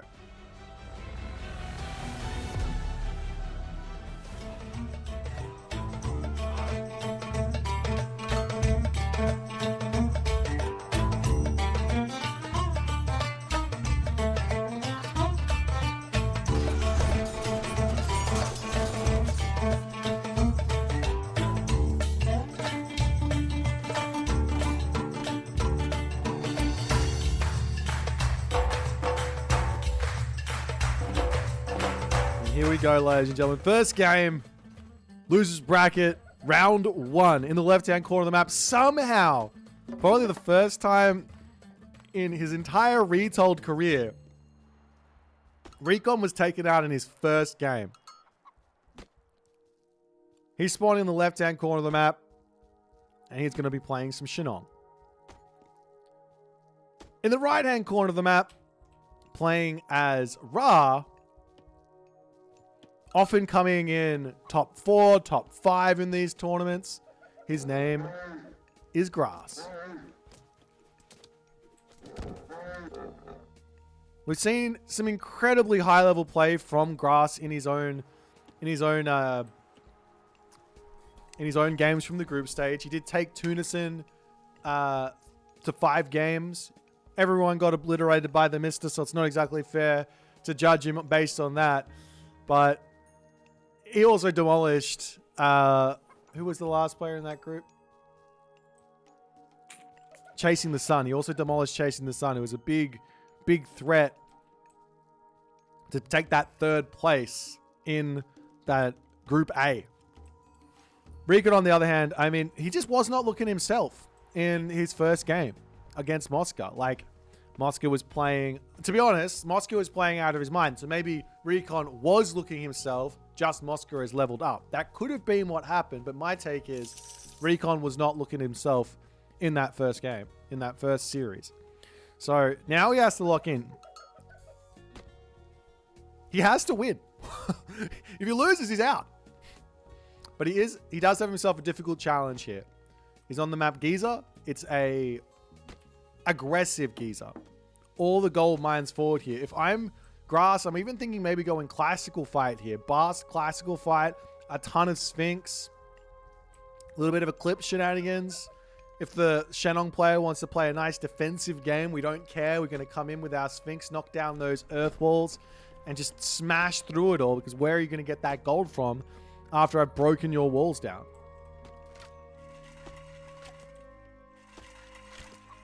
Meanwhile, over onto this side, Grass is just dropping down the obelisk, checking out the town center, and also keeping his goats right next to him. One thing I want to throw something out here. Those goats are going to get taken. One thing I want to throw out here is it'd be kind of cool if you could move the goats at the same speed as the priest, or the priest moves at the same speed as the goats. That'd be kind of cool, because then you wouldn't have to worry about these little mini micro things to try and herd your goats all the way back. Am I just requesting too many quality of life features and trying to make the game too noob friendly? Anyways, Bast is the god of choice here for Grass. He's only got the one monument down though. And on the other side here, we do see another Kvoth on the way.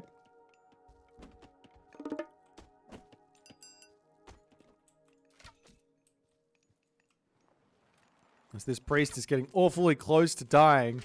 Dodging the arrows. Great control here from Grass.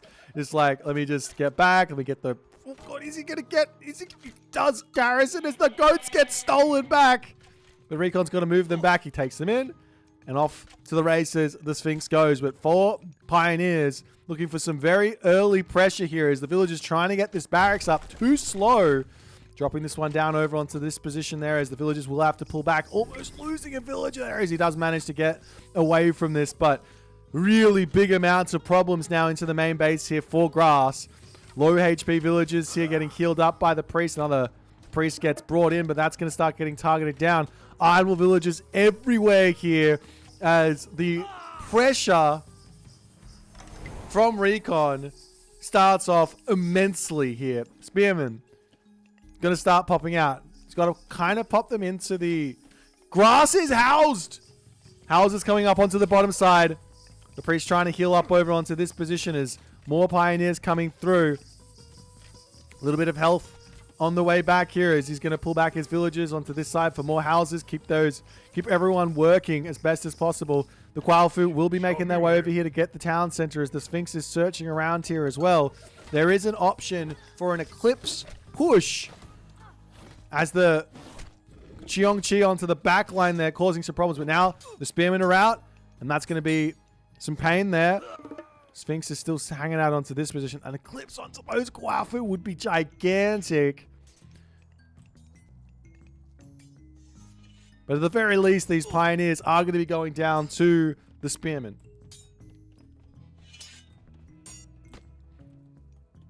Meanwhile, the Sphinx will move up to the top. Try and get up here. Recon does have farms. He has the Prosperous Seeds. He can just drop them in.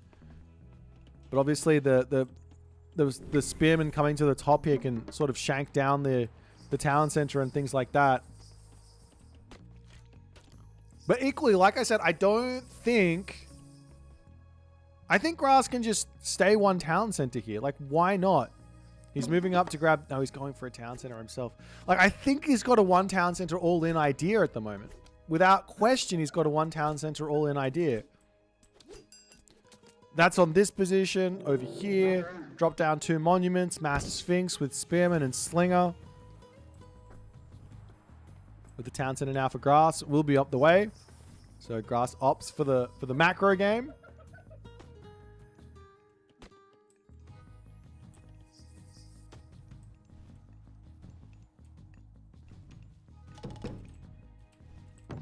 Is that Xiongqi going to be searching for things in the main base here?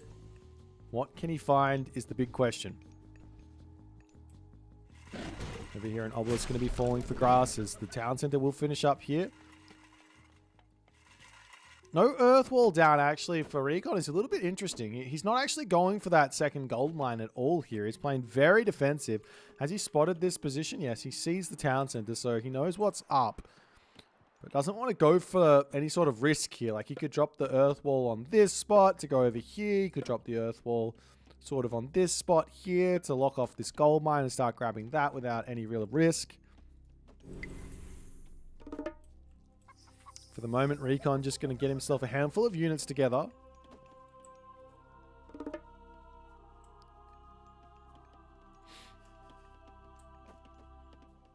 Priest getting spotted in the center of the map there. Will get sent wandering back, but they should be fine here to pull back to the town and up to the top side. Couple of prosperous seeds farms coming in there. A little bit of food boost. So the favor situation is starting to creep up. I will say, not building the Kvoth here. How many does he have? He's got 4. The general number of Kvoth that is needed, like at a minimum number, before you can just cut them completely and just forget about it, is about 5, right? You can go anywhere between 5 and 10, and you're going to have plenty of gold income, which is really what you need. But also, you do have to remember, as Shenong, you need all of the favor you can for all those unique upgrades, as Sobek does manage to get completed here. These villages, however, on this spot, they are very out in the open. And he does spot them with this Sky Lantern. Look at that knowledge he's getting. Whether or not he noticed it or not, he has to move all the way around here to get onto that position, or go the other way. Whether or not he noticed it is the other question. But right now, Grass, he needs all of the gold he can get. He's also not going for the... He's got 1 barrack, so that's fine. Over onto this side, a little bit of a earth wall to catch the spearmen in here. There's also the Yahtzee over here, as the spearmen can at the very least snipe down the earth wall on this side and get out of here. Sphinx will end up going down as the Kvoth survives with 8 HP. He can't kill it! Oh, yes he can! As he finishes up on the tree, automatically moves back. Meanwhile, over onto this side, though, the villagers have been spotted on this gold mine. Walls to come up, but this is going to be too little too late, it seems. I don't know if he should risk it on this spot. He is going to be pulling up. He can come through here, go to the top gold mine as an example. Or at the very least, he can just drop it down over here. But he does decide, let's put the Migdol over here. The units of Recon shuffling around, trying their best to just deny some stuff. Petsukos are in queue. And this is going to be some pain. Do we have the upgrade? No. Skin of the Rhino here as the Pharaoh gets dragged across. We do have that Locust getting dropped down as the Pharaoh is getting chased away. But Sukos will be able to start 2-hitting those Halberdier as the villagers trying to get the Migdol up. They do manage to finish that one off. He's got a garrison away here. As now the villagers can make their way over onto this gold mine, and the Petsukos are more than enough to defend this position for the time being. Grass gets a little lucky there. Doesn't lose the Pharaoh. Doesn't really pick off. Doesn't really lose too many villages either. I mean, it's 50 villages to 39, but you're kind of always playing a little bit from behind here, unless you go for a naked town center idea. Over onto this side, Halberdiers causing some problems as the villagers pulling through the town center up to the top.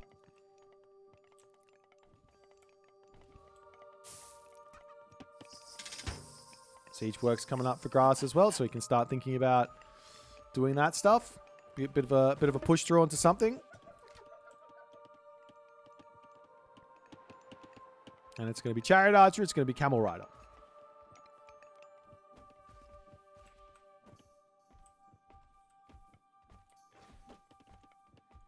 Couple military camps coming up onto the back here as well, as the Camel Riders will retreat.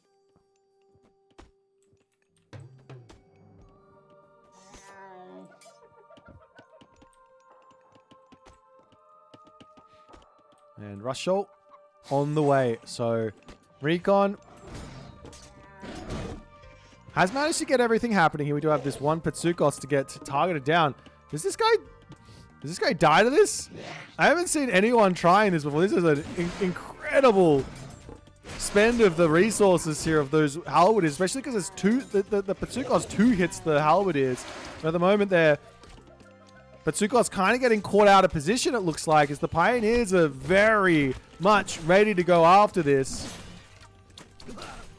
Chariot Archers shooting, scooting.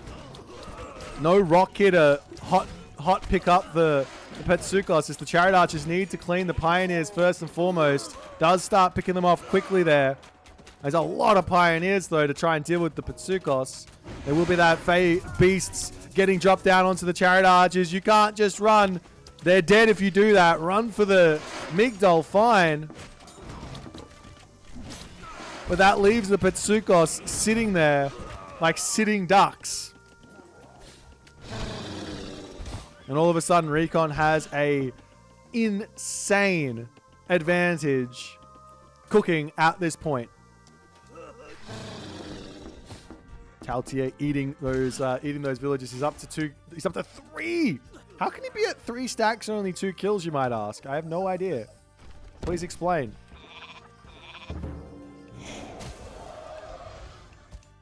Is that where we ask Riot for some explanations? Is that like the thing? Yeah, anyway. Over onto this side, the Cheongchis completely cutting grass off this map. Recon literally just has full control in this game, it looks like. Oh, you start with 1? No, do you? Really? The more you know. Oh no, he's got 3 now. Maybe he hang on. I don't know if I believe that. Do you start with 1? That's wild. The more you know.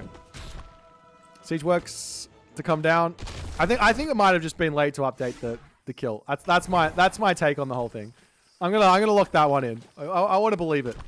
Nonetheless, these siege crossbows will finish off the Migdol very, very quickly, and Grass is just struggling to get a grip in this game. That early harassment from those Pioneers there. No respect really from Grass, and he's just been behind from the get-go. Rock over here gets taken out.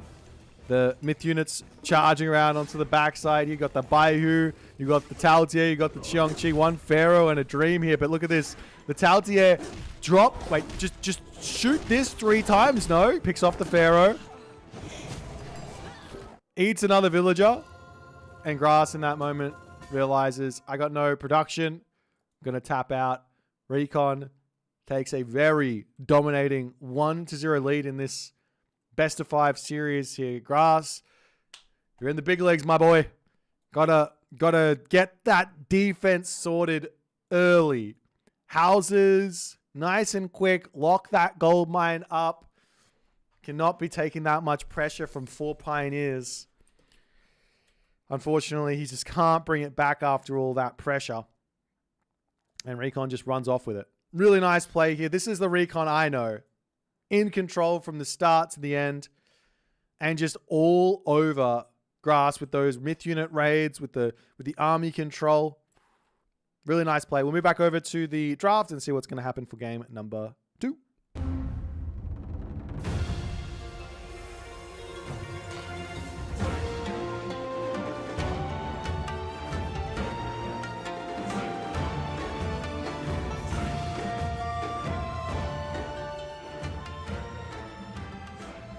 Alrighty then, we got Nuwa versus Loki for game number 2 on the map Ghost Lake. On the map Ghost Lake.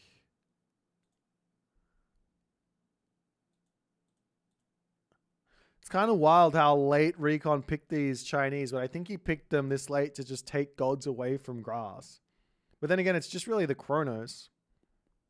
Nonetheless, the Loki pick here is very interesting. Grass is definitely like a... How do I put this? Grass is more of the Norse player than anything else. He loves his Norse. He lives by his Norse.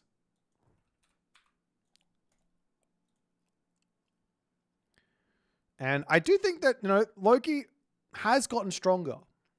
Got a little bit of a boost on... Got a little boost on the myth unit spawns and all that other good stuff. The only thing here is when you're playing against Noir, you got to be prepared for the rush. Because that's going to be painful. So my suggestion for Loki is you just got to advance quickly here. If you advance quickly, there's nothing the rush can do. You get the Hurser out. If it comes, you're there to defend it. You're fine. So it's got to be somewhat of a fast advance here from our Loki player Grass here. Nonetheless, let's jump into game number 2 on the map Ghost Lake. Let's see how it goes.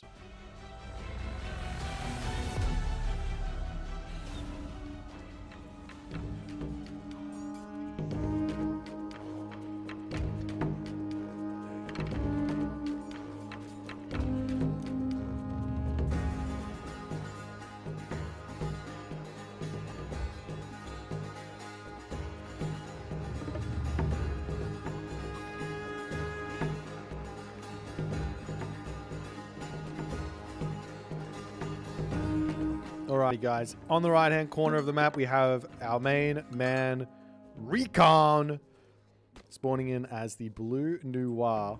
And he does get the double gold mine in the main base. Whether this is actually what Grass wants or not, I don't really know. I don't know what his plan is here with Loki, but he does pick it. He does pick the Loki, and he's going to be trying to do what he can here. Now, on top of this, this is looking like a standard build order opener from Grass. Which gives me... I mean, to some degree, you've got 2 gold mines, so it doesn't matter if you get rushed off this one, you just retreat to the other gold mine. No problems. But I still think you want to be advancing quick here to some degree. Maybe not. Maybe it's not the idea. Gets himself out his 3rd dwarf as well. Yeah, this is just going to be a stock standard Loki opening. Nothing spicy. No fast Hurst. No forward temple.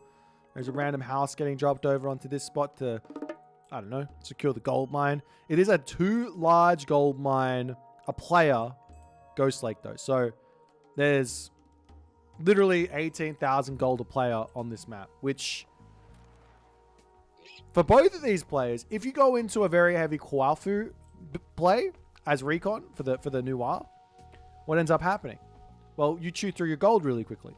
Because you're spending 100 gold on each of those Kvoth, which is not gold that's getting spent on military. Make life a little bit trickier. On the other side, if Grass goes heavy onto Dwarves, well, he's going to chew through his gold really quickly because he's spending 50 or 60 gold per each Dwarf.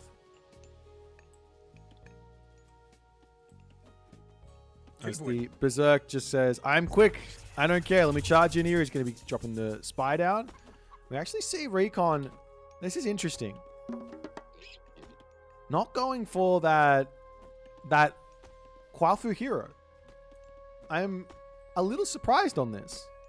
He goes double Kvoth, but not Kvoth hero. He might just have this as his idea. And he just wants to do this build. He wants to do this for all the Chinese. Maybe he's going to get some pioneers out and start harassing. Temple coming up on this side here for Grass. He's not building pioneers out. So it might just be the fastest of second town centers. And a full defensive game. As the Kvoth makes its way up to the top. There will also be that creation god power to get this up nice and quickly. Does he have the resources? He's going to get himself up to 340. I guess so. He can drop a house over here if he wants to get himself the what's the thing. But now he can't build. Now he can't build the town center. He's short. Oh, the Kvoth will come over. I imagine this is gonna get dropped down at some point, but not just yet. In the main base here, walls coming through for Grass. He's gonna have to think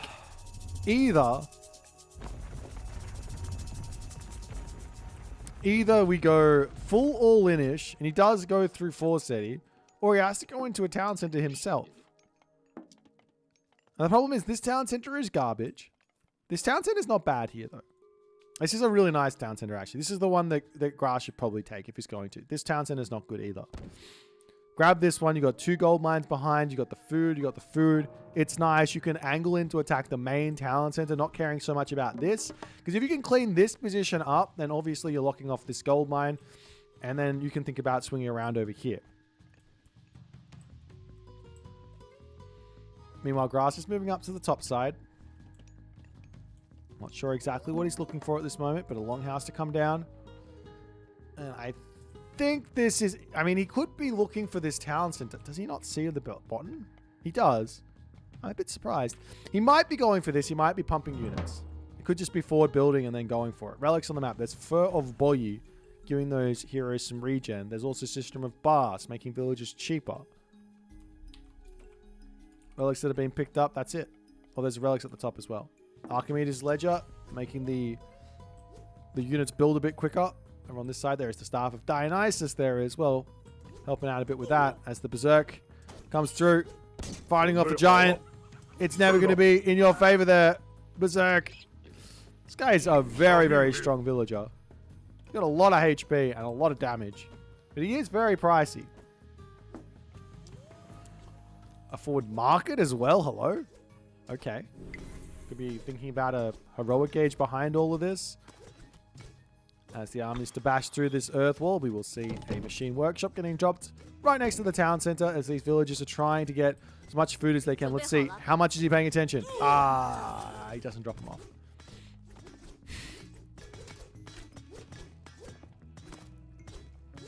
But nonetheless, opening the wall at this point, this is normally not possible. Normally you see an archer, like a machine workshop, already up, and the archers are out, and you can't knock through this. But Recon a little bit slow on this one as the villagers are pushed off of this spot, and basically Grass is just going to have to sit here for the next minute or so, finishing off this wall, and going from there.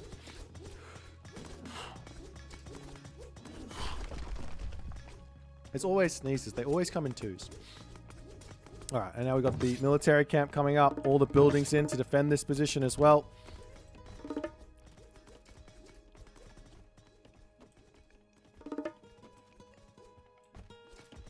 We do have the Kvoth chieftain on the way.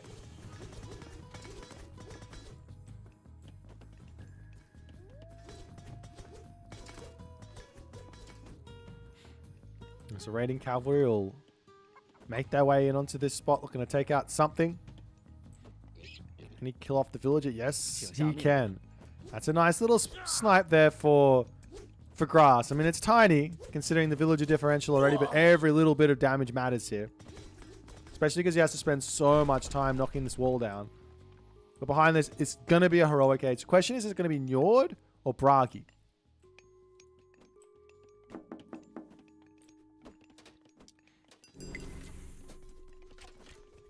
Nice good control there from Recon, dodging everything away. And the raiding cavalry will be out of here as the defense is through.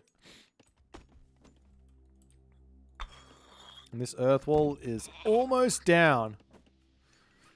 Did I say 1 minute? I mean 2 minutes. 2 minutes of bashing away at this thing, and it will be Njord. No forward temple does make it a little bit tricky, but he's going to have that guy coming forward. You can also drop a hill fort onto this position straight away as an idea. Rather than going for the crazy all-in, you just drop your hill fort down, lock this spot off, maybe start poking on this position as well with some units. Don't have to, like, full send, is the in other words.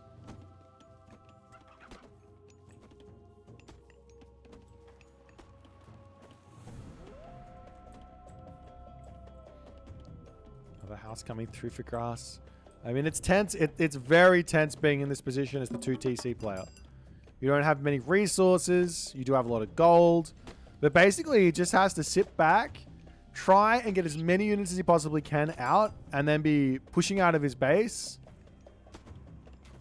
to get that second gold mine. The gold mines are so far away from the base, though. These two are miles away. This is the one who obviously is going to be wanting to go for, but he's still got plenty of gold in the main base. Now, Heroic Age comes through. Recon now knows exactly what's coming for him as the Walking Woods Going to open this position up as well. I almost think the best idea is to just snipe a couple of units and run from this town center. Villagers over here will start to turn around. Getting a little bit of that shank in. The halberdiers are coming through. This is not a fight to be won here from grass, though.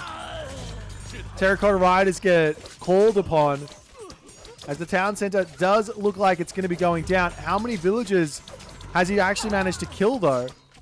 Does he even kill the town center? The pioneers coming over here. Walking Woods going down. Where was the mountain giant? The mountain giant wasn't in here. And the town center lives with 140 HP.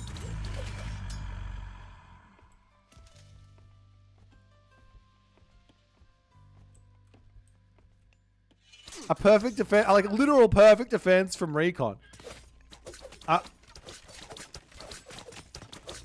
Now what do? You mountain giant to come around, sneaking in, can break down the wooden wall. Maybe break down the house if you want. The pioneers coming over here. Put a stop to this shenanigans here. And Grass didn't even kill off any real units there either. So not only is he behind on military, he's behind on villages. I guess he is in front on tech, but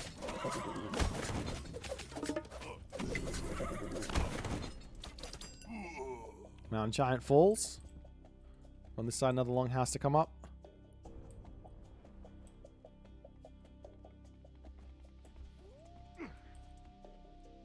The villagers for grass up onto the top side. Just going to be starting to shoot down some of those wolves. And we'll see the Rushall coming in for Recon now as he's like, well, I'm good to go. The only real plan here for grass following this up is spam full army. Try and get some raids to slow down everything and make sure you're not going to lose everything on like a random middle of the fight sort type idea. Great Hall coming up on the back. And then look to Gold Staff. But there's going to be a Fey Beast. There's going to be a full population. 190 pop army. Without question. And there's still like a random boar over here to eat. Wow. And onto this side just bashing down the earth wall. Houses on the front going to be getting picked off slowly.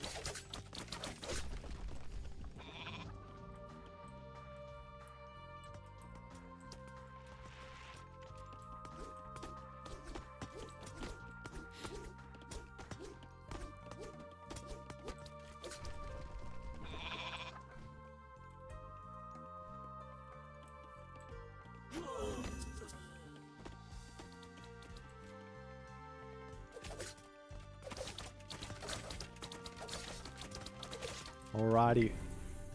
Okay, so still... Ooh, I see some village... I mean, you guys got to kill off so many villages to bring yourself back, no? Does he have any heroes out? He's got a handful of heroes through. That's not going to be enough to even help against the Fey Beast, though, right?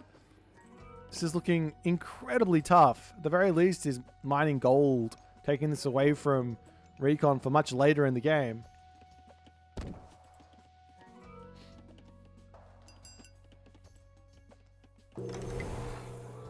There's the Rushall. We have got Ring Giver coming through. So these are some pretty gnarly looking Jarls though, right? They're going to be somewhat of an assistance. There are 10 halberdiers. That will actually not be enough. This army does look very, very good. If you can get himself a heavy cav, that'll change things a bit as well. Meanwhile, gold situation, there's still 1,900 gold. Without question. Like, Grass, he has to know he's playing against a player who is not going to rush things. There's no need for him, for Recon to risk it all, sending villagers up here and grabbing this gold mine early. There's just no reason. Like, just wait, get 190 pop, maybe even walk down the bottom, get this town center, and then we'll take that gold mine. Or even better yet, just scout out where the army is sitting. You want this spot? No worries. I'll go down the bottom. It's fine. There is, however, the spied Kwafu that Recon doesn't know about. So there is that too.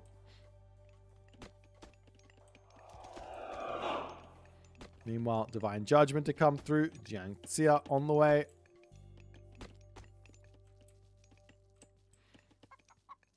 Berserk starting to get mixed in as well.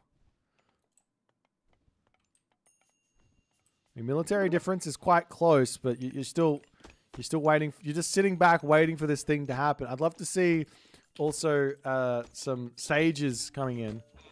Just because, you know, there might be mountain giants, there might be myth unit spawns. Steal them in the middle of the battle. It's a big, big advantage. Now the Owls will run on down to the bottom. Just make sure nothing's going on over here. 500 gold remaining here. And I mean, so long as Grass has got eyes on this, right? As long as he's got eyes on this, even if the Kvoth doesn't move down here, he'll see the villagers making the move there. So Jarls have now got heavy. It's all going to come down to this next fight as to whether or not Grass can continue in this game. Even if Grass wins this game, the game can still potentially go on. 190 pop. Upgrades not in just yet. I want to see heavy infantry before you take a fight, Mr. Recon. If you can. It is starting to come through. 30 seconds until completion. Not taking any risks going down to the bottom of the map. Wandering up to the top. A ballet can be placed immediately as well. Grass is 175 pop. He's got a similar amount of military units. The ballet will get clicked up and Grass has to go here. He absolutely has to take the fight. That heavy infantry does not complete just yet as the cavalry onto the other side. Fey Beast gets dropped down, but that's going to get immediately annihilated by those Ringgiver Jarls. But the Jarl numbers are dropping incredibly quickly now. Halberd is frontlining beautifully, cleaning up onto the side. The Fire Archers not even microing onto the Throw and Axeman there.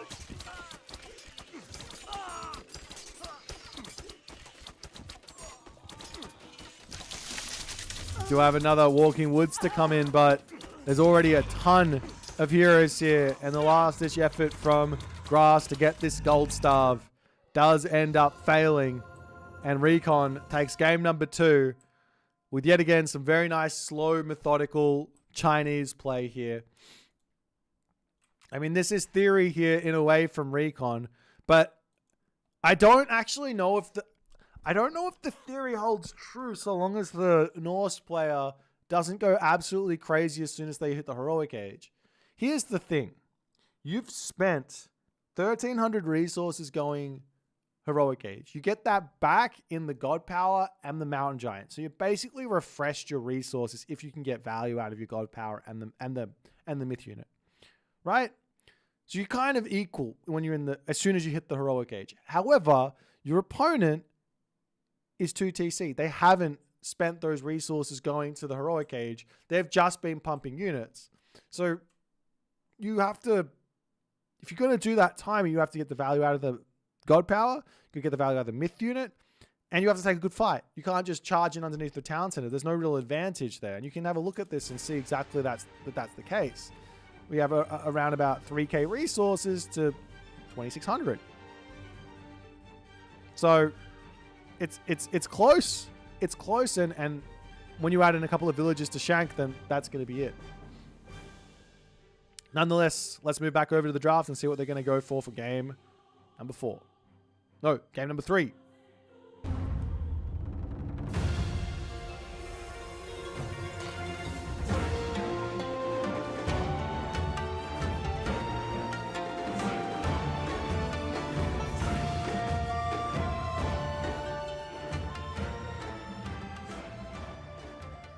Alrighty then. We're going to have an Amaterasu versus Set game on the map Marsh.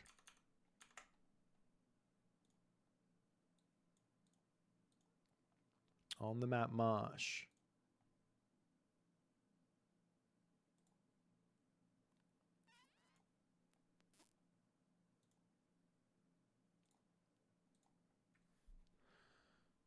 So, I mean, one more game for Recon. He just needs to win one more. Grass, though, fighting for his tournament life. Has not had any success thus far in this series.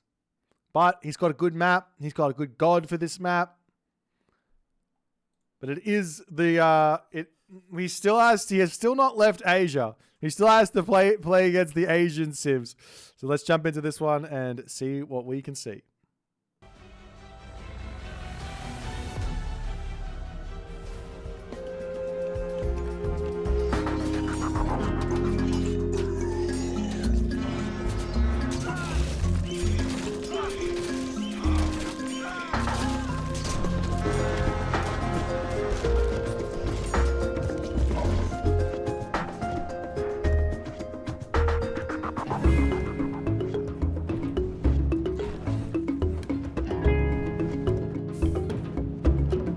In the right hand corner of the map, it is Recon. And he's going to be playing some Amaterasu for us, showing off exactly how you get some of the shenanigans happening here. However, grass on the left hand side of the map, literal tournament life on the line. He has to win the next game. Well, this game. He has to win this game. He's got his set. Does he go for a cheese? Does he play some standard set? He's getting his walls set up. He's got to play around the Kamatachi Weasels. He's got to play around a fast second town center idea for Amaterasu with the Shrine of the Hunt. It's an amazing second town center here. You just wander over, put a shrine here or on the other side. Get the wolves in. Easy to put it up, no problems. Anubites can't really stop it. Snakes will get killed off by the wolves, no problem.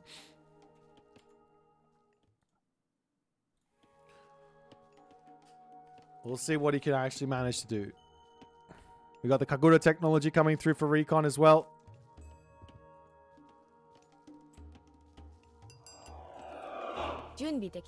As the Miko pops out and is going to be potentially looking for some relics. Let's have a look at them. Up onto the top, we have the Osberg wagon. It's going to be some movement speed plus 10% there for the caravans. And also making them cheaper. Grass cutting sword here is a really big relic. It's maybe not super impactful for the Japanese. Obviously, 5% is still 5% for your samurai. But if Grass can grab this one, it's going to be so nice for him. He's already got 5.25 speed spearman. Let's take that up to 5.5 speed, shall we? Over to this side, there is the Pygmalion statue. Another beautiful relic there to defend against things like Kamatachi or Anubites, making the village a bit stronger. We've got the Ring of Nibelung. Gold increasing by 0.5 gold per second. Whereas in this one, we have the Tusk of Dankang, which is going to be the pigs spawning every 150 seconds. And at the top of the map, there is the Anvil of Hephaestus. Gold research cost minus 50%. As the priest along. His temple will finish up, and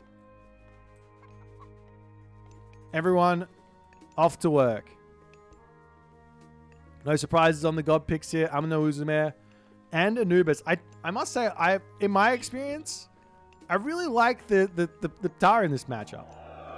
You get Shifting Sands for playing around a whole bunch of different problems. You get the Strong Slingers and a whole bunch of other good stuff. But anyways, I'll leave it out there. Maybe someone will listen to me at some point. But obviously, Anubis does give a lot of bonuses here as well. Now, the general game plan against Amano Uzume is to open up with a whole bunch of priests anyways, because you need them to deal with the Kamatachi.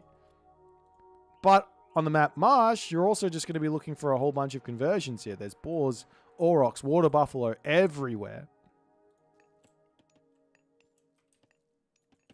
Nani? Meanwhile, grass cutting sword gets brought back. And drop that into the temple.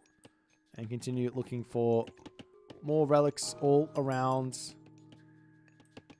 this main base. The villagers are wander forward onto this boar. Very aggressive there early on. And we see a stable and a guardhouse. This has been something I've been seeing a lot out of these guys. Out of like the Recon, Rappel, Kvoth, Matador sort of camp. They go stable, guardhouse. We've been seeing a lot of the other players going for more like stable dojo. But these guys are saying, no, we want the guardhouse. We want the Yumi archers. We want the Bushi. in particular to defend against, say, Anubai raids. True. He's got the grass cutting sword. It's all over. It's all over for grass because he's gonna cut him. That's actually hell funny. All right, come on, Touch. You're going to be looking to come in here and get some early game damage, but I don't think you're going to get a whole lot here, especially with that amount of priests. So better to just not go in there at the moment. Pick off the obelisk and just cause some problems. A new bite's coming in here as Recon does notice that one nice and quick. Pulls back. Dives forward, but the bushy is in.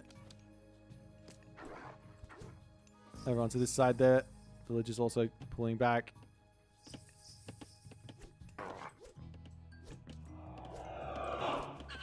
So Mikko joins, not paying attention. All right. He gets out. Survives with 6 HP in a dream. 6 HP in a dream. Over onto this one, there's that house coming up as well. So he's oh, never mind. He's been sniped. He's been sniped. The weasel's still wandering around here. He's got 2, and you've got all these priests just trying to get vision up to prevent all this stuff from happening. 1 barracks, 1 market. Grass might be thinking about getting that heroic age in. We have been seeing that fairly often here from Set. 1 town center fast heroic versus the Japanese. Does seem to be a fairly solid approach.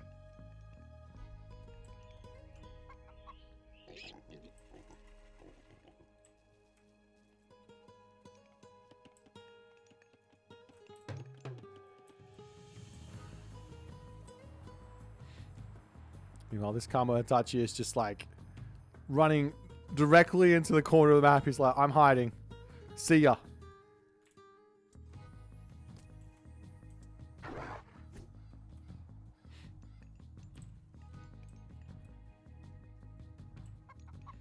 Naginata Riders to come in. Going to be taking out the obelisk and all the other good stuff over here. And Nephthys on the way. A little bit surprised to see the Nephthys. We haven't really been seeing that variant. Normally it's going to be Sekhmet here, but I guess what does this give Grass? Ancestors? Some cheaper priests. Nebty is nice. Also Funeral Riots is even more nice. Damn, he kind of cut off on this spot. He could swing around the backside here if he wants to get out of there, but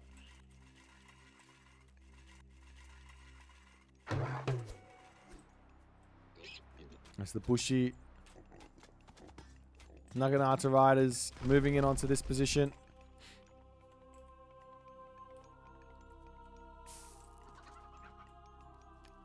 Can Recon...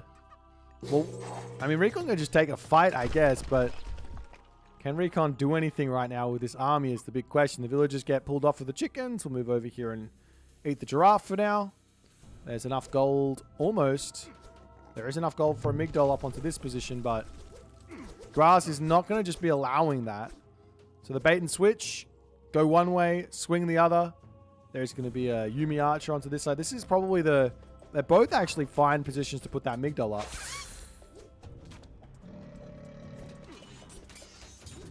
There's the Spearman here. Take a little bit of damage, pulling back to the town center. He has been spotted putting the Migdol stronghold up onto this spot, as he does put over here Plague of Serpents. Ancestors might be needed to sort of hold this position as the Kamatachi going to be coming through. We also see a little cheeky bit of a Naginata Rider here as the Ancestors comes down. Pharaoh retreating, but it looks like that's going to be going down. The villagers take a huge swipe from that Kamatachi, but they're still going to be living with half HP here.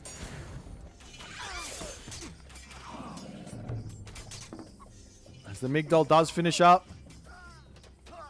Mining camp coming through. And Grass manages to survive for the time being.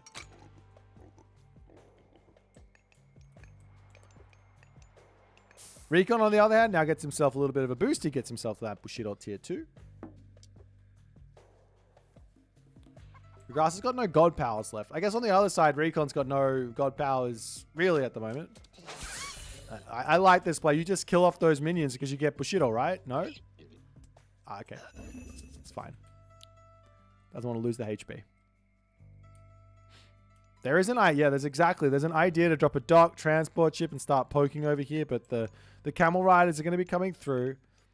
You do have to start thinking about how you're going to deal with that. Camel rider is a perfect counter to both of these units, the Bushi and the Naginata rider.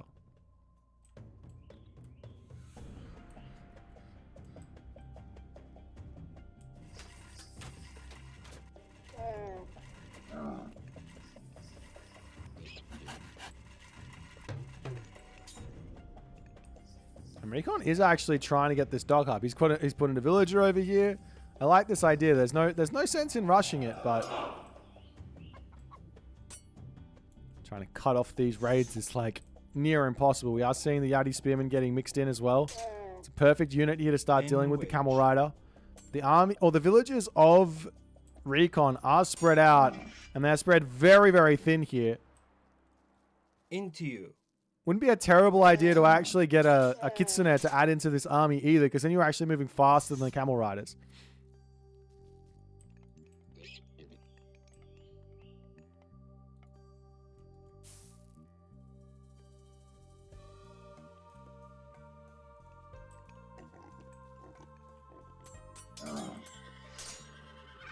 The Camel's turn. Look at all these weasels, though. He has 4...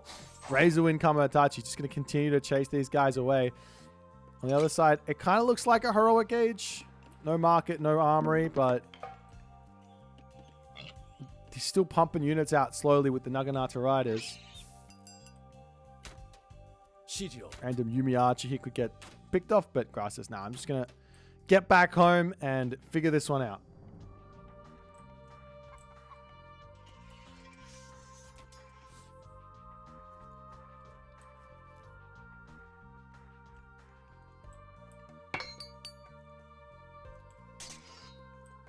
All right.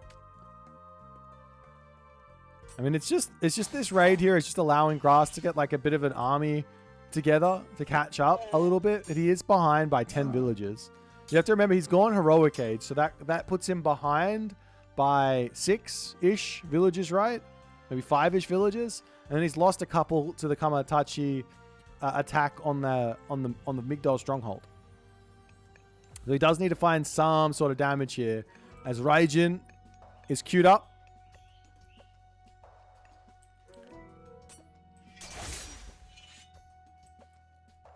Over onto this side. That's the damage here that Grass needs. Finds the villages in the center of the map. The Kamatachi will be over here. 1, 2, 3 kills. Very much needed.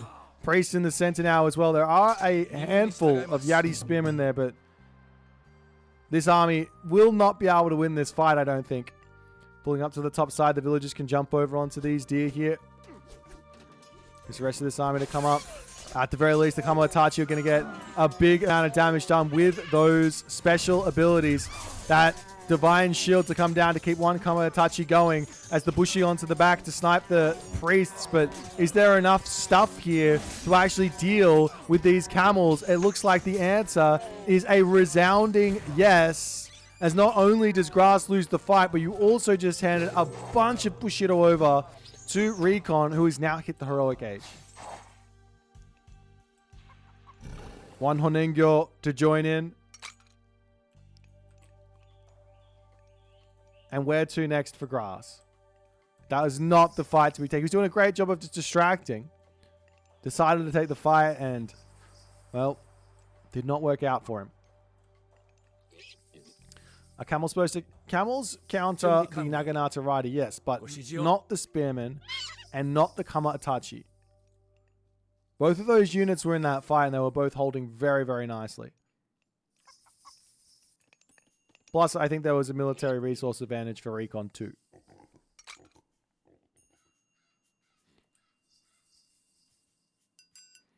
Meanwhile, little mini camel raids.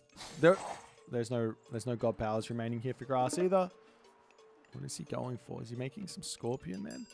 I mean, Scorpion Men would probably be a nice thing to mix in here. I know there's the Bushi, but they're very, very, like, low mobility. And running around with some Scorpion Men to just kill off some things. Of course, now there's Daimyo, so it's maybe not that useful, but before here would have been a nice one to have.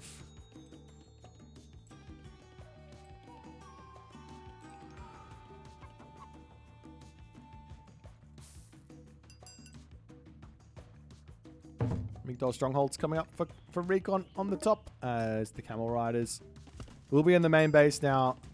Still looking to level things off. The villager differential has now been brought to approximately equal. But I mean, if you're equal with Japan, you're behind. Because they have to build out those meatballs. The Camel Rider gets spotted here. This villager looks like it's probably going to go down as well.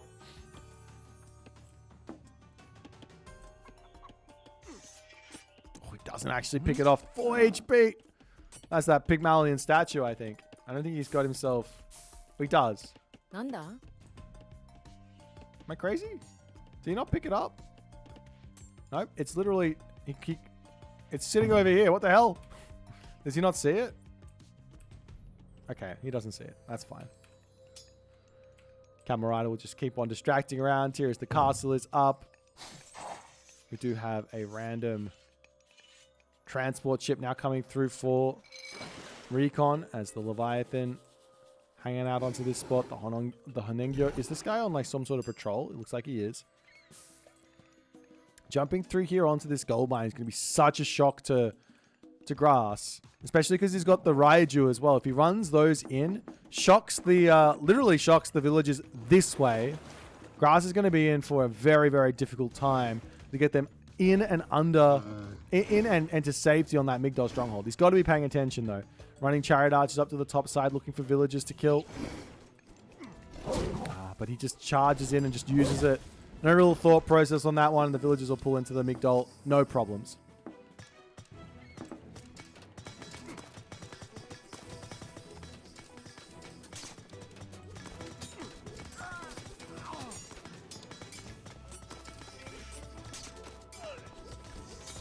Naginata riders to come through. Going to take out those camel riders and all the other good stuff. Villagers at the top here will get taken out by the Razor Wind Kamatachi. The chariot archer's in a good spot though. Nice little solar shield onto the Kamatachi onto the left there as the priests and the Pharaoh need to start targeting something else while that's going on. There's such a huge military advantage here as units are coming in, reinforcements. We've also got horse archers. Every unit under the sun here for Recon is just getting spammed through.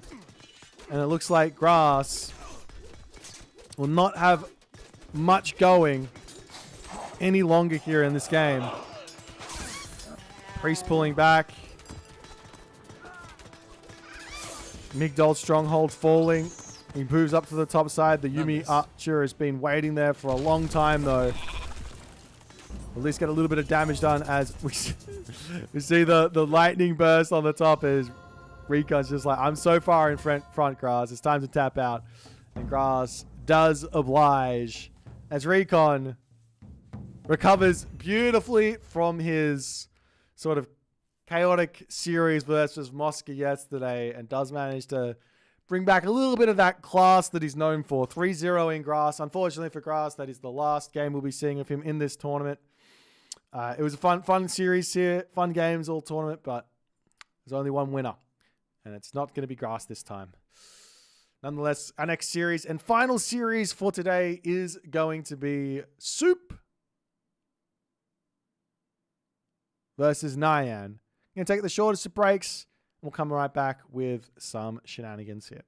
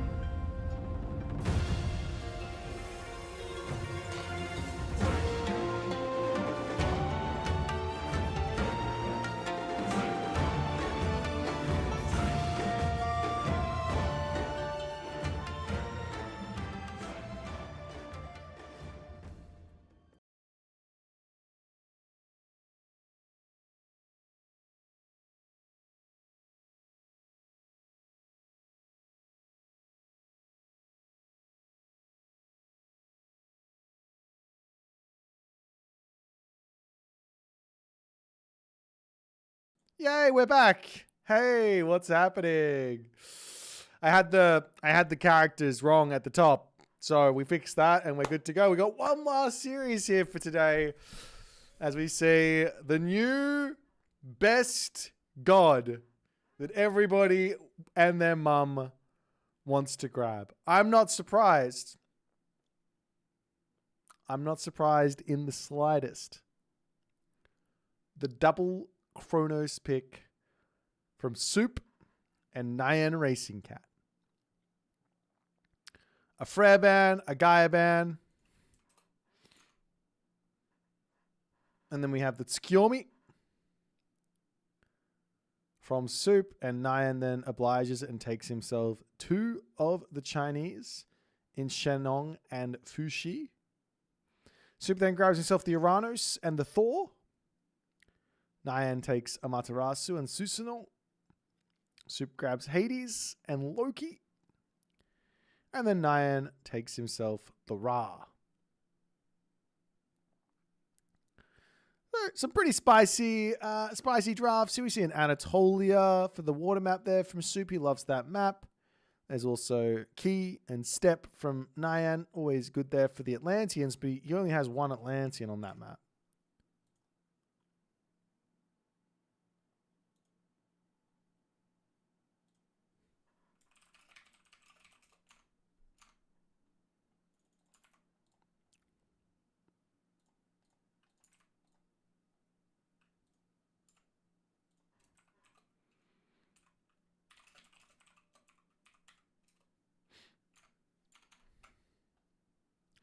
All right. Just doing some behind the scenes admin work. These guys, I thought they were already started, but they have not yet clicked go. So they are in their lobby ready to go.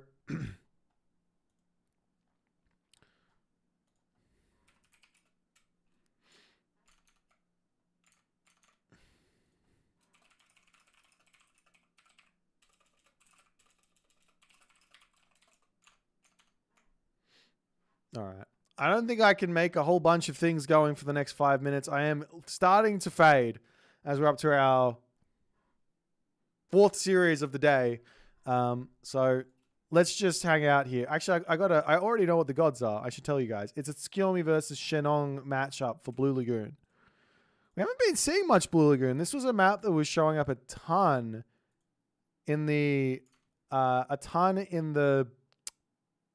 qualifiers, right? But yeah, not seeing this at all.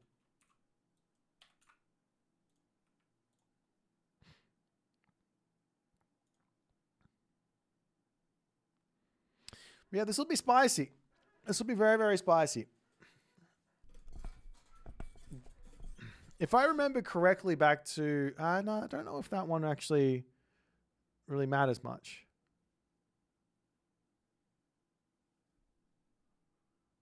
Anyways. All right. I'm going to jump back over to the standings. We've got about 4 minutes until the game time. So go get yourself a beverage or whatever else, and we'll be with you very shortly.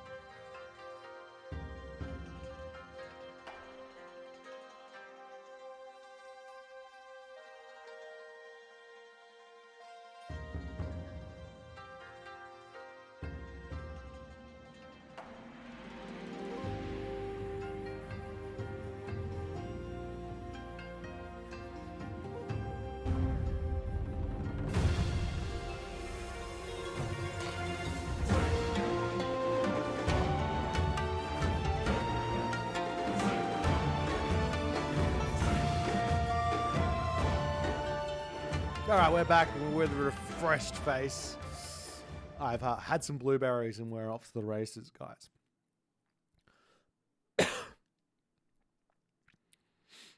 So, first matchup, Tsukiyomi versus Shenong on Blue Lagoon. There's obviously that early rating stuff that can happen. Those Naginata riders are really strong, but Shenong does have the halberdiers that can be a really nice sort of defensive unit there to shut it all down. You've still got Tengu to have to deal with, but, you know, China does have a lot of heroes. There is also the Oni approach, which I haven't seen anyone really trying on the Tsukiyomi side. But specifically against China, I think it's a pretty nice idea, because the whole idea is that we're going to basically smite and gust the heroes away and get mad value out of our gold income Oni.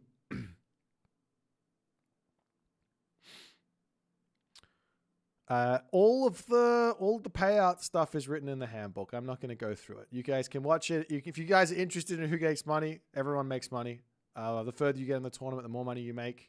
So every stage is different. So at the moment, we've had the top 16 get money, and then the next 4 players that get eliminated are in the next position. They get money, and then et cetera, et cetera, et cetera. But nonetheless, let's get into game number 1. Soup versus NyanRacingCat on the map Blue Lagoon.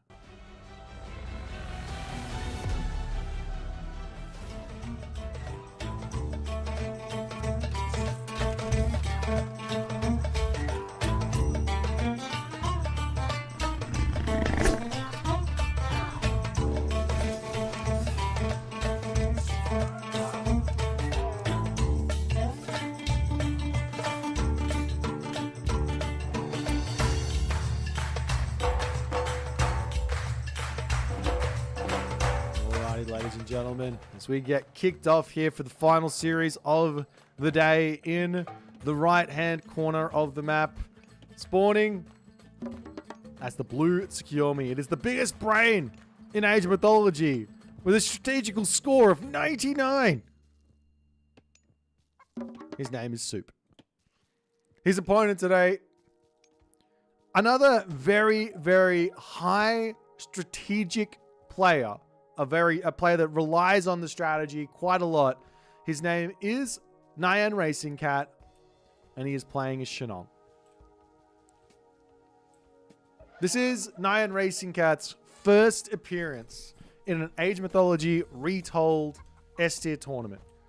Everybody else has had their appearances plenty in these sorts of tournaments. This is his first appearance in an S-tier tournament in the top 16. That's why it's at 50. So he's got some experience to sort of work out. Nonetheless, on the bottom side of the map, we have scales of a Catoplopas. It's okay. You guys argue in the Twitch chat, and then we won't change it because it's never going to change. Your scales of Catoplopas at the bottom side of the map. That's minus 15%. Up onto the top here, we have the Staff of Dionysus. That's a regeneration rate of +1.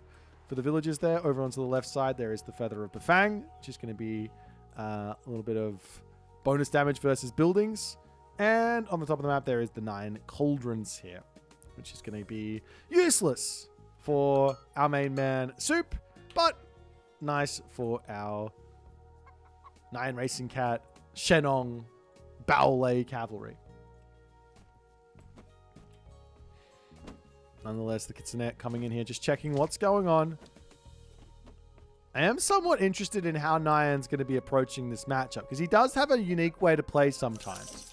And it's often very, very strong. Like, Nyan is sort of like that B-like player, that 3D B-like player. He likes to find strats that are just really, really strong. He doesn't like to play straight up, macro games, reactionary games. He goes, no.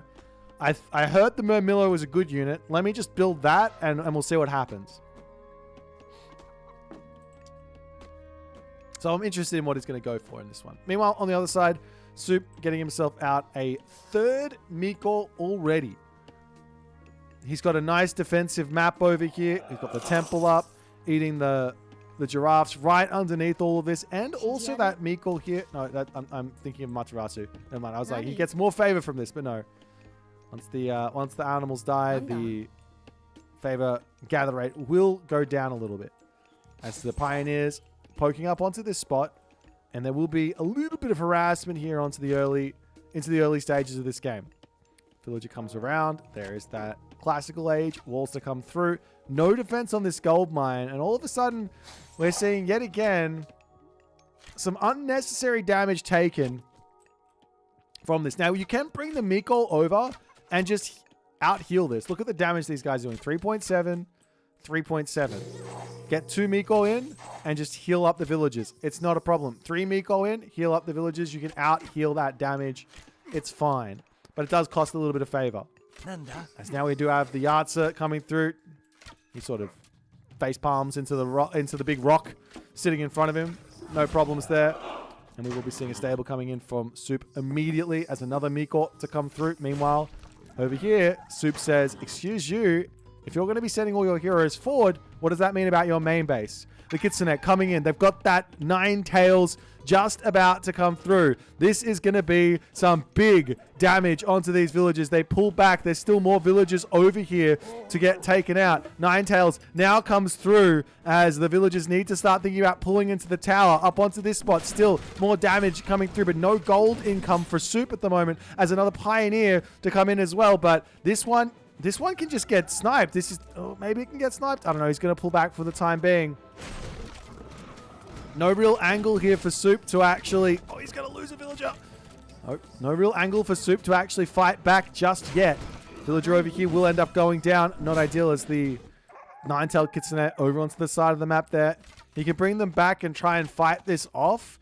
He can bring his Miko forward, heal up his Naginata Riders, and see how that goes. Villagers still onto the giraffes over there as now the Yahtzee to come through. That's going to be another 2 villages if Soup's not careful. Both players taking some huge damage into the main base. We have that Jiragumo in. Does she have a kill? She does have a kill. Looks like she picked off a villager as well. 18 to 16 here as the Jiragumo is going to be heading back home. And the Kitsune going to be getting back in onto this spot. Getting healed up by the Miko. And Soup is just now in a unnecessarily difficult position. No walls up. He could have just been completely safe here, but decides, let's just make it hard for ourselves. A guardhouse getting dropped in the main base. Maybe a bushi or 2.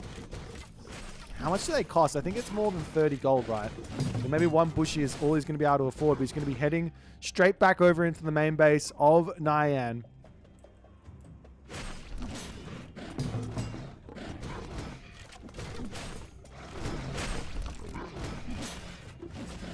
I've managed to spot a cheeky little halberdier in the center of the map. I mean, to be honest, I think he wins this fight here if he just turns around and takes it, especially if he brings his Miko over to assist.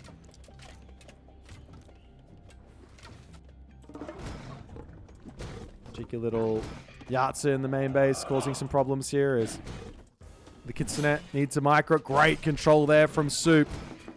Picks that one off. We're going to pick off some villages underneath this town center. It's very low HP units are here. Nyan not paying attention, focusing on other things. Loses a villager, and Soup gets out of there.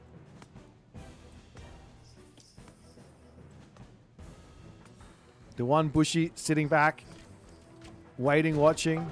This Miko as well can get brought out and help in this fight. This is a absolutely winnable fight for the moment, but Soup just goes for a gold mine out in the middle of nowhere.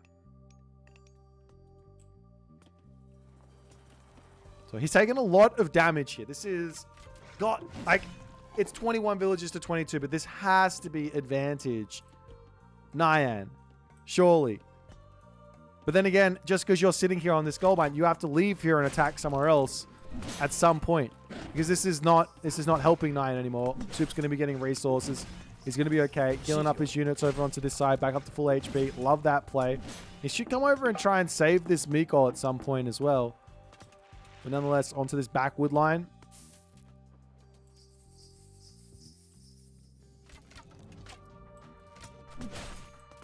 I mean, the military count is stark here. That's where all the advantage actually lies for the moment.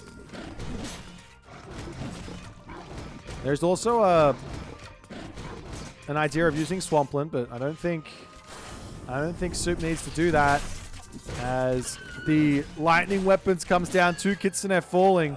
That's a big win there, actually, for Soup, I think, because he lost 2 Kitsune for lightning weapons. That's got to feel good. But the temple is going to be getting taken out here. And these Kitsune will be breaking off over onto this spot, seeing the halberdier take that out. Bushi getting built, losing the temple hurts. That's a lot of gold that he's going to need there. Villagers on this gold mine getting pushed off as well, as Nyan is in full swing here.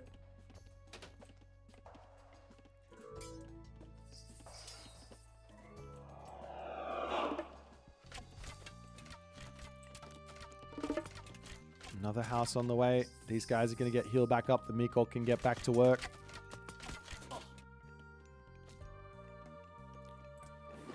And Nyan has missed the entire memo that Soup is just grabbing resources all over the place. He puts himself the Swampland down, snipes a couple of units here, another Halberdier falling, running straight over these Kappas on the backside, picking off another 2 units.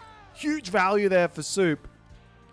But now Swampland is down. Yahtzee into the main base. One very low HP Yahtzee. Can he pick off the other one as well? The Bushy coming back over here. The 9-tailed Kitsune will be able to finish off the job there.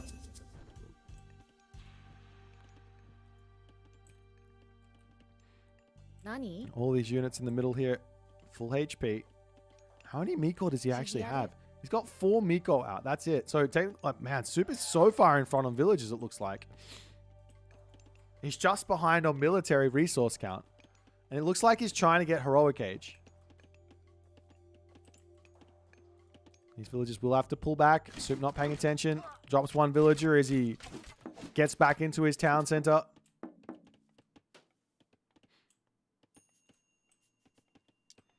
Armory on the top. You do have to remember, he needs a temple if he wants to make any of that stuff happen. He can also just go for the armory upgrades. This Miko just hanging out, not on the shrine either, is not ideal. Now, time and time again, we've been seeing the Tsukiyomi players getting punished for taking a somewhat greedy Heroic Age. The Yahtzee spots the villagers over onto this hunt.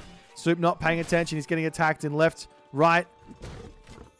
Another villager getting taken out. The Miko pulling back. Villagers getting spread out all over here as the army to come up and at least try and get some return fire in. He can easily kill off the Pioneers. The Yahtzee obviously should be able to escape, but a little bit more damage over onto this side. Miko dies. Shrine still sitting there, waiting, watching. Over here, we are seeing these raids continuing into this main base as Soup is... He's really putting the pressure on while defending nicely. This random Miko here, just going to sit here and pretend like nothing's going on. Never mind. Gets spotted. Gets taken out.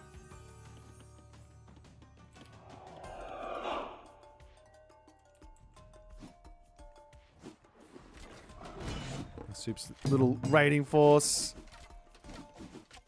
does get intercepted a little bit, but he's still good to go. Everything in order. He's about to hit Hachiman. He's going to have that Shogun. Good little answer for the Yahtzee and everything else, but what else is he going to go for? It looks like it's armory upgrades, and it's probably going to be that armory upgrade approach for Soup in this little situation as the villagers on this gold mine do get spotted. This was the worry. The army coming up to cut the villagers off. This is going to be a lot of value here for Nyan. Daimyo in queue. No temple up, so no free Tengu either. And at the very least can pick up a couple of units as he charges in, trying to keep his villagers alive here.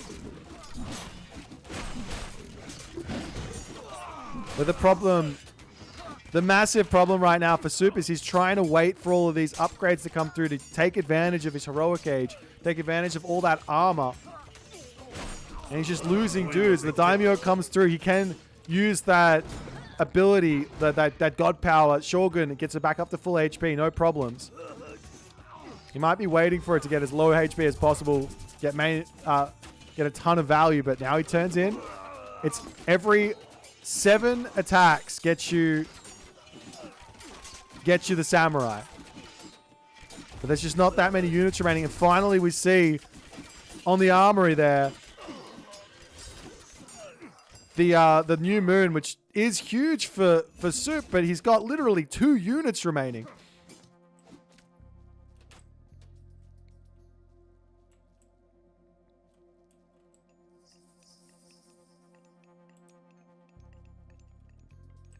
Literally 2 units remaining. He's trying to build out some of those Yumi Horse Archers on the way.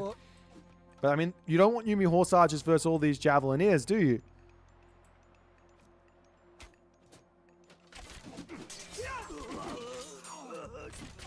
Kills off a couple of units, but Shogun has to run. The villagers have snuck over onto this elephant again. Soup and his love for hunt might be his undoing here, but the gold mine in the main base is also an issue.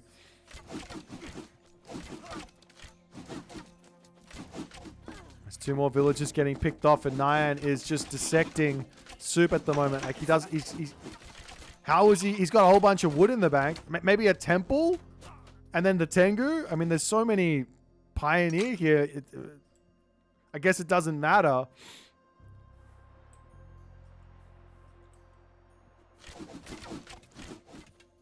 Villagers up onto the top side. We do have this Dow just checking things out all over the place. These villagers could pull off this spot, come over onto this gold mine.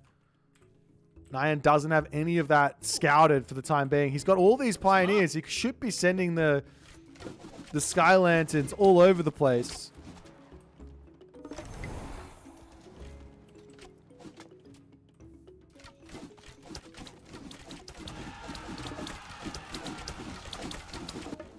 Meanwhile, Yumi Horse Archer raids. Oop, decides to pull them back as the villagers have been spotted now. Yet again, these guys just... Soup's doing a good job of, like, saying, okay, you spotted my villagers, chase them. If you want the value, chase them, and I'll pick off your other guys behind all of this. Over here, another samurai does manage to come through, but the Shogun is close to death.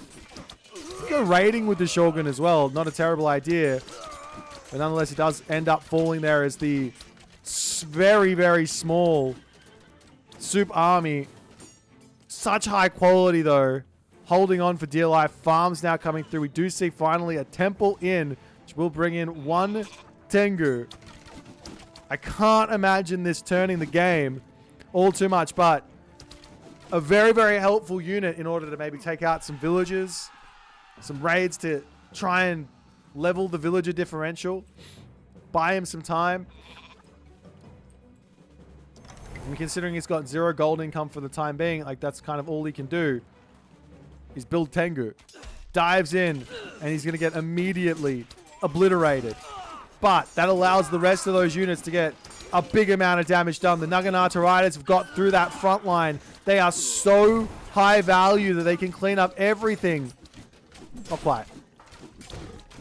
They do manage to take out a lot of units here, as Soup is desperately trying to get through all of this stuff.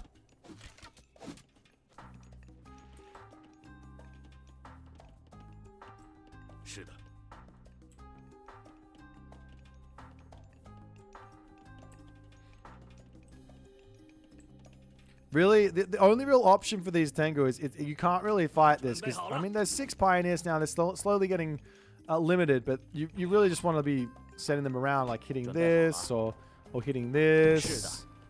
Like any of that stuff is the idea. Dives in yet again. Keep on seeing this. This is not how you use this unit. Oh, no. But... So he needs to win these fights here. The Naginata Riders onto that backline of Wuzu Javelin here. That's such a hard counter for the Yumi Horse Archers.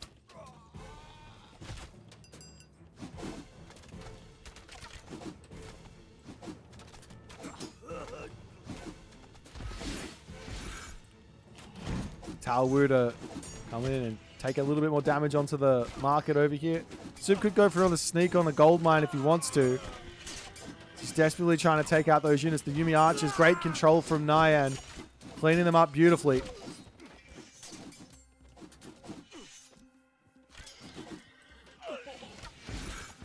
And now Nyan is nearly 20 villagers in front. Making a sneak over onto this side. The Wusu Javeliner is watching carefully, though.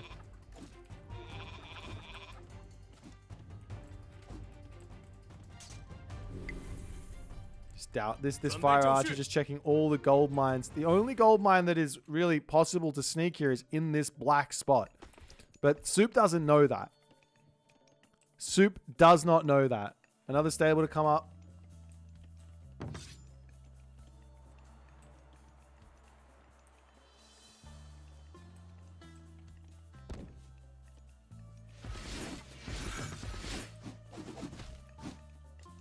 He'll pull back, but now the village is in the center of the map. I don't know how you win this 845 resource versus 4.55k. He charges in for one last time. The Taowu going to be beating his head into a couple of those villages over here, but all the units are falling. I don't know how Soup's economy or score is in front at the moment. But it is. I guess the reason is if he can actually get some units out, well, he's in a good spot. But he has to get 4,000 resources of units out.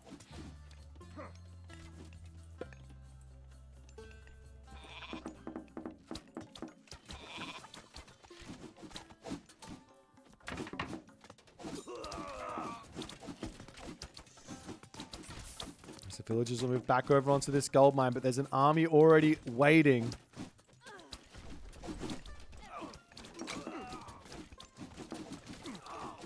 And all of a sudden, the villagers falling. Nyan takes the score lead. And I don't think Soup can continue here anymore. He's got a huge queue of units now, but even getting those out, I don't know if it's going to be enough. The villagers will shank down the Wuzu Javelineers at the very least. Any amount of damage here is going to be huge. But it's not going to be enough. The economy of Soup is basically all idle at the moment. He's got 12 villagers in the town center, 4 villagers on wood. He has finally grabbed a gold mine on the right side. But at this point, I don't think it matters.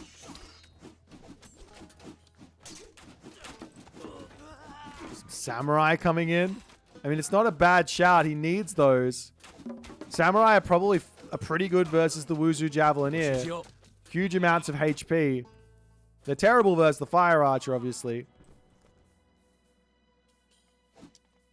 And a town center coming up for Nyan. Soup not giving up just yet. He's got himself back onto the farms. He's got 27 villages to 61, though.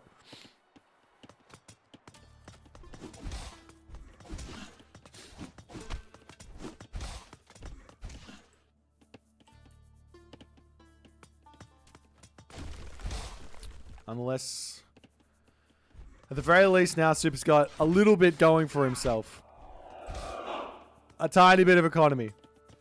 He's still got the unit quality. Remember, Nyan's got... Oh, he's got full copper now, so it's not even like the unit quality is that much better. He's missing himself medium upgrades on his Dao Swordsman and things like that. But, 2 TC. Plenty of advantage here. Soup's getting himself some units out as the villager is searching around this one black spot. You gotta ask yourself, if you're Nyan, I wonder where Soup could be gathering gold from.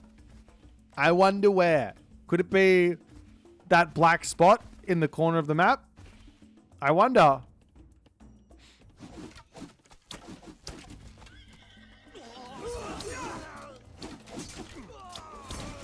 The Tautier is in. That's such a brutal unit there as well. Takes out the Samurai incredibly quickly. Soup going to be pulling back ever so slightly.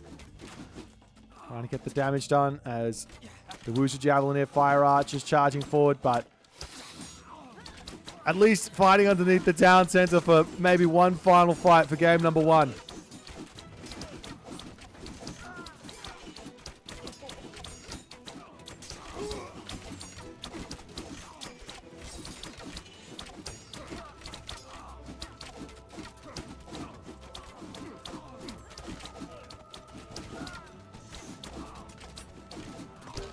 And he does decide in that moment there to tap out as Nyan manages to claim game 1 here. Taking out the Tsukuyomi. We've seen no luck from the Tsukuyomi. We've seen...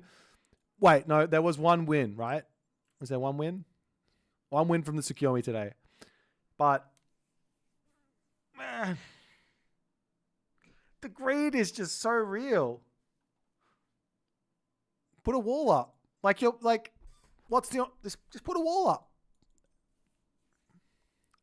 Drop New Moon on the tower or something. Sure, it's like a crazy amount of value drop on the armory, but you're just playing with fire. You're just playing with fire. First game there, though, that's in the books. Nyan up 1-0. Let's jump back over to the draft and see what they're going to pick for game number 2.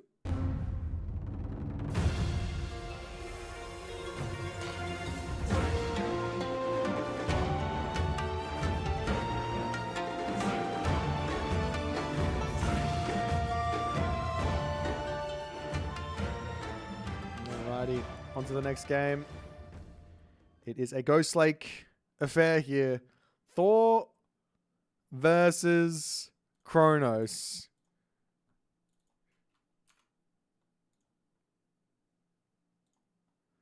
Thor versus Kronos. This has been a matchup here that Soup has already suffered from.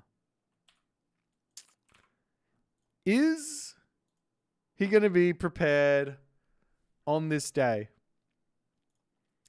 Fool me once, shame on me. Fool me twice. No, fool me once, shame on you. Fool me twice, shame on me. Can Soup figure this one out? Could be a 2 gold mine Ghost Lake. It could be a 1 gold mine Ghost Lake. It could be a Kronos Rush. It could not be a Kronos Rush. My take on this one is scout. Don't drop the Dwarven Armory straight away. Run into your opponent's base. See what they're doing. Are they going for fast advance? Do they get any wood income? If they got any wood income, they're not going for the fast advance.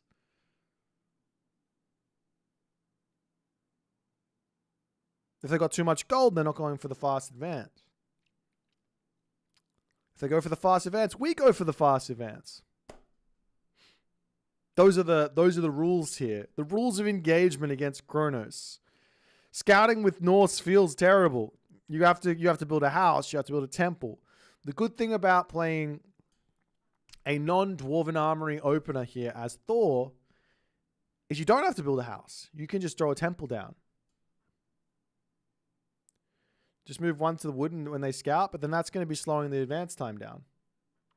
It's already an incredibly tight advance. It takes you have about 4 seconds of idle time on your town center, generally, with a very, very clean build.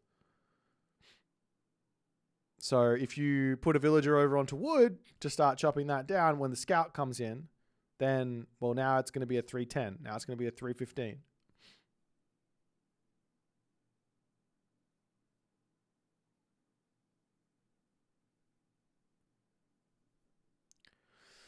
But basically the whole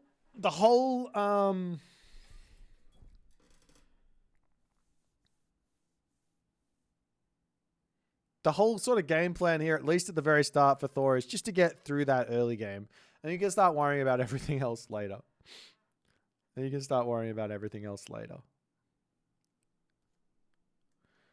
So I think you still want to sort of hide the temple if you can, because if your opponent's going to send their oracles forward, you can shank them down with the villagers and at least get an oracle kill for a temple deconstruction. So hide the temple at the back of your base as far away as possible. You can even wall it if you have the resources as well. Lots of different options.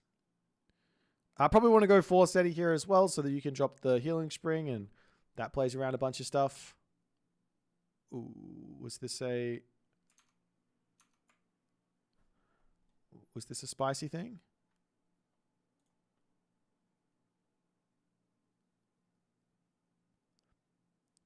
I'm not seeing anything, but I think we jumped into this game a little early, which normally means there was a problem. But let's jump in. We've got Ghost Lake. Let's go.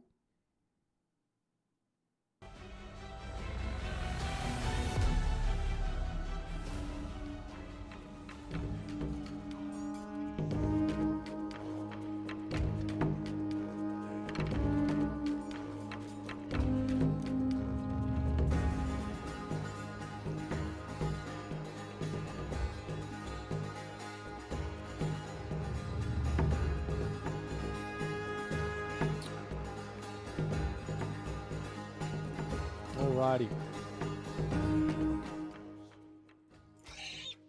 In the left-hand corner of the map, spawning is the blue Husk Soup. The blue Thor. It is Husk Soup.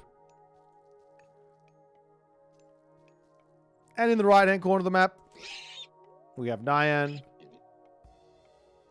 playing as Kronos.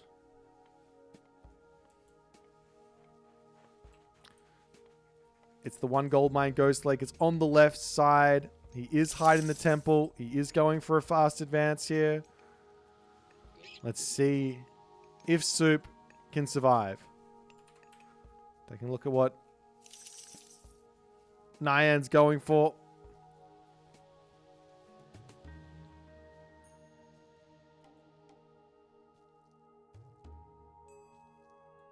The Berserk will come over and spot this one. So, I mean, you might want to just send a villager over and start shanking this down.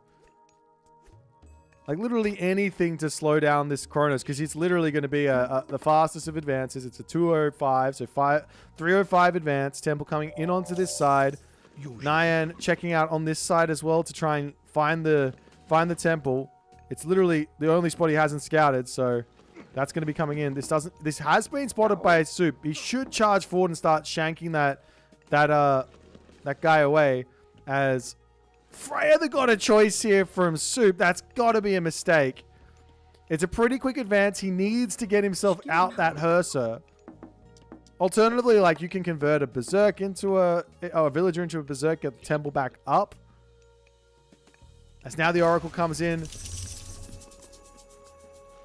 And no Hurser out for Soup. And he's out of position as well. Oh no. He's going to try and hide up on the top side here. He's got to get the temple in one way or another. He's coming back, but this is so late.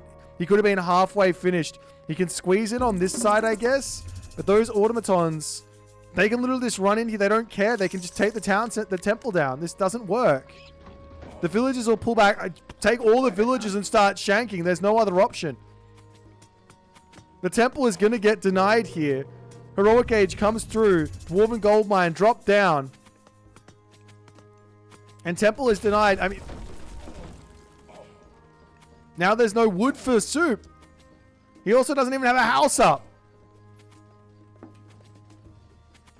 Turns around. Will start shanking. There's the one. Like, these villagers can kill off the automaton pretty quickly, but what's he supposed to do? Hellpoint? He's pulling back. Dwarves falling left, right, and center, and he taps out.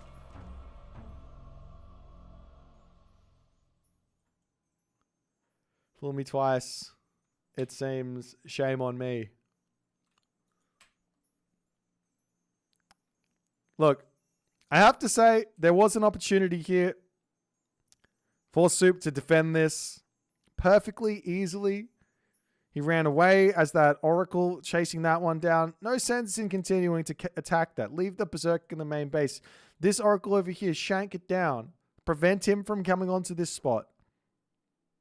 Or at the very least, kill it off and you get something.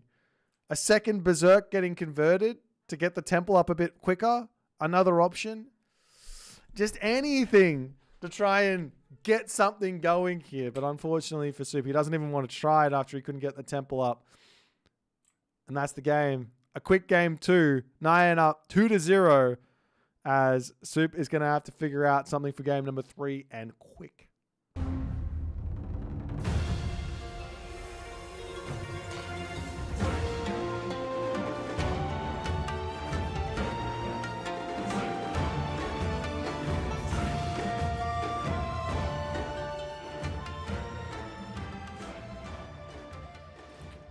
Alrighty, we are moving in now to Anatolia.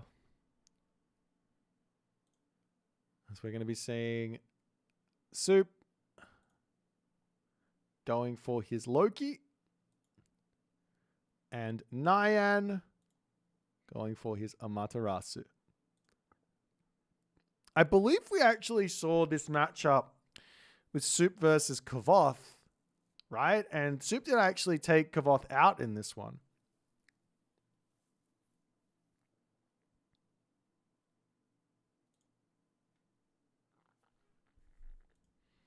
These guys are already on the way. Yes, they are. Alrighty.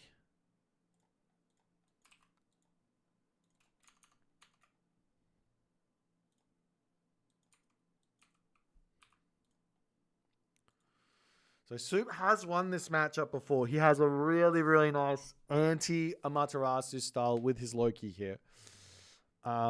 I do think there's a couple of ways through his style, but I don't know how much Nyan's checked out what's happening here. Also, Nyan's got his own style, not necessarily the same as what Kvoth does. So there's a lot of different ways that you can play this. You can go full in on the samurai. You can go for Tengu. You can go for Onmuraki. There's a whole bunch of different ways you can sort of make it happen.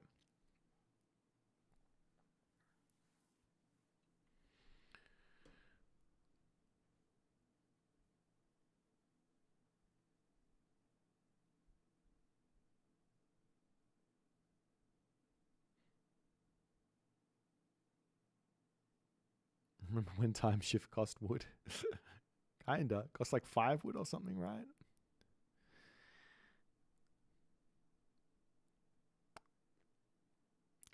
All right, guys. It could be just one more game for today. Soup has to buckle down. He's got to play the best age mythology of his life here to stay alive in this tournament. Nyan has come to play. He means business. He's shown he is capable of some cheese. He's capable of some aggressive play. He hasn't had to play a real game yet, though. It's been very much all NyanRacingCat thus far.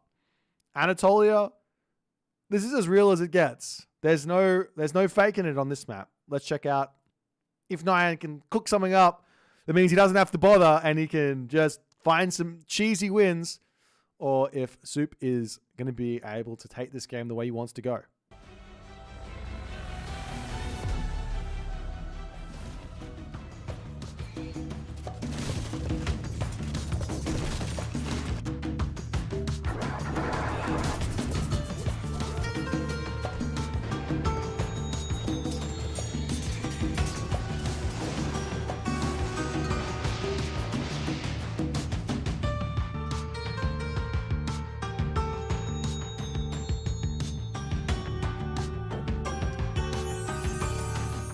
Alrighty, ladies and gentlemen. Left side of the map. Tournament life on the line. His big brain has not been able to get him a win just yet in this series. It is Soup, and he's playing as Loki. Nyan off to an incredibly solid start here. Already up 2-0. 1 win away from getting to the second round in this losers bracket situation. NyanRacingCat. What is he going to be able to cook up here? He's already spotted the Berserk. Did some nibbling. The Kitsune is going to try and spot the Berserk going the other way. And Soup's got to be somewhat careful with how he moves this one. He's up to the top here, checking things out. He spots the dock. That does alert Nyan to a little something. The most annoying thing you can kind of do here against Norse, I've already been at the hands of it. I didn't want to bother. We'll see if Nyan's going to be searching for it. But basically, you send the Kitsune straight at that Berserk, and you just nibble him down. And then once the Berserk runs to the other side, you send a villager over and you start shanking.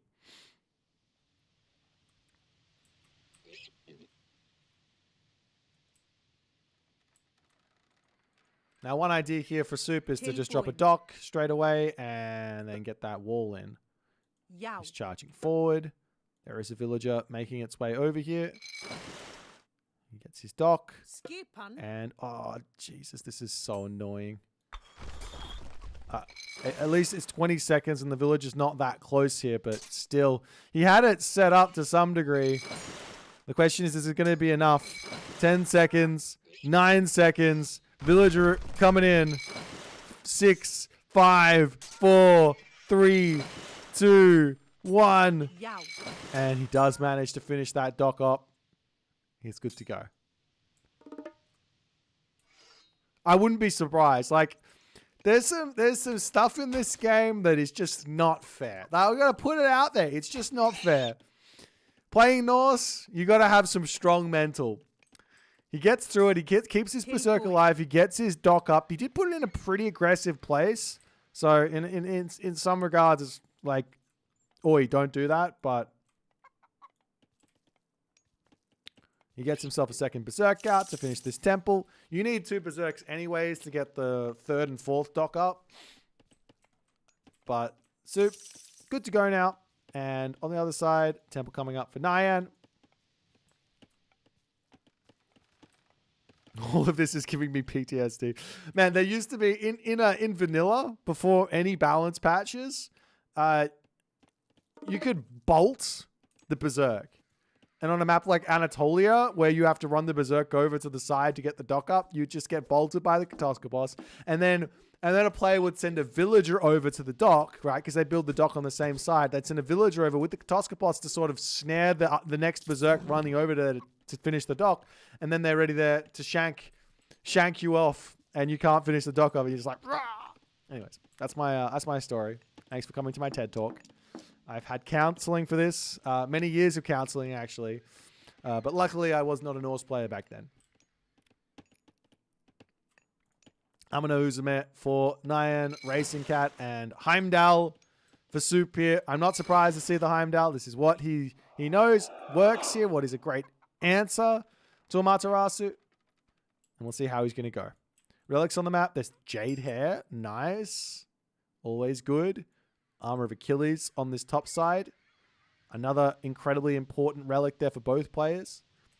Arrows of Alpha here as well. Damage of melee. This is actually really good for Soup as well. And finally, the text of Imhotep with the build rate decrease is also, or increase, is also very nice. Goshinboku tree to come through here into the main base. As Nyan's plans get some pressure on, it's going to be real. Dojo up. A second Kama Itachi. Charging across the map. We've already got double dragon ships. And Rigstula is queued up. Now, one idea here for Soup, utilizing the Ironry, as we do have the Kamatachi coming through, is that you can use... Where is he going? He's actually going to attack this. He's not got the... He doesn't have the Hursa in the main base to defend himself. These villagers are going to get brutalized here. He does finish up this house as Soup notices the Kamatachi coming through. He's just trying for the time being to actually knock this dock down. One samurai, probably not going to be enough to take out those Hursa, as the Berserk does end up going down, denies the house. At the very least, this Hursa will be over here chasing around the Kamatachi.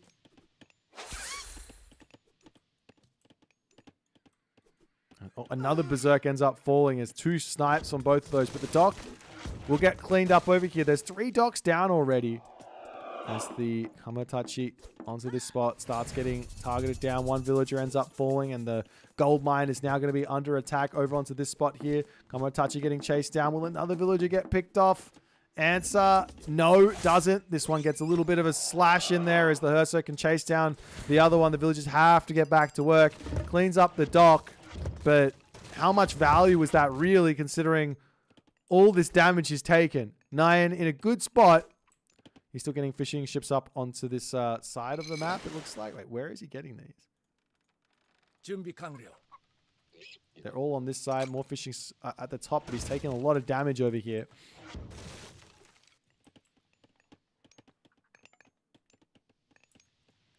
As Soup continues to move forward, he does find himself that Archimedes, that text of Imhotep.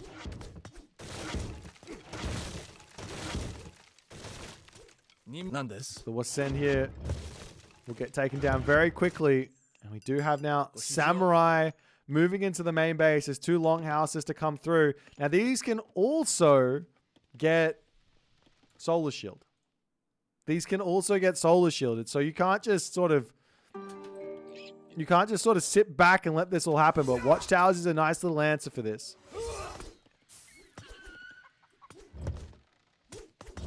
As the top water does seem to be going over onto the side of the Soup Meister here. You'll get some throw an axemen out, I'm sure, to deal with these samurai that are slowly starting to beat down on the towers.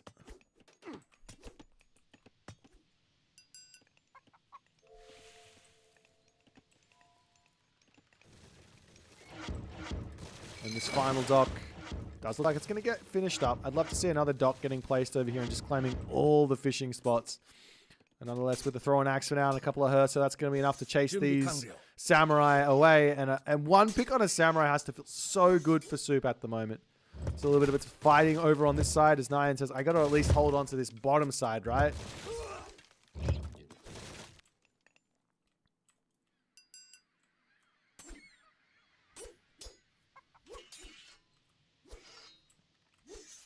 Actually, I think Nyan can just turn and fight. He's got the Solar Shield. Like, just turn. Like, there's no way this is a bad fight for him. He's got so many samurai. 6 samurai. It's like having 12 infantry units there. He picks off a Hursa. Nice little move as the Kamatachi is in to start sniping down throwing axemen.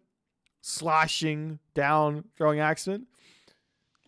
More throwing axemen to come through. Is Trickstaller in? It is in. So Heroic Age will come through pretty quickly here. Turns around. Managing to force out another Solar Shield. No problems there as Soup will pull back into his main base. He does still have the towers, the town center, all the other good stuff.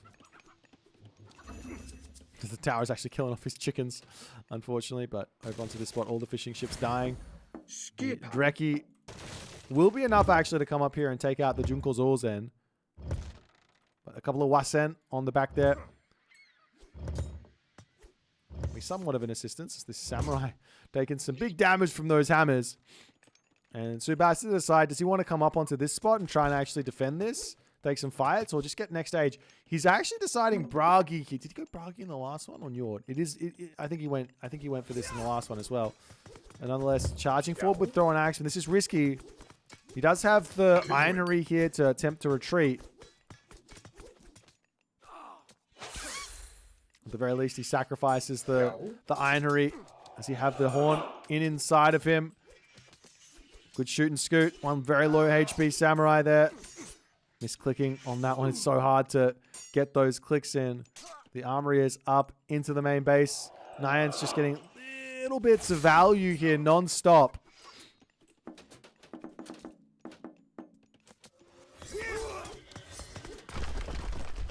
As the tower goes down.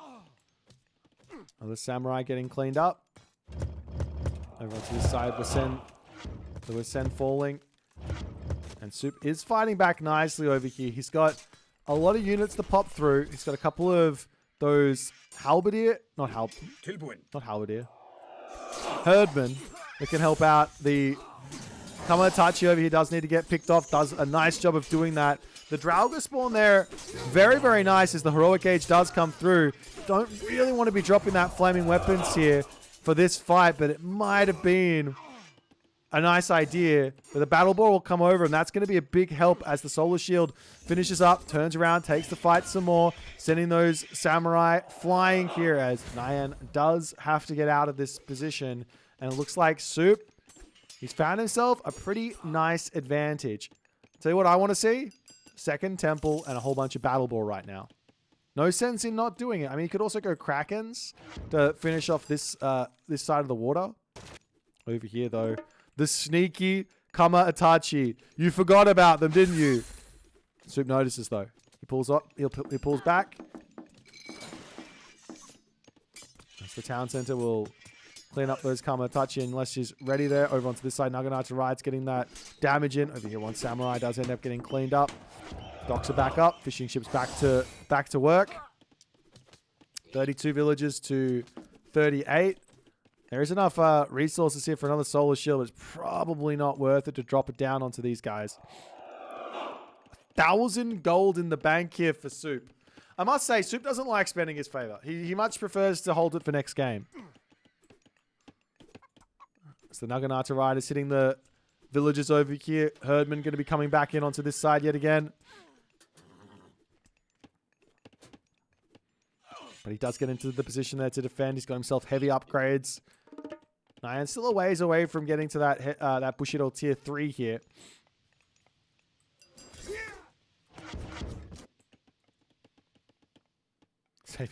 Saving favor for Retold too. Yes, exactly.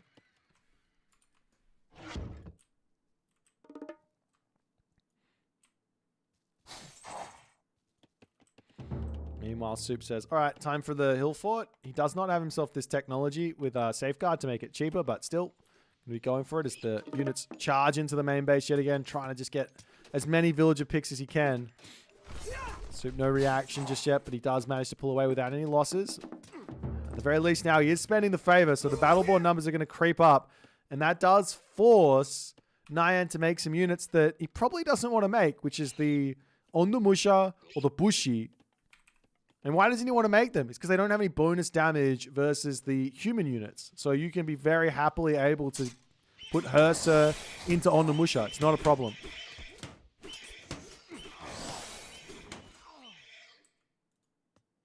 Meanwhile, behind this, Hell pre-queued.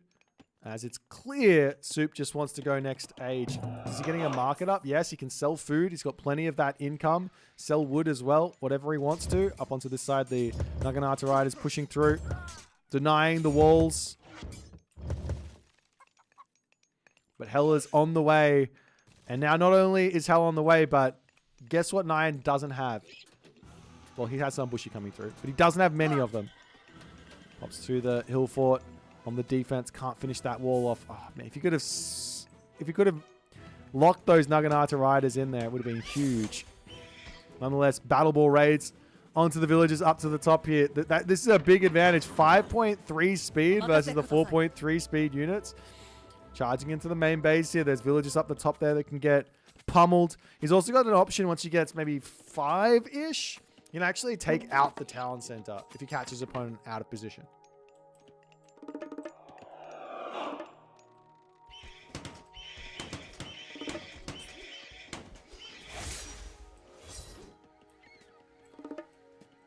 The random villagers on the boards over on that left side, also a bit of an issue. But here's the thing, it's like Nidhogg onto these villagers, Nidhogg onto these villagers. It's just going to be a big pain. There's so much favor in the bank as well here for Soup, but he doesn't have that many villagers on gold. There's still the flaming weapons, but really no sense in taking an engagement until he hits the next age. Because the Nidhogg will just kill everything. He doesn't really need much else at this stage, right?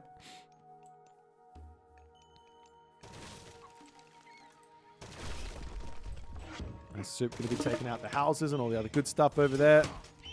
Coming through to take out the Bushi and whatever else he can. As Nyan's going, uh-oh, let's pull back. There is that Mythic Agent. Flaming Weapons is through. Drops that one. Huge damage to come onto this position as we do have a Solar Shield to come through. Nidhogg taking some big damage as well. Can't really get through onto those Bushi as the Nidhogg deciding, let's fly out here. Picks up those villagers, gets the Bushi away from them. The Samurai all falling. And Nyan does tap out as Soup gets on the board. Got a beautiful setup from Soup. Great defense all game. Great taking of the water. Sacrificed a lot to actually make this happen. Lost a lot of villagers. But in winning the water, he won both sides. That put Nyan too far behind. And he just converted beautifully with that beautiful Mythic Age. We're about to see Rampage coming in as well as a whole bunch of those Fire Giants. Unfortunately, not in this game. Maybe in another one. Let's jump back over to the draft and see what they're going to pick for game number 4.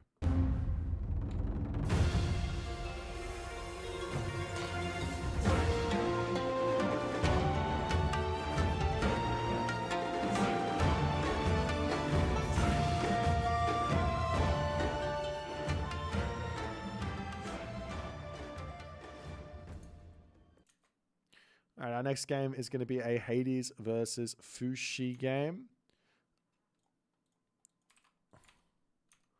On the map, Step. And these guys are already in their game. I'm going... Oh. Hello?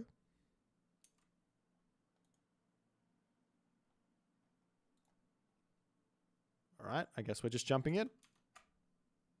Off we go.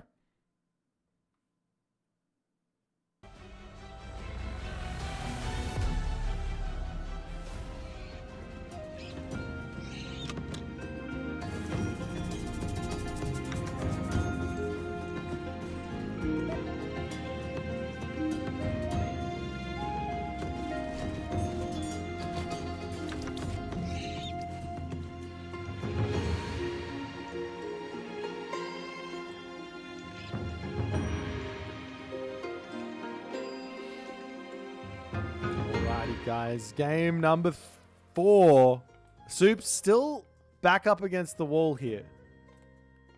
But he's spawning in the left-hand corner as Hades on this game.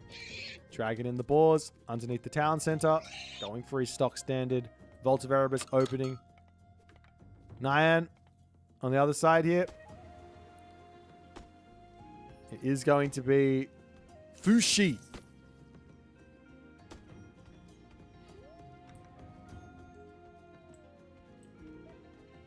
It is going to be Fushi. So we'll see how he's going to be able to match up against the Hades. I have been hearing a little bit that Hades is a bit of a counter to the Chinese at the moment. That's what I've been hearing. Lots of ideas of like forward fortresses and things like that. But on a map like Steppe, there's some problems you got to overcome. Let's check out the relics. Bottom side of the map, there is the Feather of Bafang. This is going to be Human Soldier. Damage bonus against buildings plus 0.2x. Up on the top side here, we have the Pygmalion statue, boosting up the village's hit points by 40%. Up here, there is the Zhurang, making walls a little bit stronger. On a map like Steppe, you don't normally see that many walls, but still. Cathar of Apollo. A little bit of movement speed, acceleration there.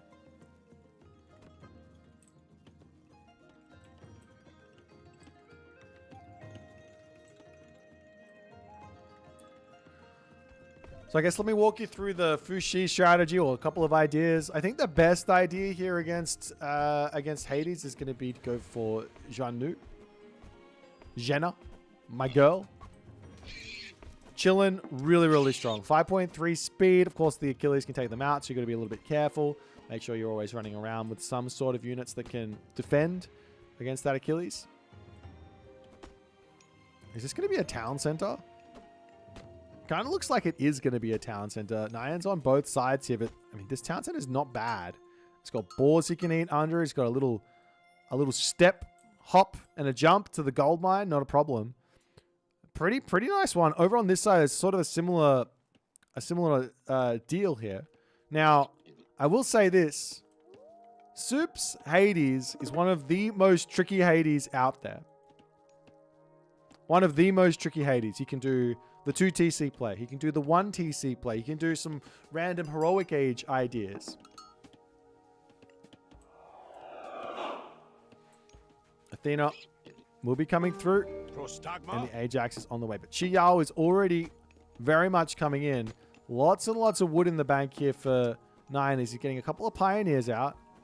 Who grabbed the Pygmalion statue? Looks like Nyan grabs it. Such a big relic.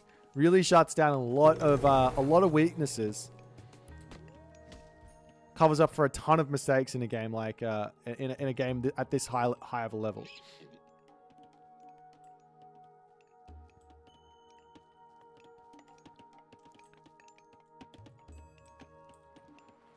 Walls coming down for Soup over on this side as the early pioneer harassment going to be in. Just a tiny little bit of wall shenanigans as the Yatsu will be coming through and just causing some problems here. It does look like Soup also might be thinking, hey man, let's go town center ourselves. This Ajax is back and he's holding that Feather of Bafang. That's a nice one. Lots of goats over here as well getting stolen away. And Nyan gonna leave them there, it looks like. Can't really deal with the Ajax anyways. I think after all is said and done, it is going to be an Imperial Academy, a Nejar coming through, and it's it's an archery range stable, actually, for Soup. So, no town center shenanigans. I did think this was potentially a town center angle for Nyan. For Soup, you could probably have forced it, but with that, he would have had to advance much, much faster. The Ajax there dropping off the relic. Nope, not just yet. Trying to drop off the relic. Finally does so. Base is mostly defended as the Achilles is going to swing around onto the top side trying to hunt down that Yatsa there. And it is actually going to be the town center after that early harassment. So it's a bit of a fake here from Nyan. This is a bit of a fake. He goes, I'll build some units. And maybe I'll be able to defend the town center, but I'll build some units and maybe show them a little bit. Force Soup into a sort of position he doesn't want to be in. Just playing 1 town center versus 2 town center here. While there's also boar that can get dragged onto this one.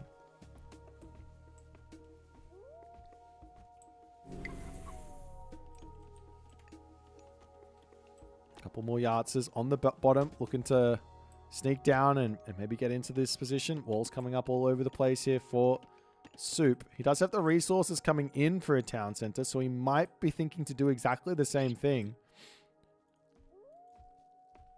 Alternatively, he could just take the villages off of wood and pop over onto the boars, go heroic age, and look to drop a fortress on this position. Should be very tough to deal with.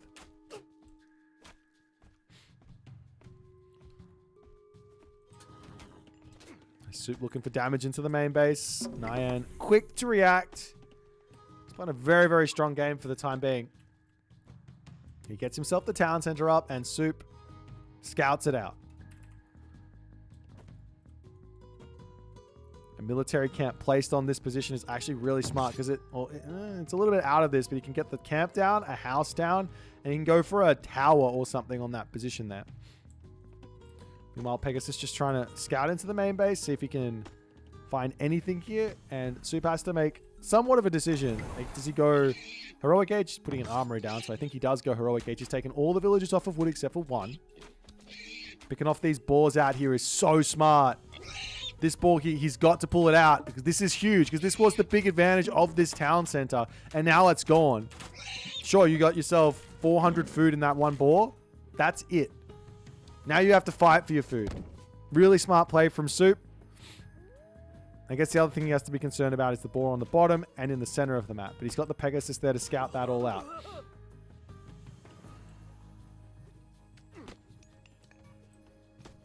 Watchtowers queued up. As Soup does pull push the foot, takes it off the accelerator a little bit.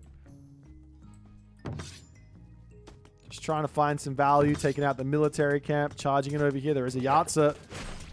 Take that one out with the heroes. Nice reaction there from Soup as he can pop back in here and try and get even more value. Those Javelineers, though, are somewhat scary to deal with. Good control from Soup here. As the military camp is going to be taken out, and we do see Aphrodite here for Soup. He might just make the long walk forward. We've seen like Underworld Fortress a bunch of times, but why do that when you can just walk forward? No problems. Watchtower's also in now for Nyan. This is perfect for Soup. He doesn't want to just charge in here and get raids. That's what the towers sort of prevent. He wants to put a fortress in your face, make siege, lock you off this gold mine, and sit underneath the fortress while he gold starves you.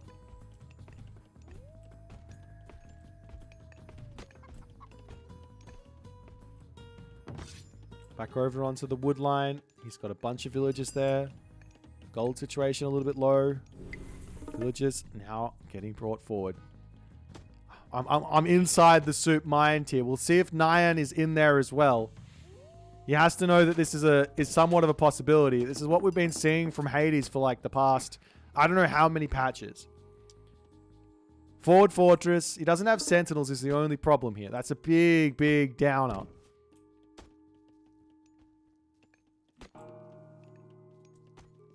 The favor's not quite in. An archery range on the front. Just to wait for it. A couple more villagers get dragged over here to try and find the rest of that favor for that fortress. But Nyan here, no heroic age means no siege. Means how do you kill off these Petropoli that are going to be getting spammed out? Does this get spotted? No, just out of line of sight. Barely out of line of sight here.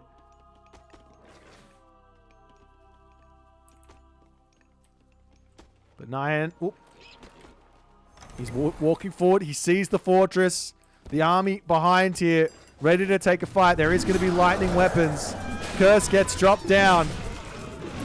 Restoration as well to help keep everything in one piece, as the fortress will end up finishing here.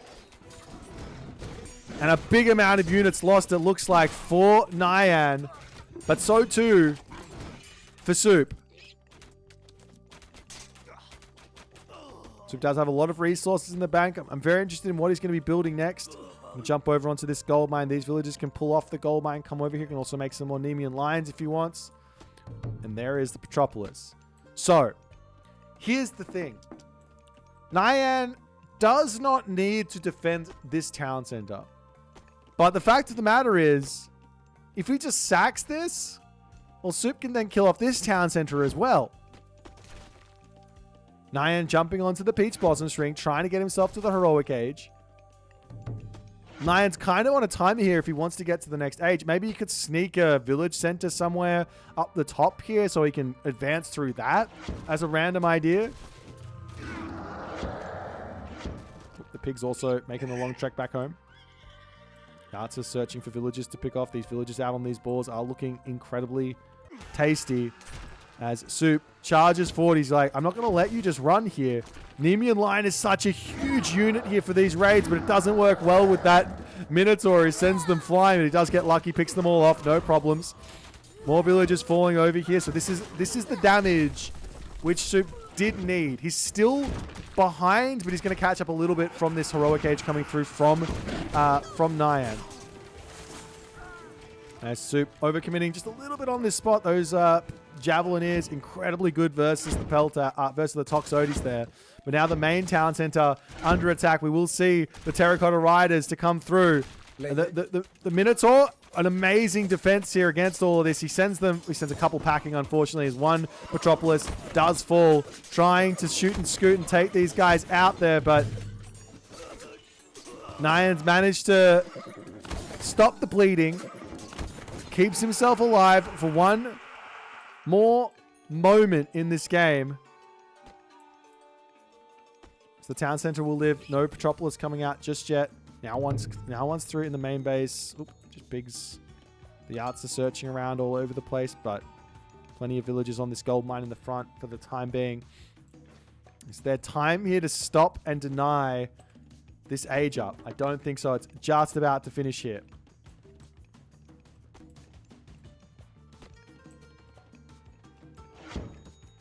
But nonetheless, the Zom does come through.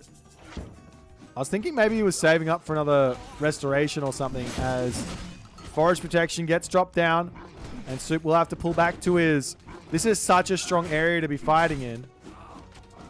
To have one Ajax that can take out the Archer over here as the Archer's pulling back underneath this position. Good control from Nyan as he's going straight after them, but he does somewhat misclick. But now he's onto the fortress here. Can he even actually take this fight underneath all of this? Realistically, you can just garrison, and the rest of this damage from the fortress and from the sentinels is going to be more than enough. But Nyan now taking somewhat of a score lead. The villagers have to move up to this gold mine now, and Nyan is out of gold in the main base. He doesn't have a Peach Blossom Spring.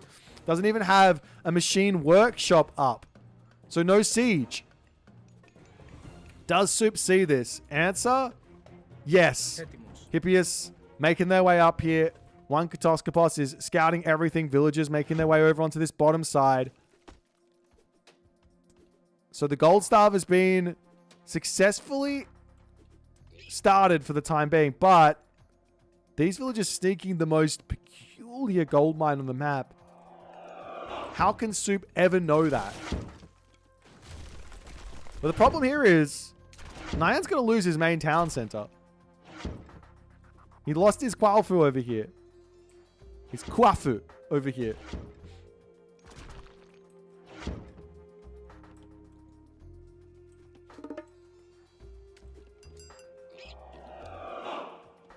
He's going for a town center on this bottom side.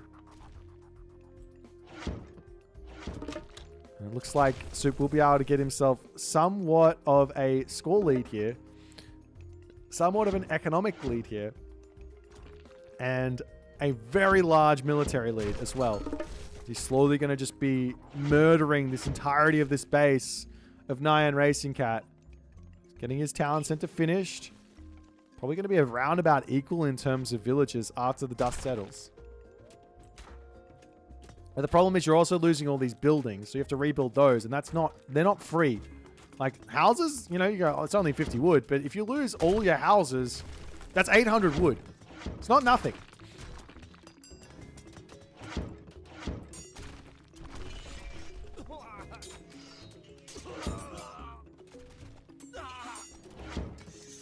Nyan's villages are spread so thin as well down the bottom. If Soup had just a little bit of scouting going on, one Pegasus around here, if he sees this, kill those off. Obviously, if he sees this, kill those off. Equally onto this gold mine as well. Soup's got it playing a little bit too much with fire there because he could lose all those villages and lose a lot of his advantage here.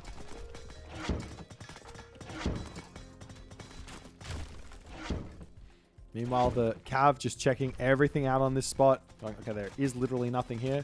Temple going to go down. Does mean Pygmalion statue going to be dropping.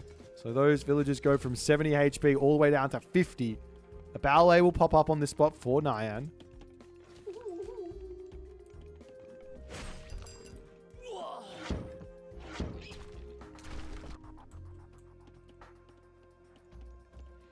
Over onto this spot, the army comes through. Villagers will get sent packing as the Archer can come and join in as well. Immediately the Ajax is happily going to turn around and finish that one off there.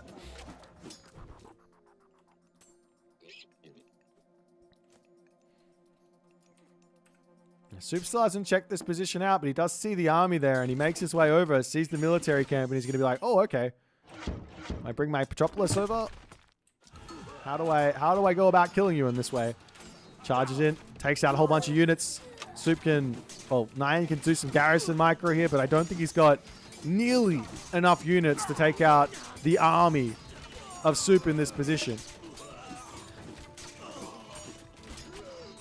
Halberd is going down and all the other good stuff as Soup manages to take game number 4 here, bringing us to a 5-game series between these two crazy Age of Mythology players. I mean, this is a really cool strat from Soup. Makes perfect sense. Nyan tried to sort of deal with it, but he needed to get to that heroic age much, much faster so he can get some siege out and fight back. But too slow and sort of just gets caught in a gigantic bind. Nonetheless, let's jump over to the draft and see what Game 5 is going to bring us.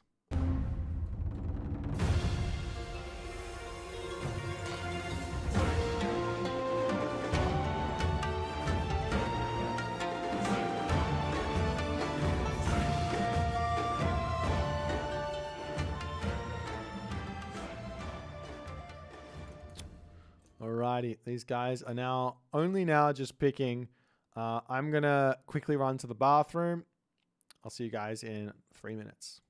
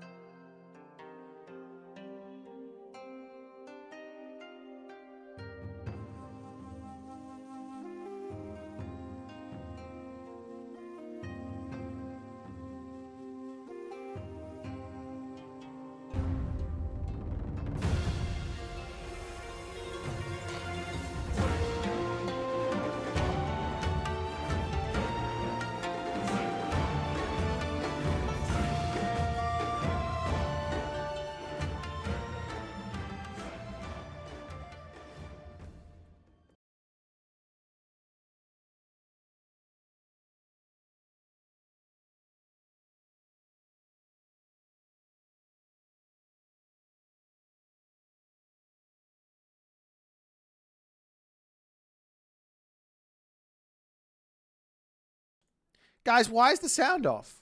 Can you go like, guys, the sound is off. The sound is off. Guys. Professional streamer, age mythology player, and YouTuber presented. Anyways, we got one final game. We got one final game. It doesn't matter who wins this one. There won't be another one. We were practicing sign language. Yeah, our final game here is going to be Kronos versus Susanoo. The spice is real for this last one. This could be another 5-second game. However,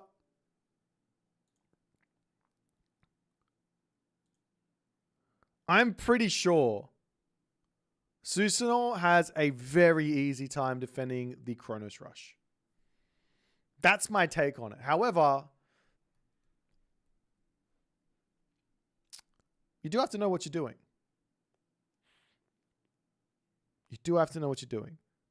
What's the answer to defending against the Kronos Rush? Well, just make a whole bunch of Miko.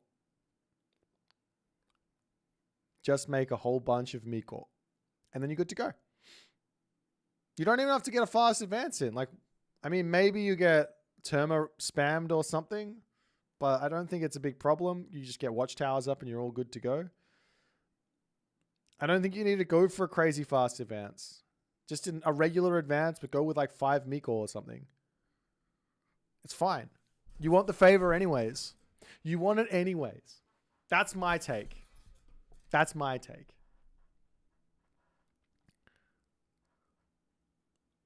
What time is it in the old Queensland? I don't know. I'm in Perth. I'm in Western Australia. It's 4:40 a.m. But this is like stock standard for me. I am fading though. We do have enough energy for one more game though, and that's what it's going to be. That's what it's going to be.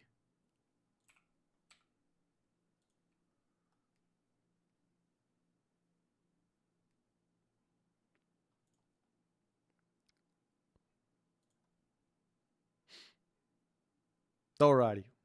We don't have to really think much more. It's the final game. Kronos versus Susanoo on the map key. One winner, one player moving on to play another player who is on their own tournament lifeline as well. There's no extra lives apart from the people in the winners, with there's only a couple left up there. But ladies and gentlemen, let's move into this next one. Soup, Nyan, both putting on a show here. We're going into the map key.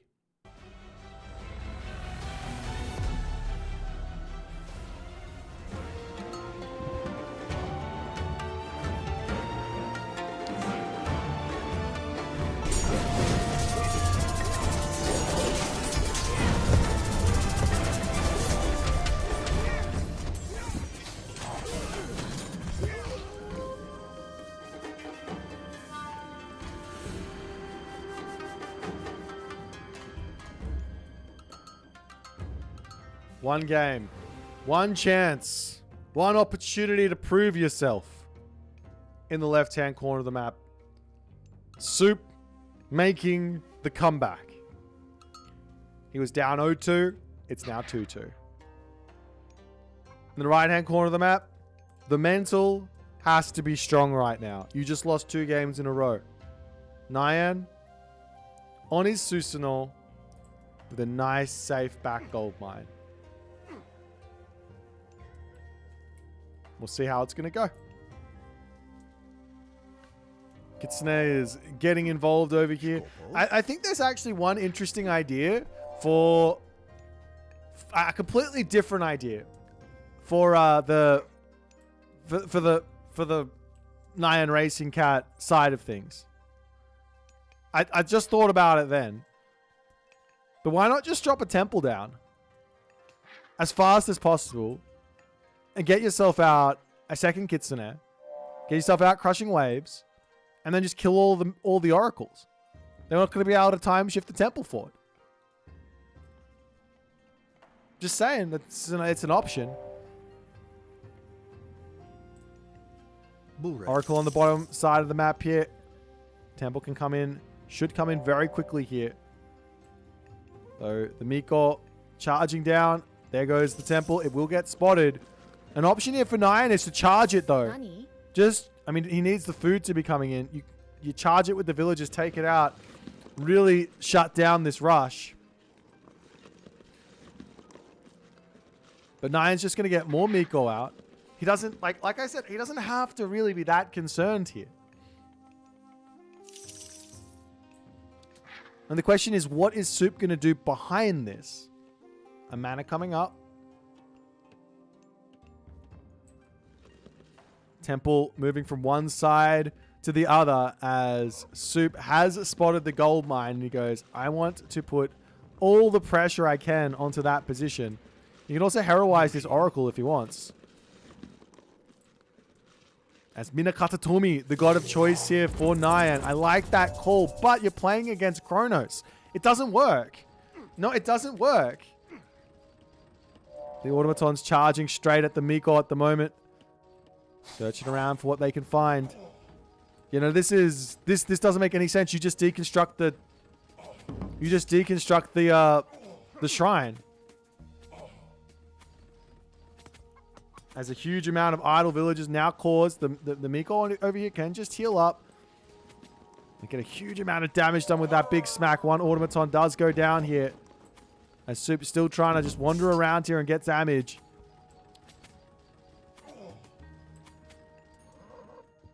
But Soup doesn't use his deconstruction on the temple, and I think that's going to be a problem here for Nyan. Because Nyan, like I said, his plan is to go Shrine of the Hunt here. You just deconstruct this. You absolutely can. Just, hello? Am I crazy? I'm not crazy. It works. Does Soup not know? Obviously, Nyan doesn't know.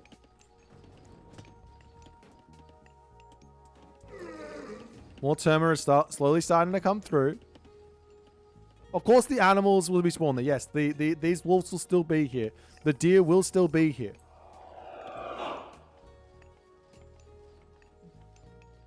It's not a bug. It's not a bug, no. What's the other example of this happening? It's like forest protection. You can deconstruct a building that's got forest protection on it.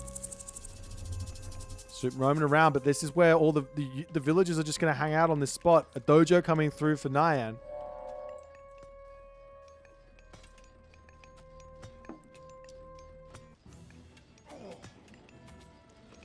Another counter barracks going to be getting brought in.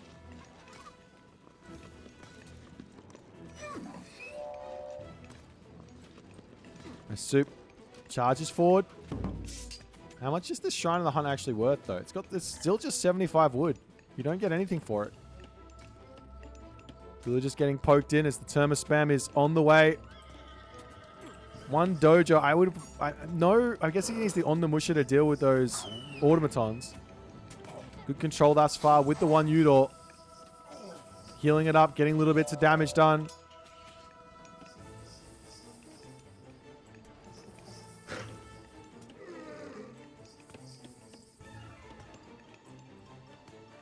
And the other thing here is that these spider lairs, you can keep on using these on cooldown, like exactly like this.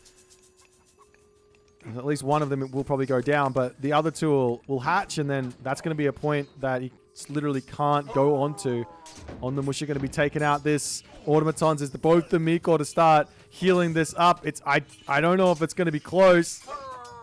He does manage to pick that one off, but a whole bunch of automatons falling here. Still not deconstructing the shrine, or maybe deconstruct the dojo even. Any usage of the deconstruction god power would not go astray at the moment. I mean, it's a long series. It's been a long series. One Miko getting caught out here. Maybe Soup's just being ethical and it's like, I'm gonna do this Kronos Rush without using the deconstruction god power. Up onto the top here, another shrine coming down.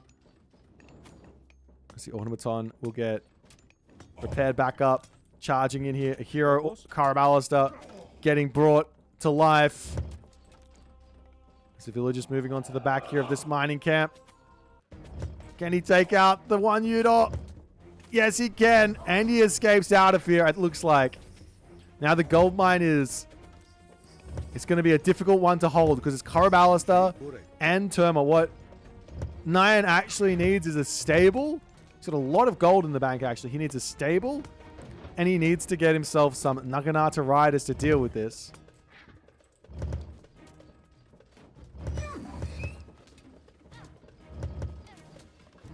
Meanwhile, the automaton's just repairing back up. Comes in to get this up even faster. Oh, no, never mind. It's like, I'll leave it there. It's fine. Pulls back ever so slightly. Nyan can make a move over onto this spot. There is an Oracle spotting it, but there's like not really a whole lot of recourse to get up onto that side.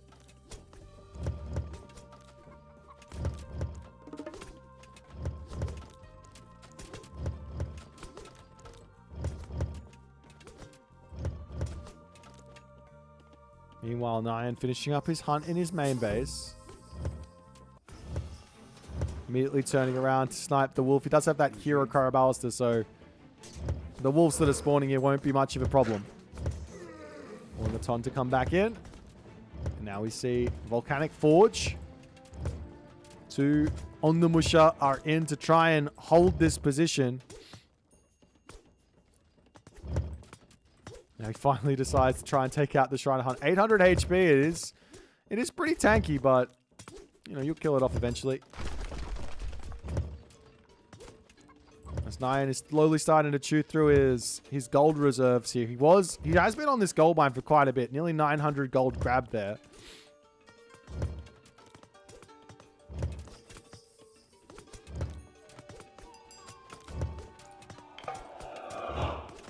A little cheeky wolf to come in.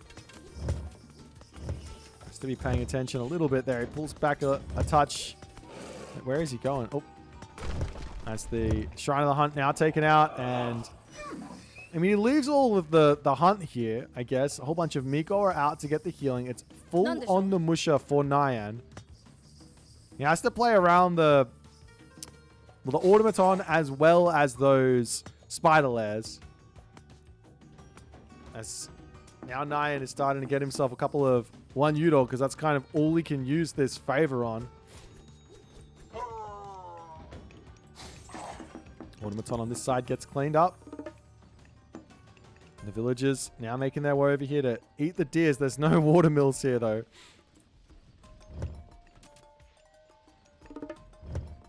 Soup continuing to poke on the bush. Good dodging there from Nyan. Gets back in, healing back up. Jeepers, that's a lot of pain here with all those Karaballister.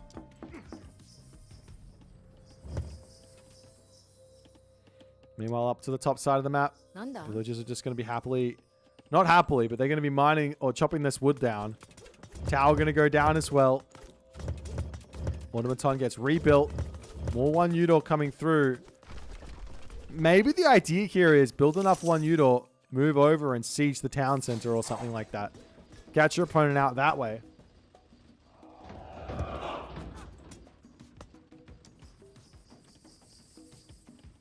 Does he have the upgrade for them? He has to get this crushing waves and this upgrade as well for them to have any effect on the actual army. It can be really, really strong. But you need both upgrades for them to do anything. Soup here does get somewhat caught out as the Kusanagi gets chopped down, and that's absolutely huge for Nyan. Automaton's going down, and now Soup needs to pull back. A gigantic misstep from Soup, and now Nyan is going to be in a great spot to break out of this bind that he's been in. Hero Karaballister also going down slowly. The villagers can come back over onto the gold mine. We can move over onto this gold mine, no problems. And now the military differential is equal. We'll just have to move up onto this gold mine as well. Oh, please. He doesn't have any favor, so he can't even get the upgrades anyways. But he can come over here and start cleaning up these counter barracks, get onto his gold mine, and be in a good spot. But this is only half the battle. 2 Hero Karaballister can sneak in and try and snipe a couple of 1 Udor. Or, I guess, the On the Musha. Coming back in. No god powers for the moment there for Nyan either.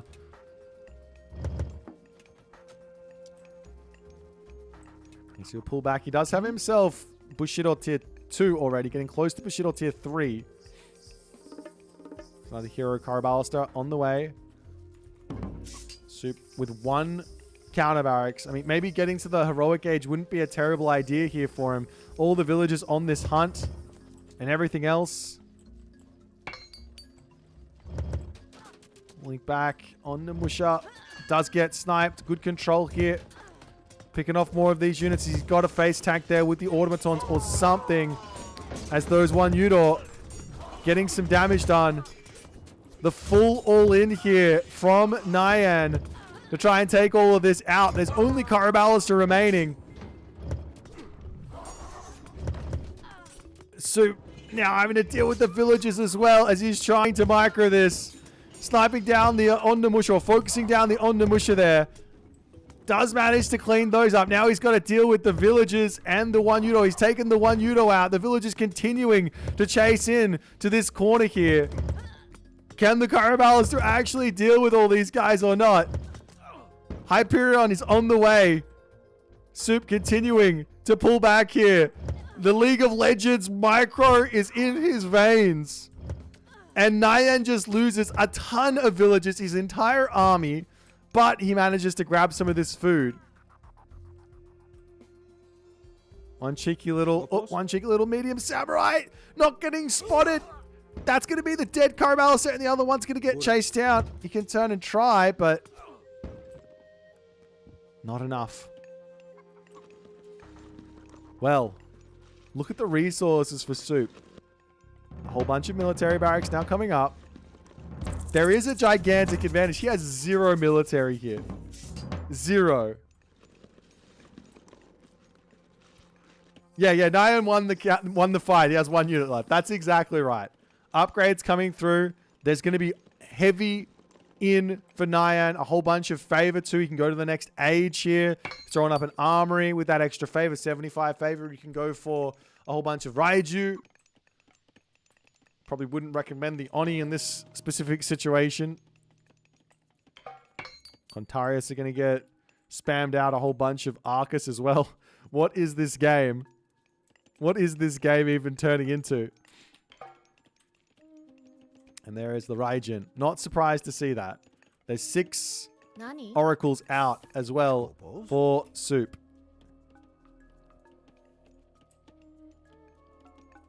As the gold mine is about to expire, he will have to move either over to here or over to here. And there is a really nice move here from Soup. Take a look at his point of view. He sees this. He obviously sees here. He sees here. He sees here. So he sees the gold mine. So he'll know exactly when that expires. As the unit queue, gigantic here for Soup.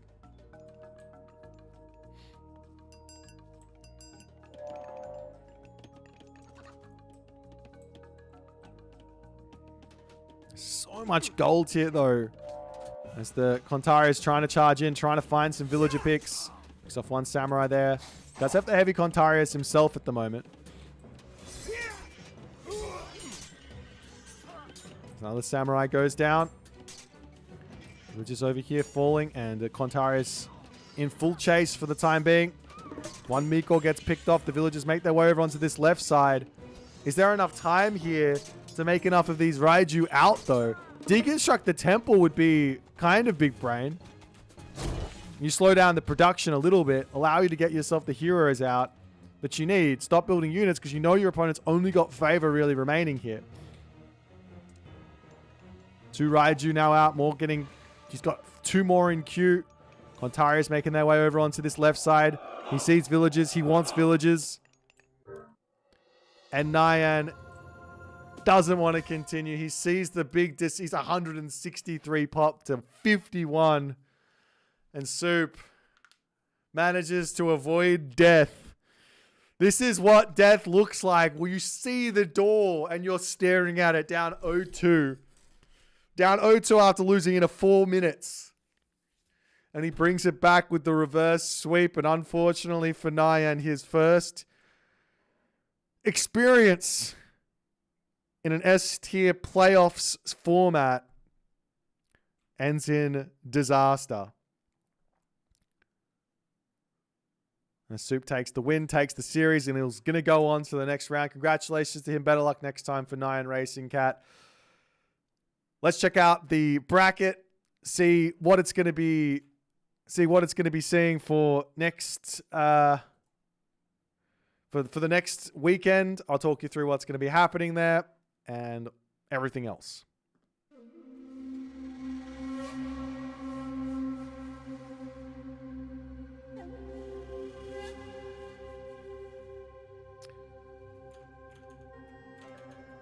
Alright, let's get rid of this one.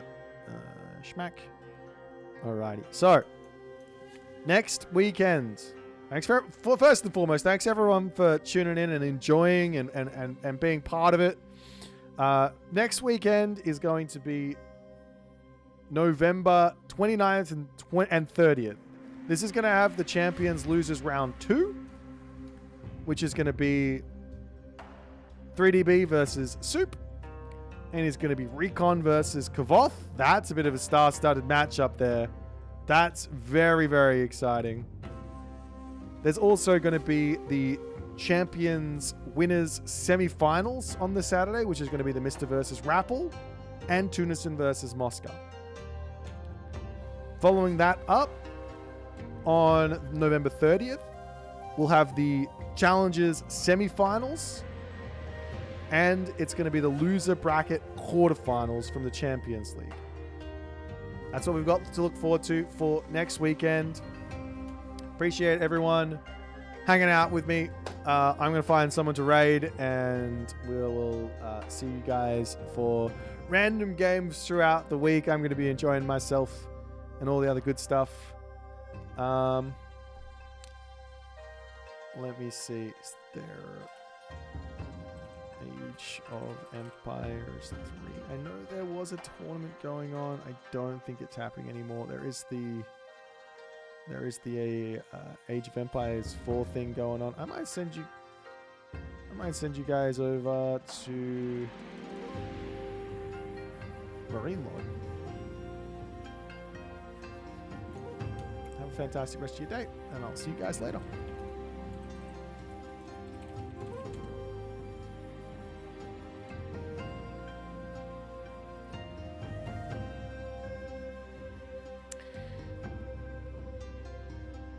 Bye for now. Bye-bye.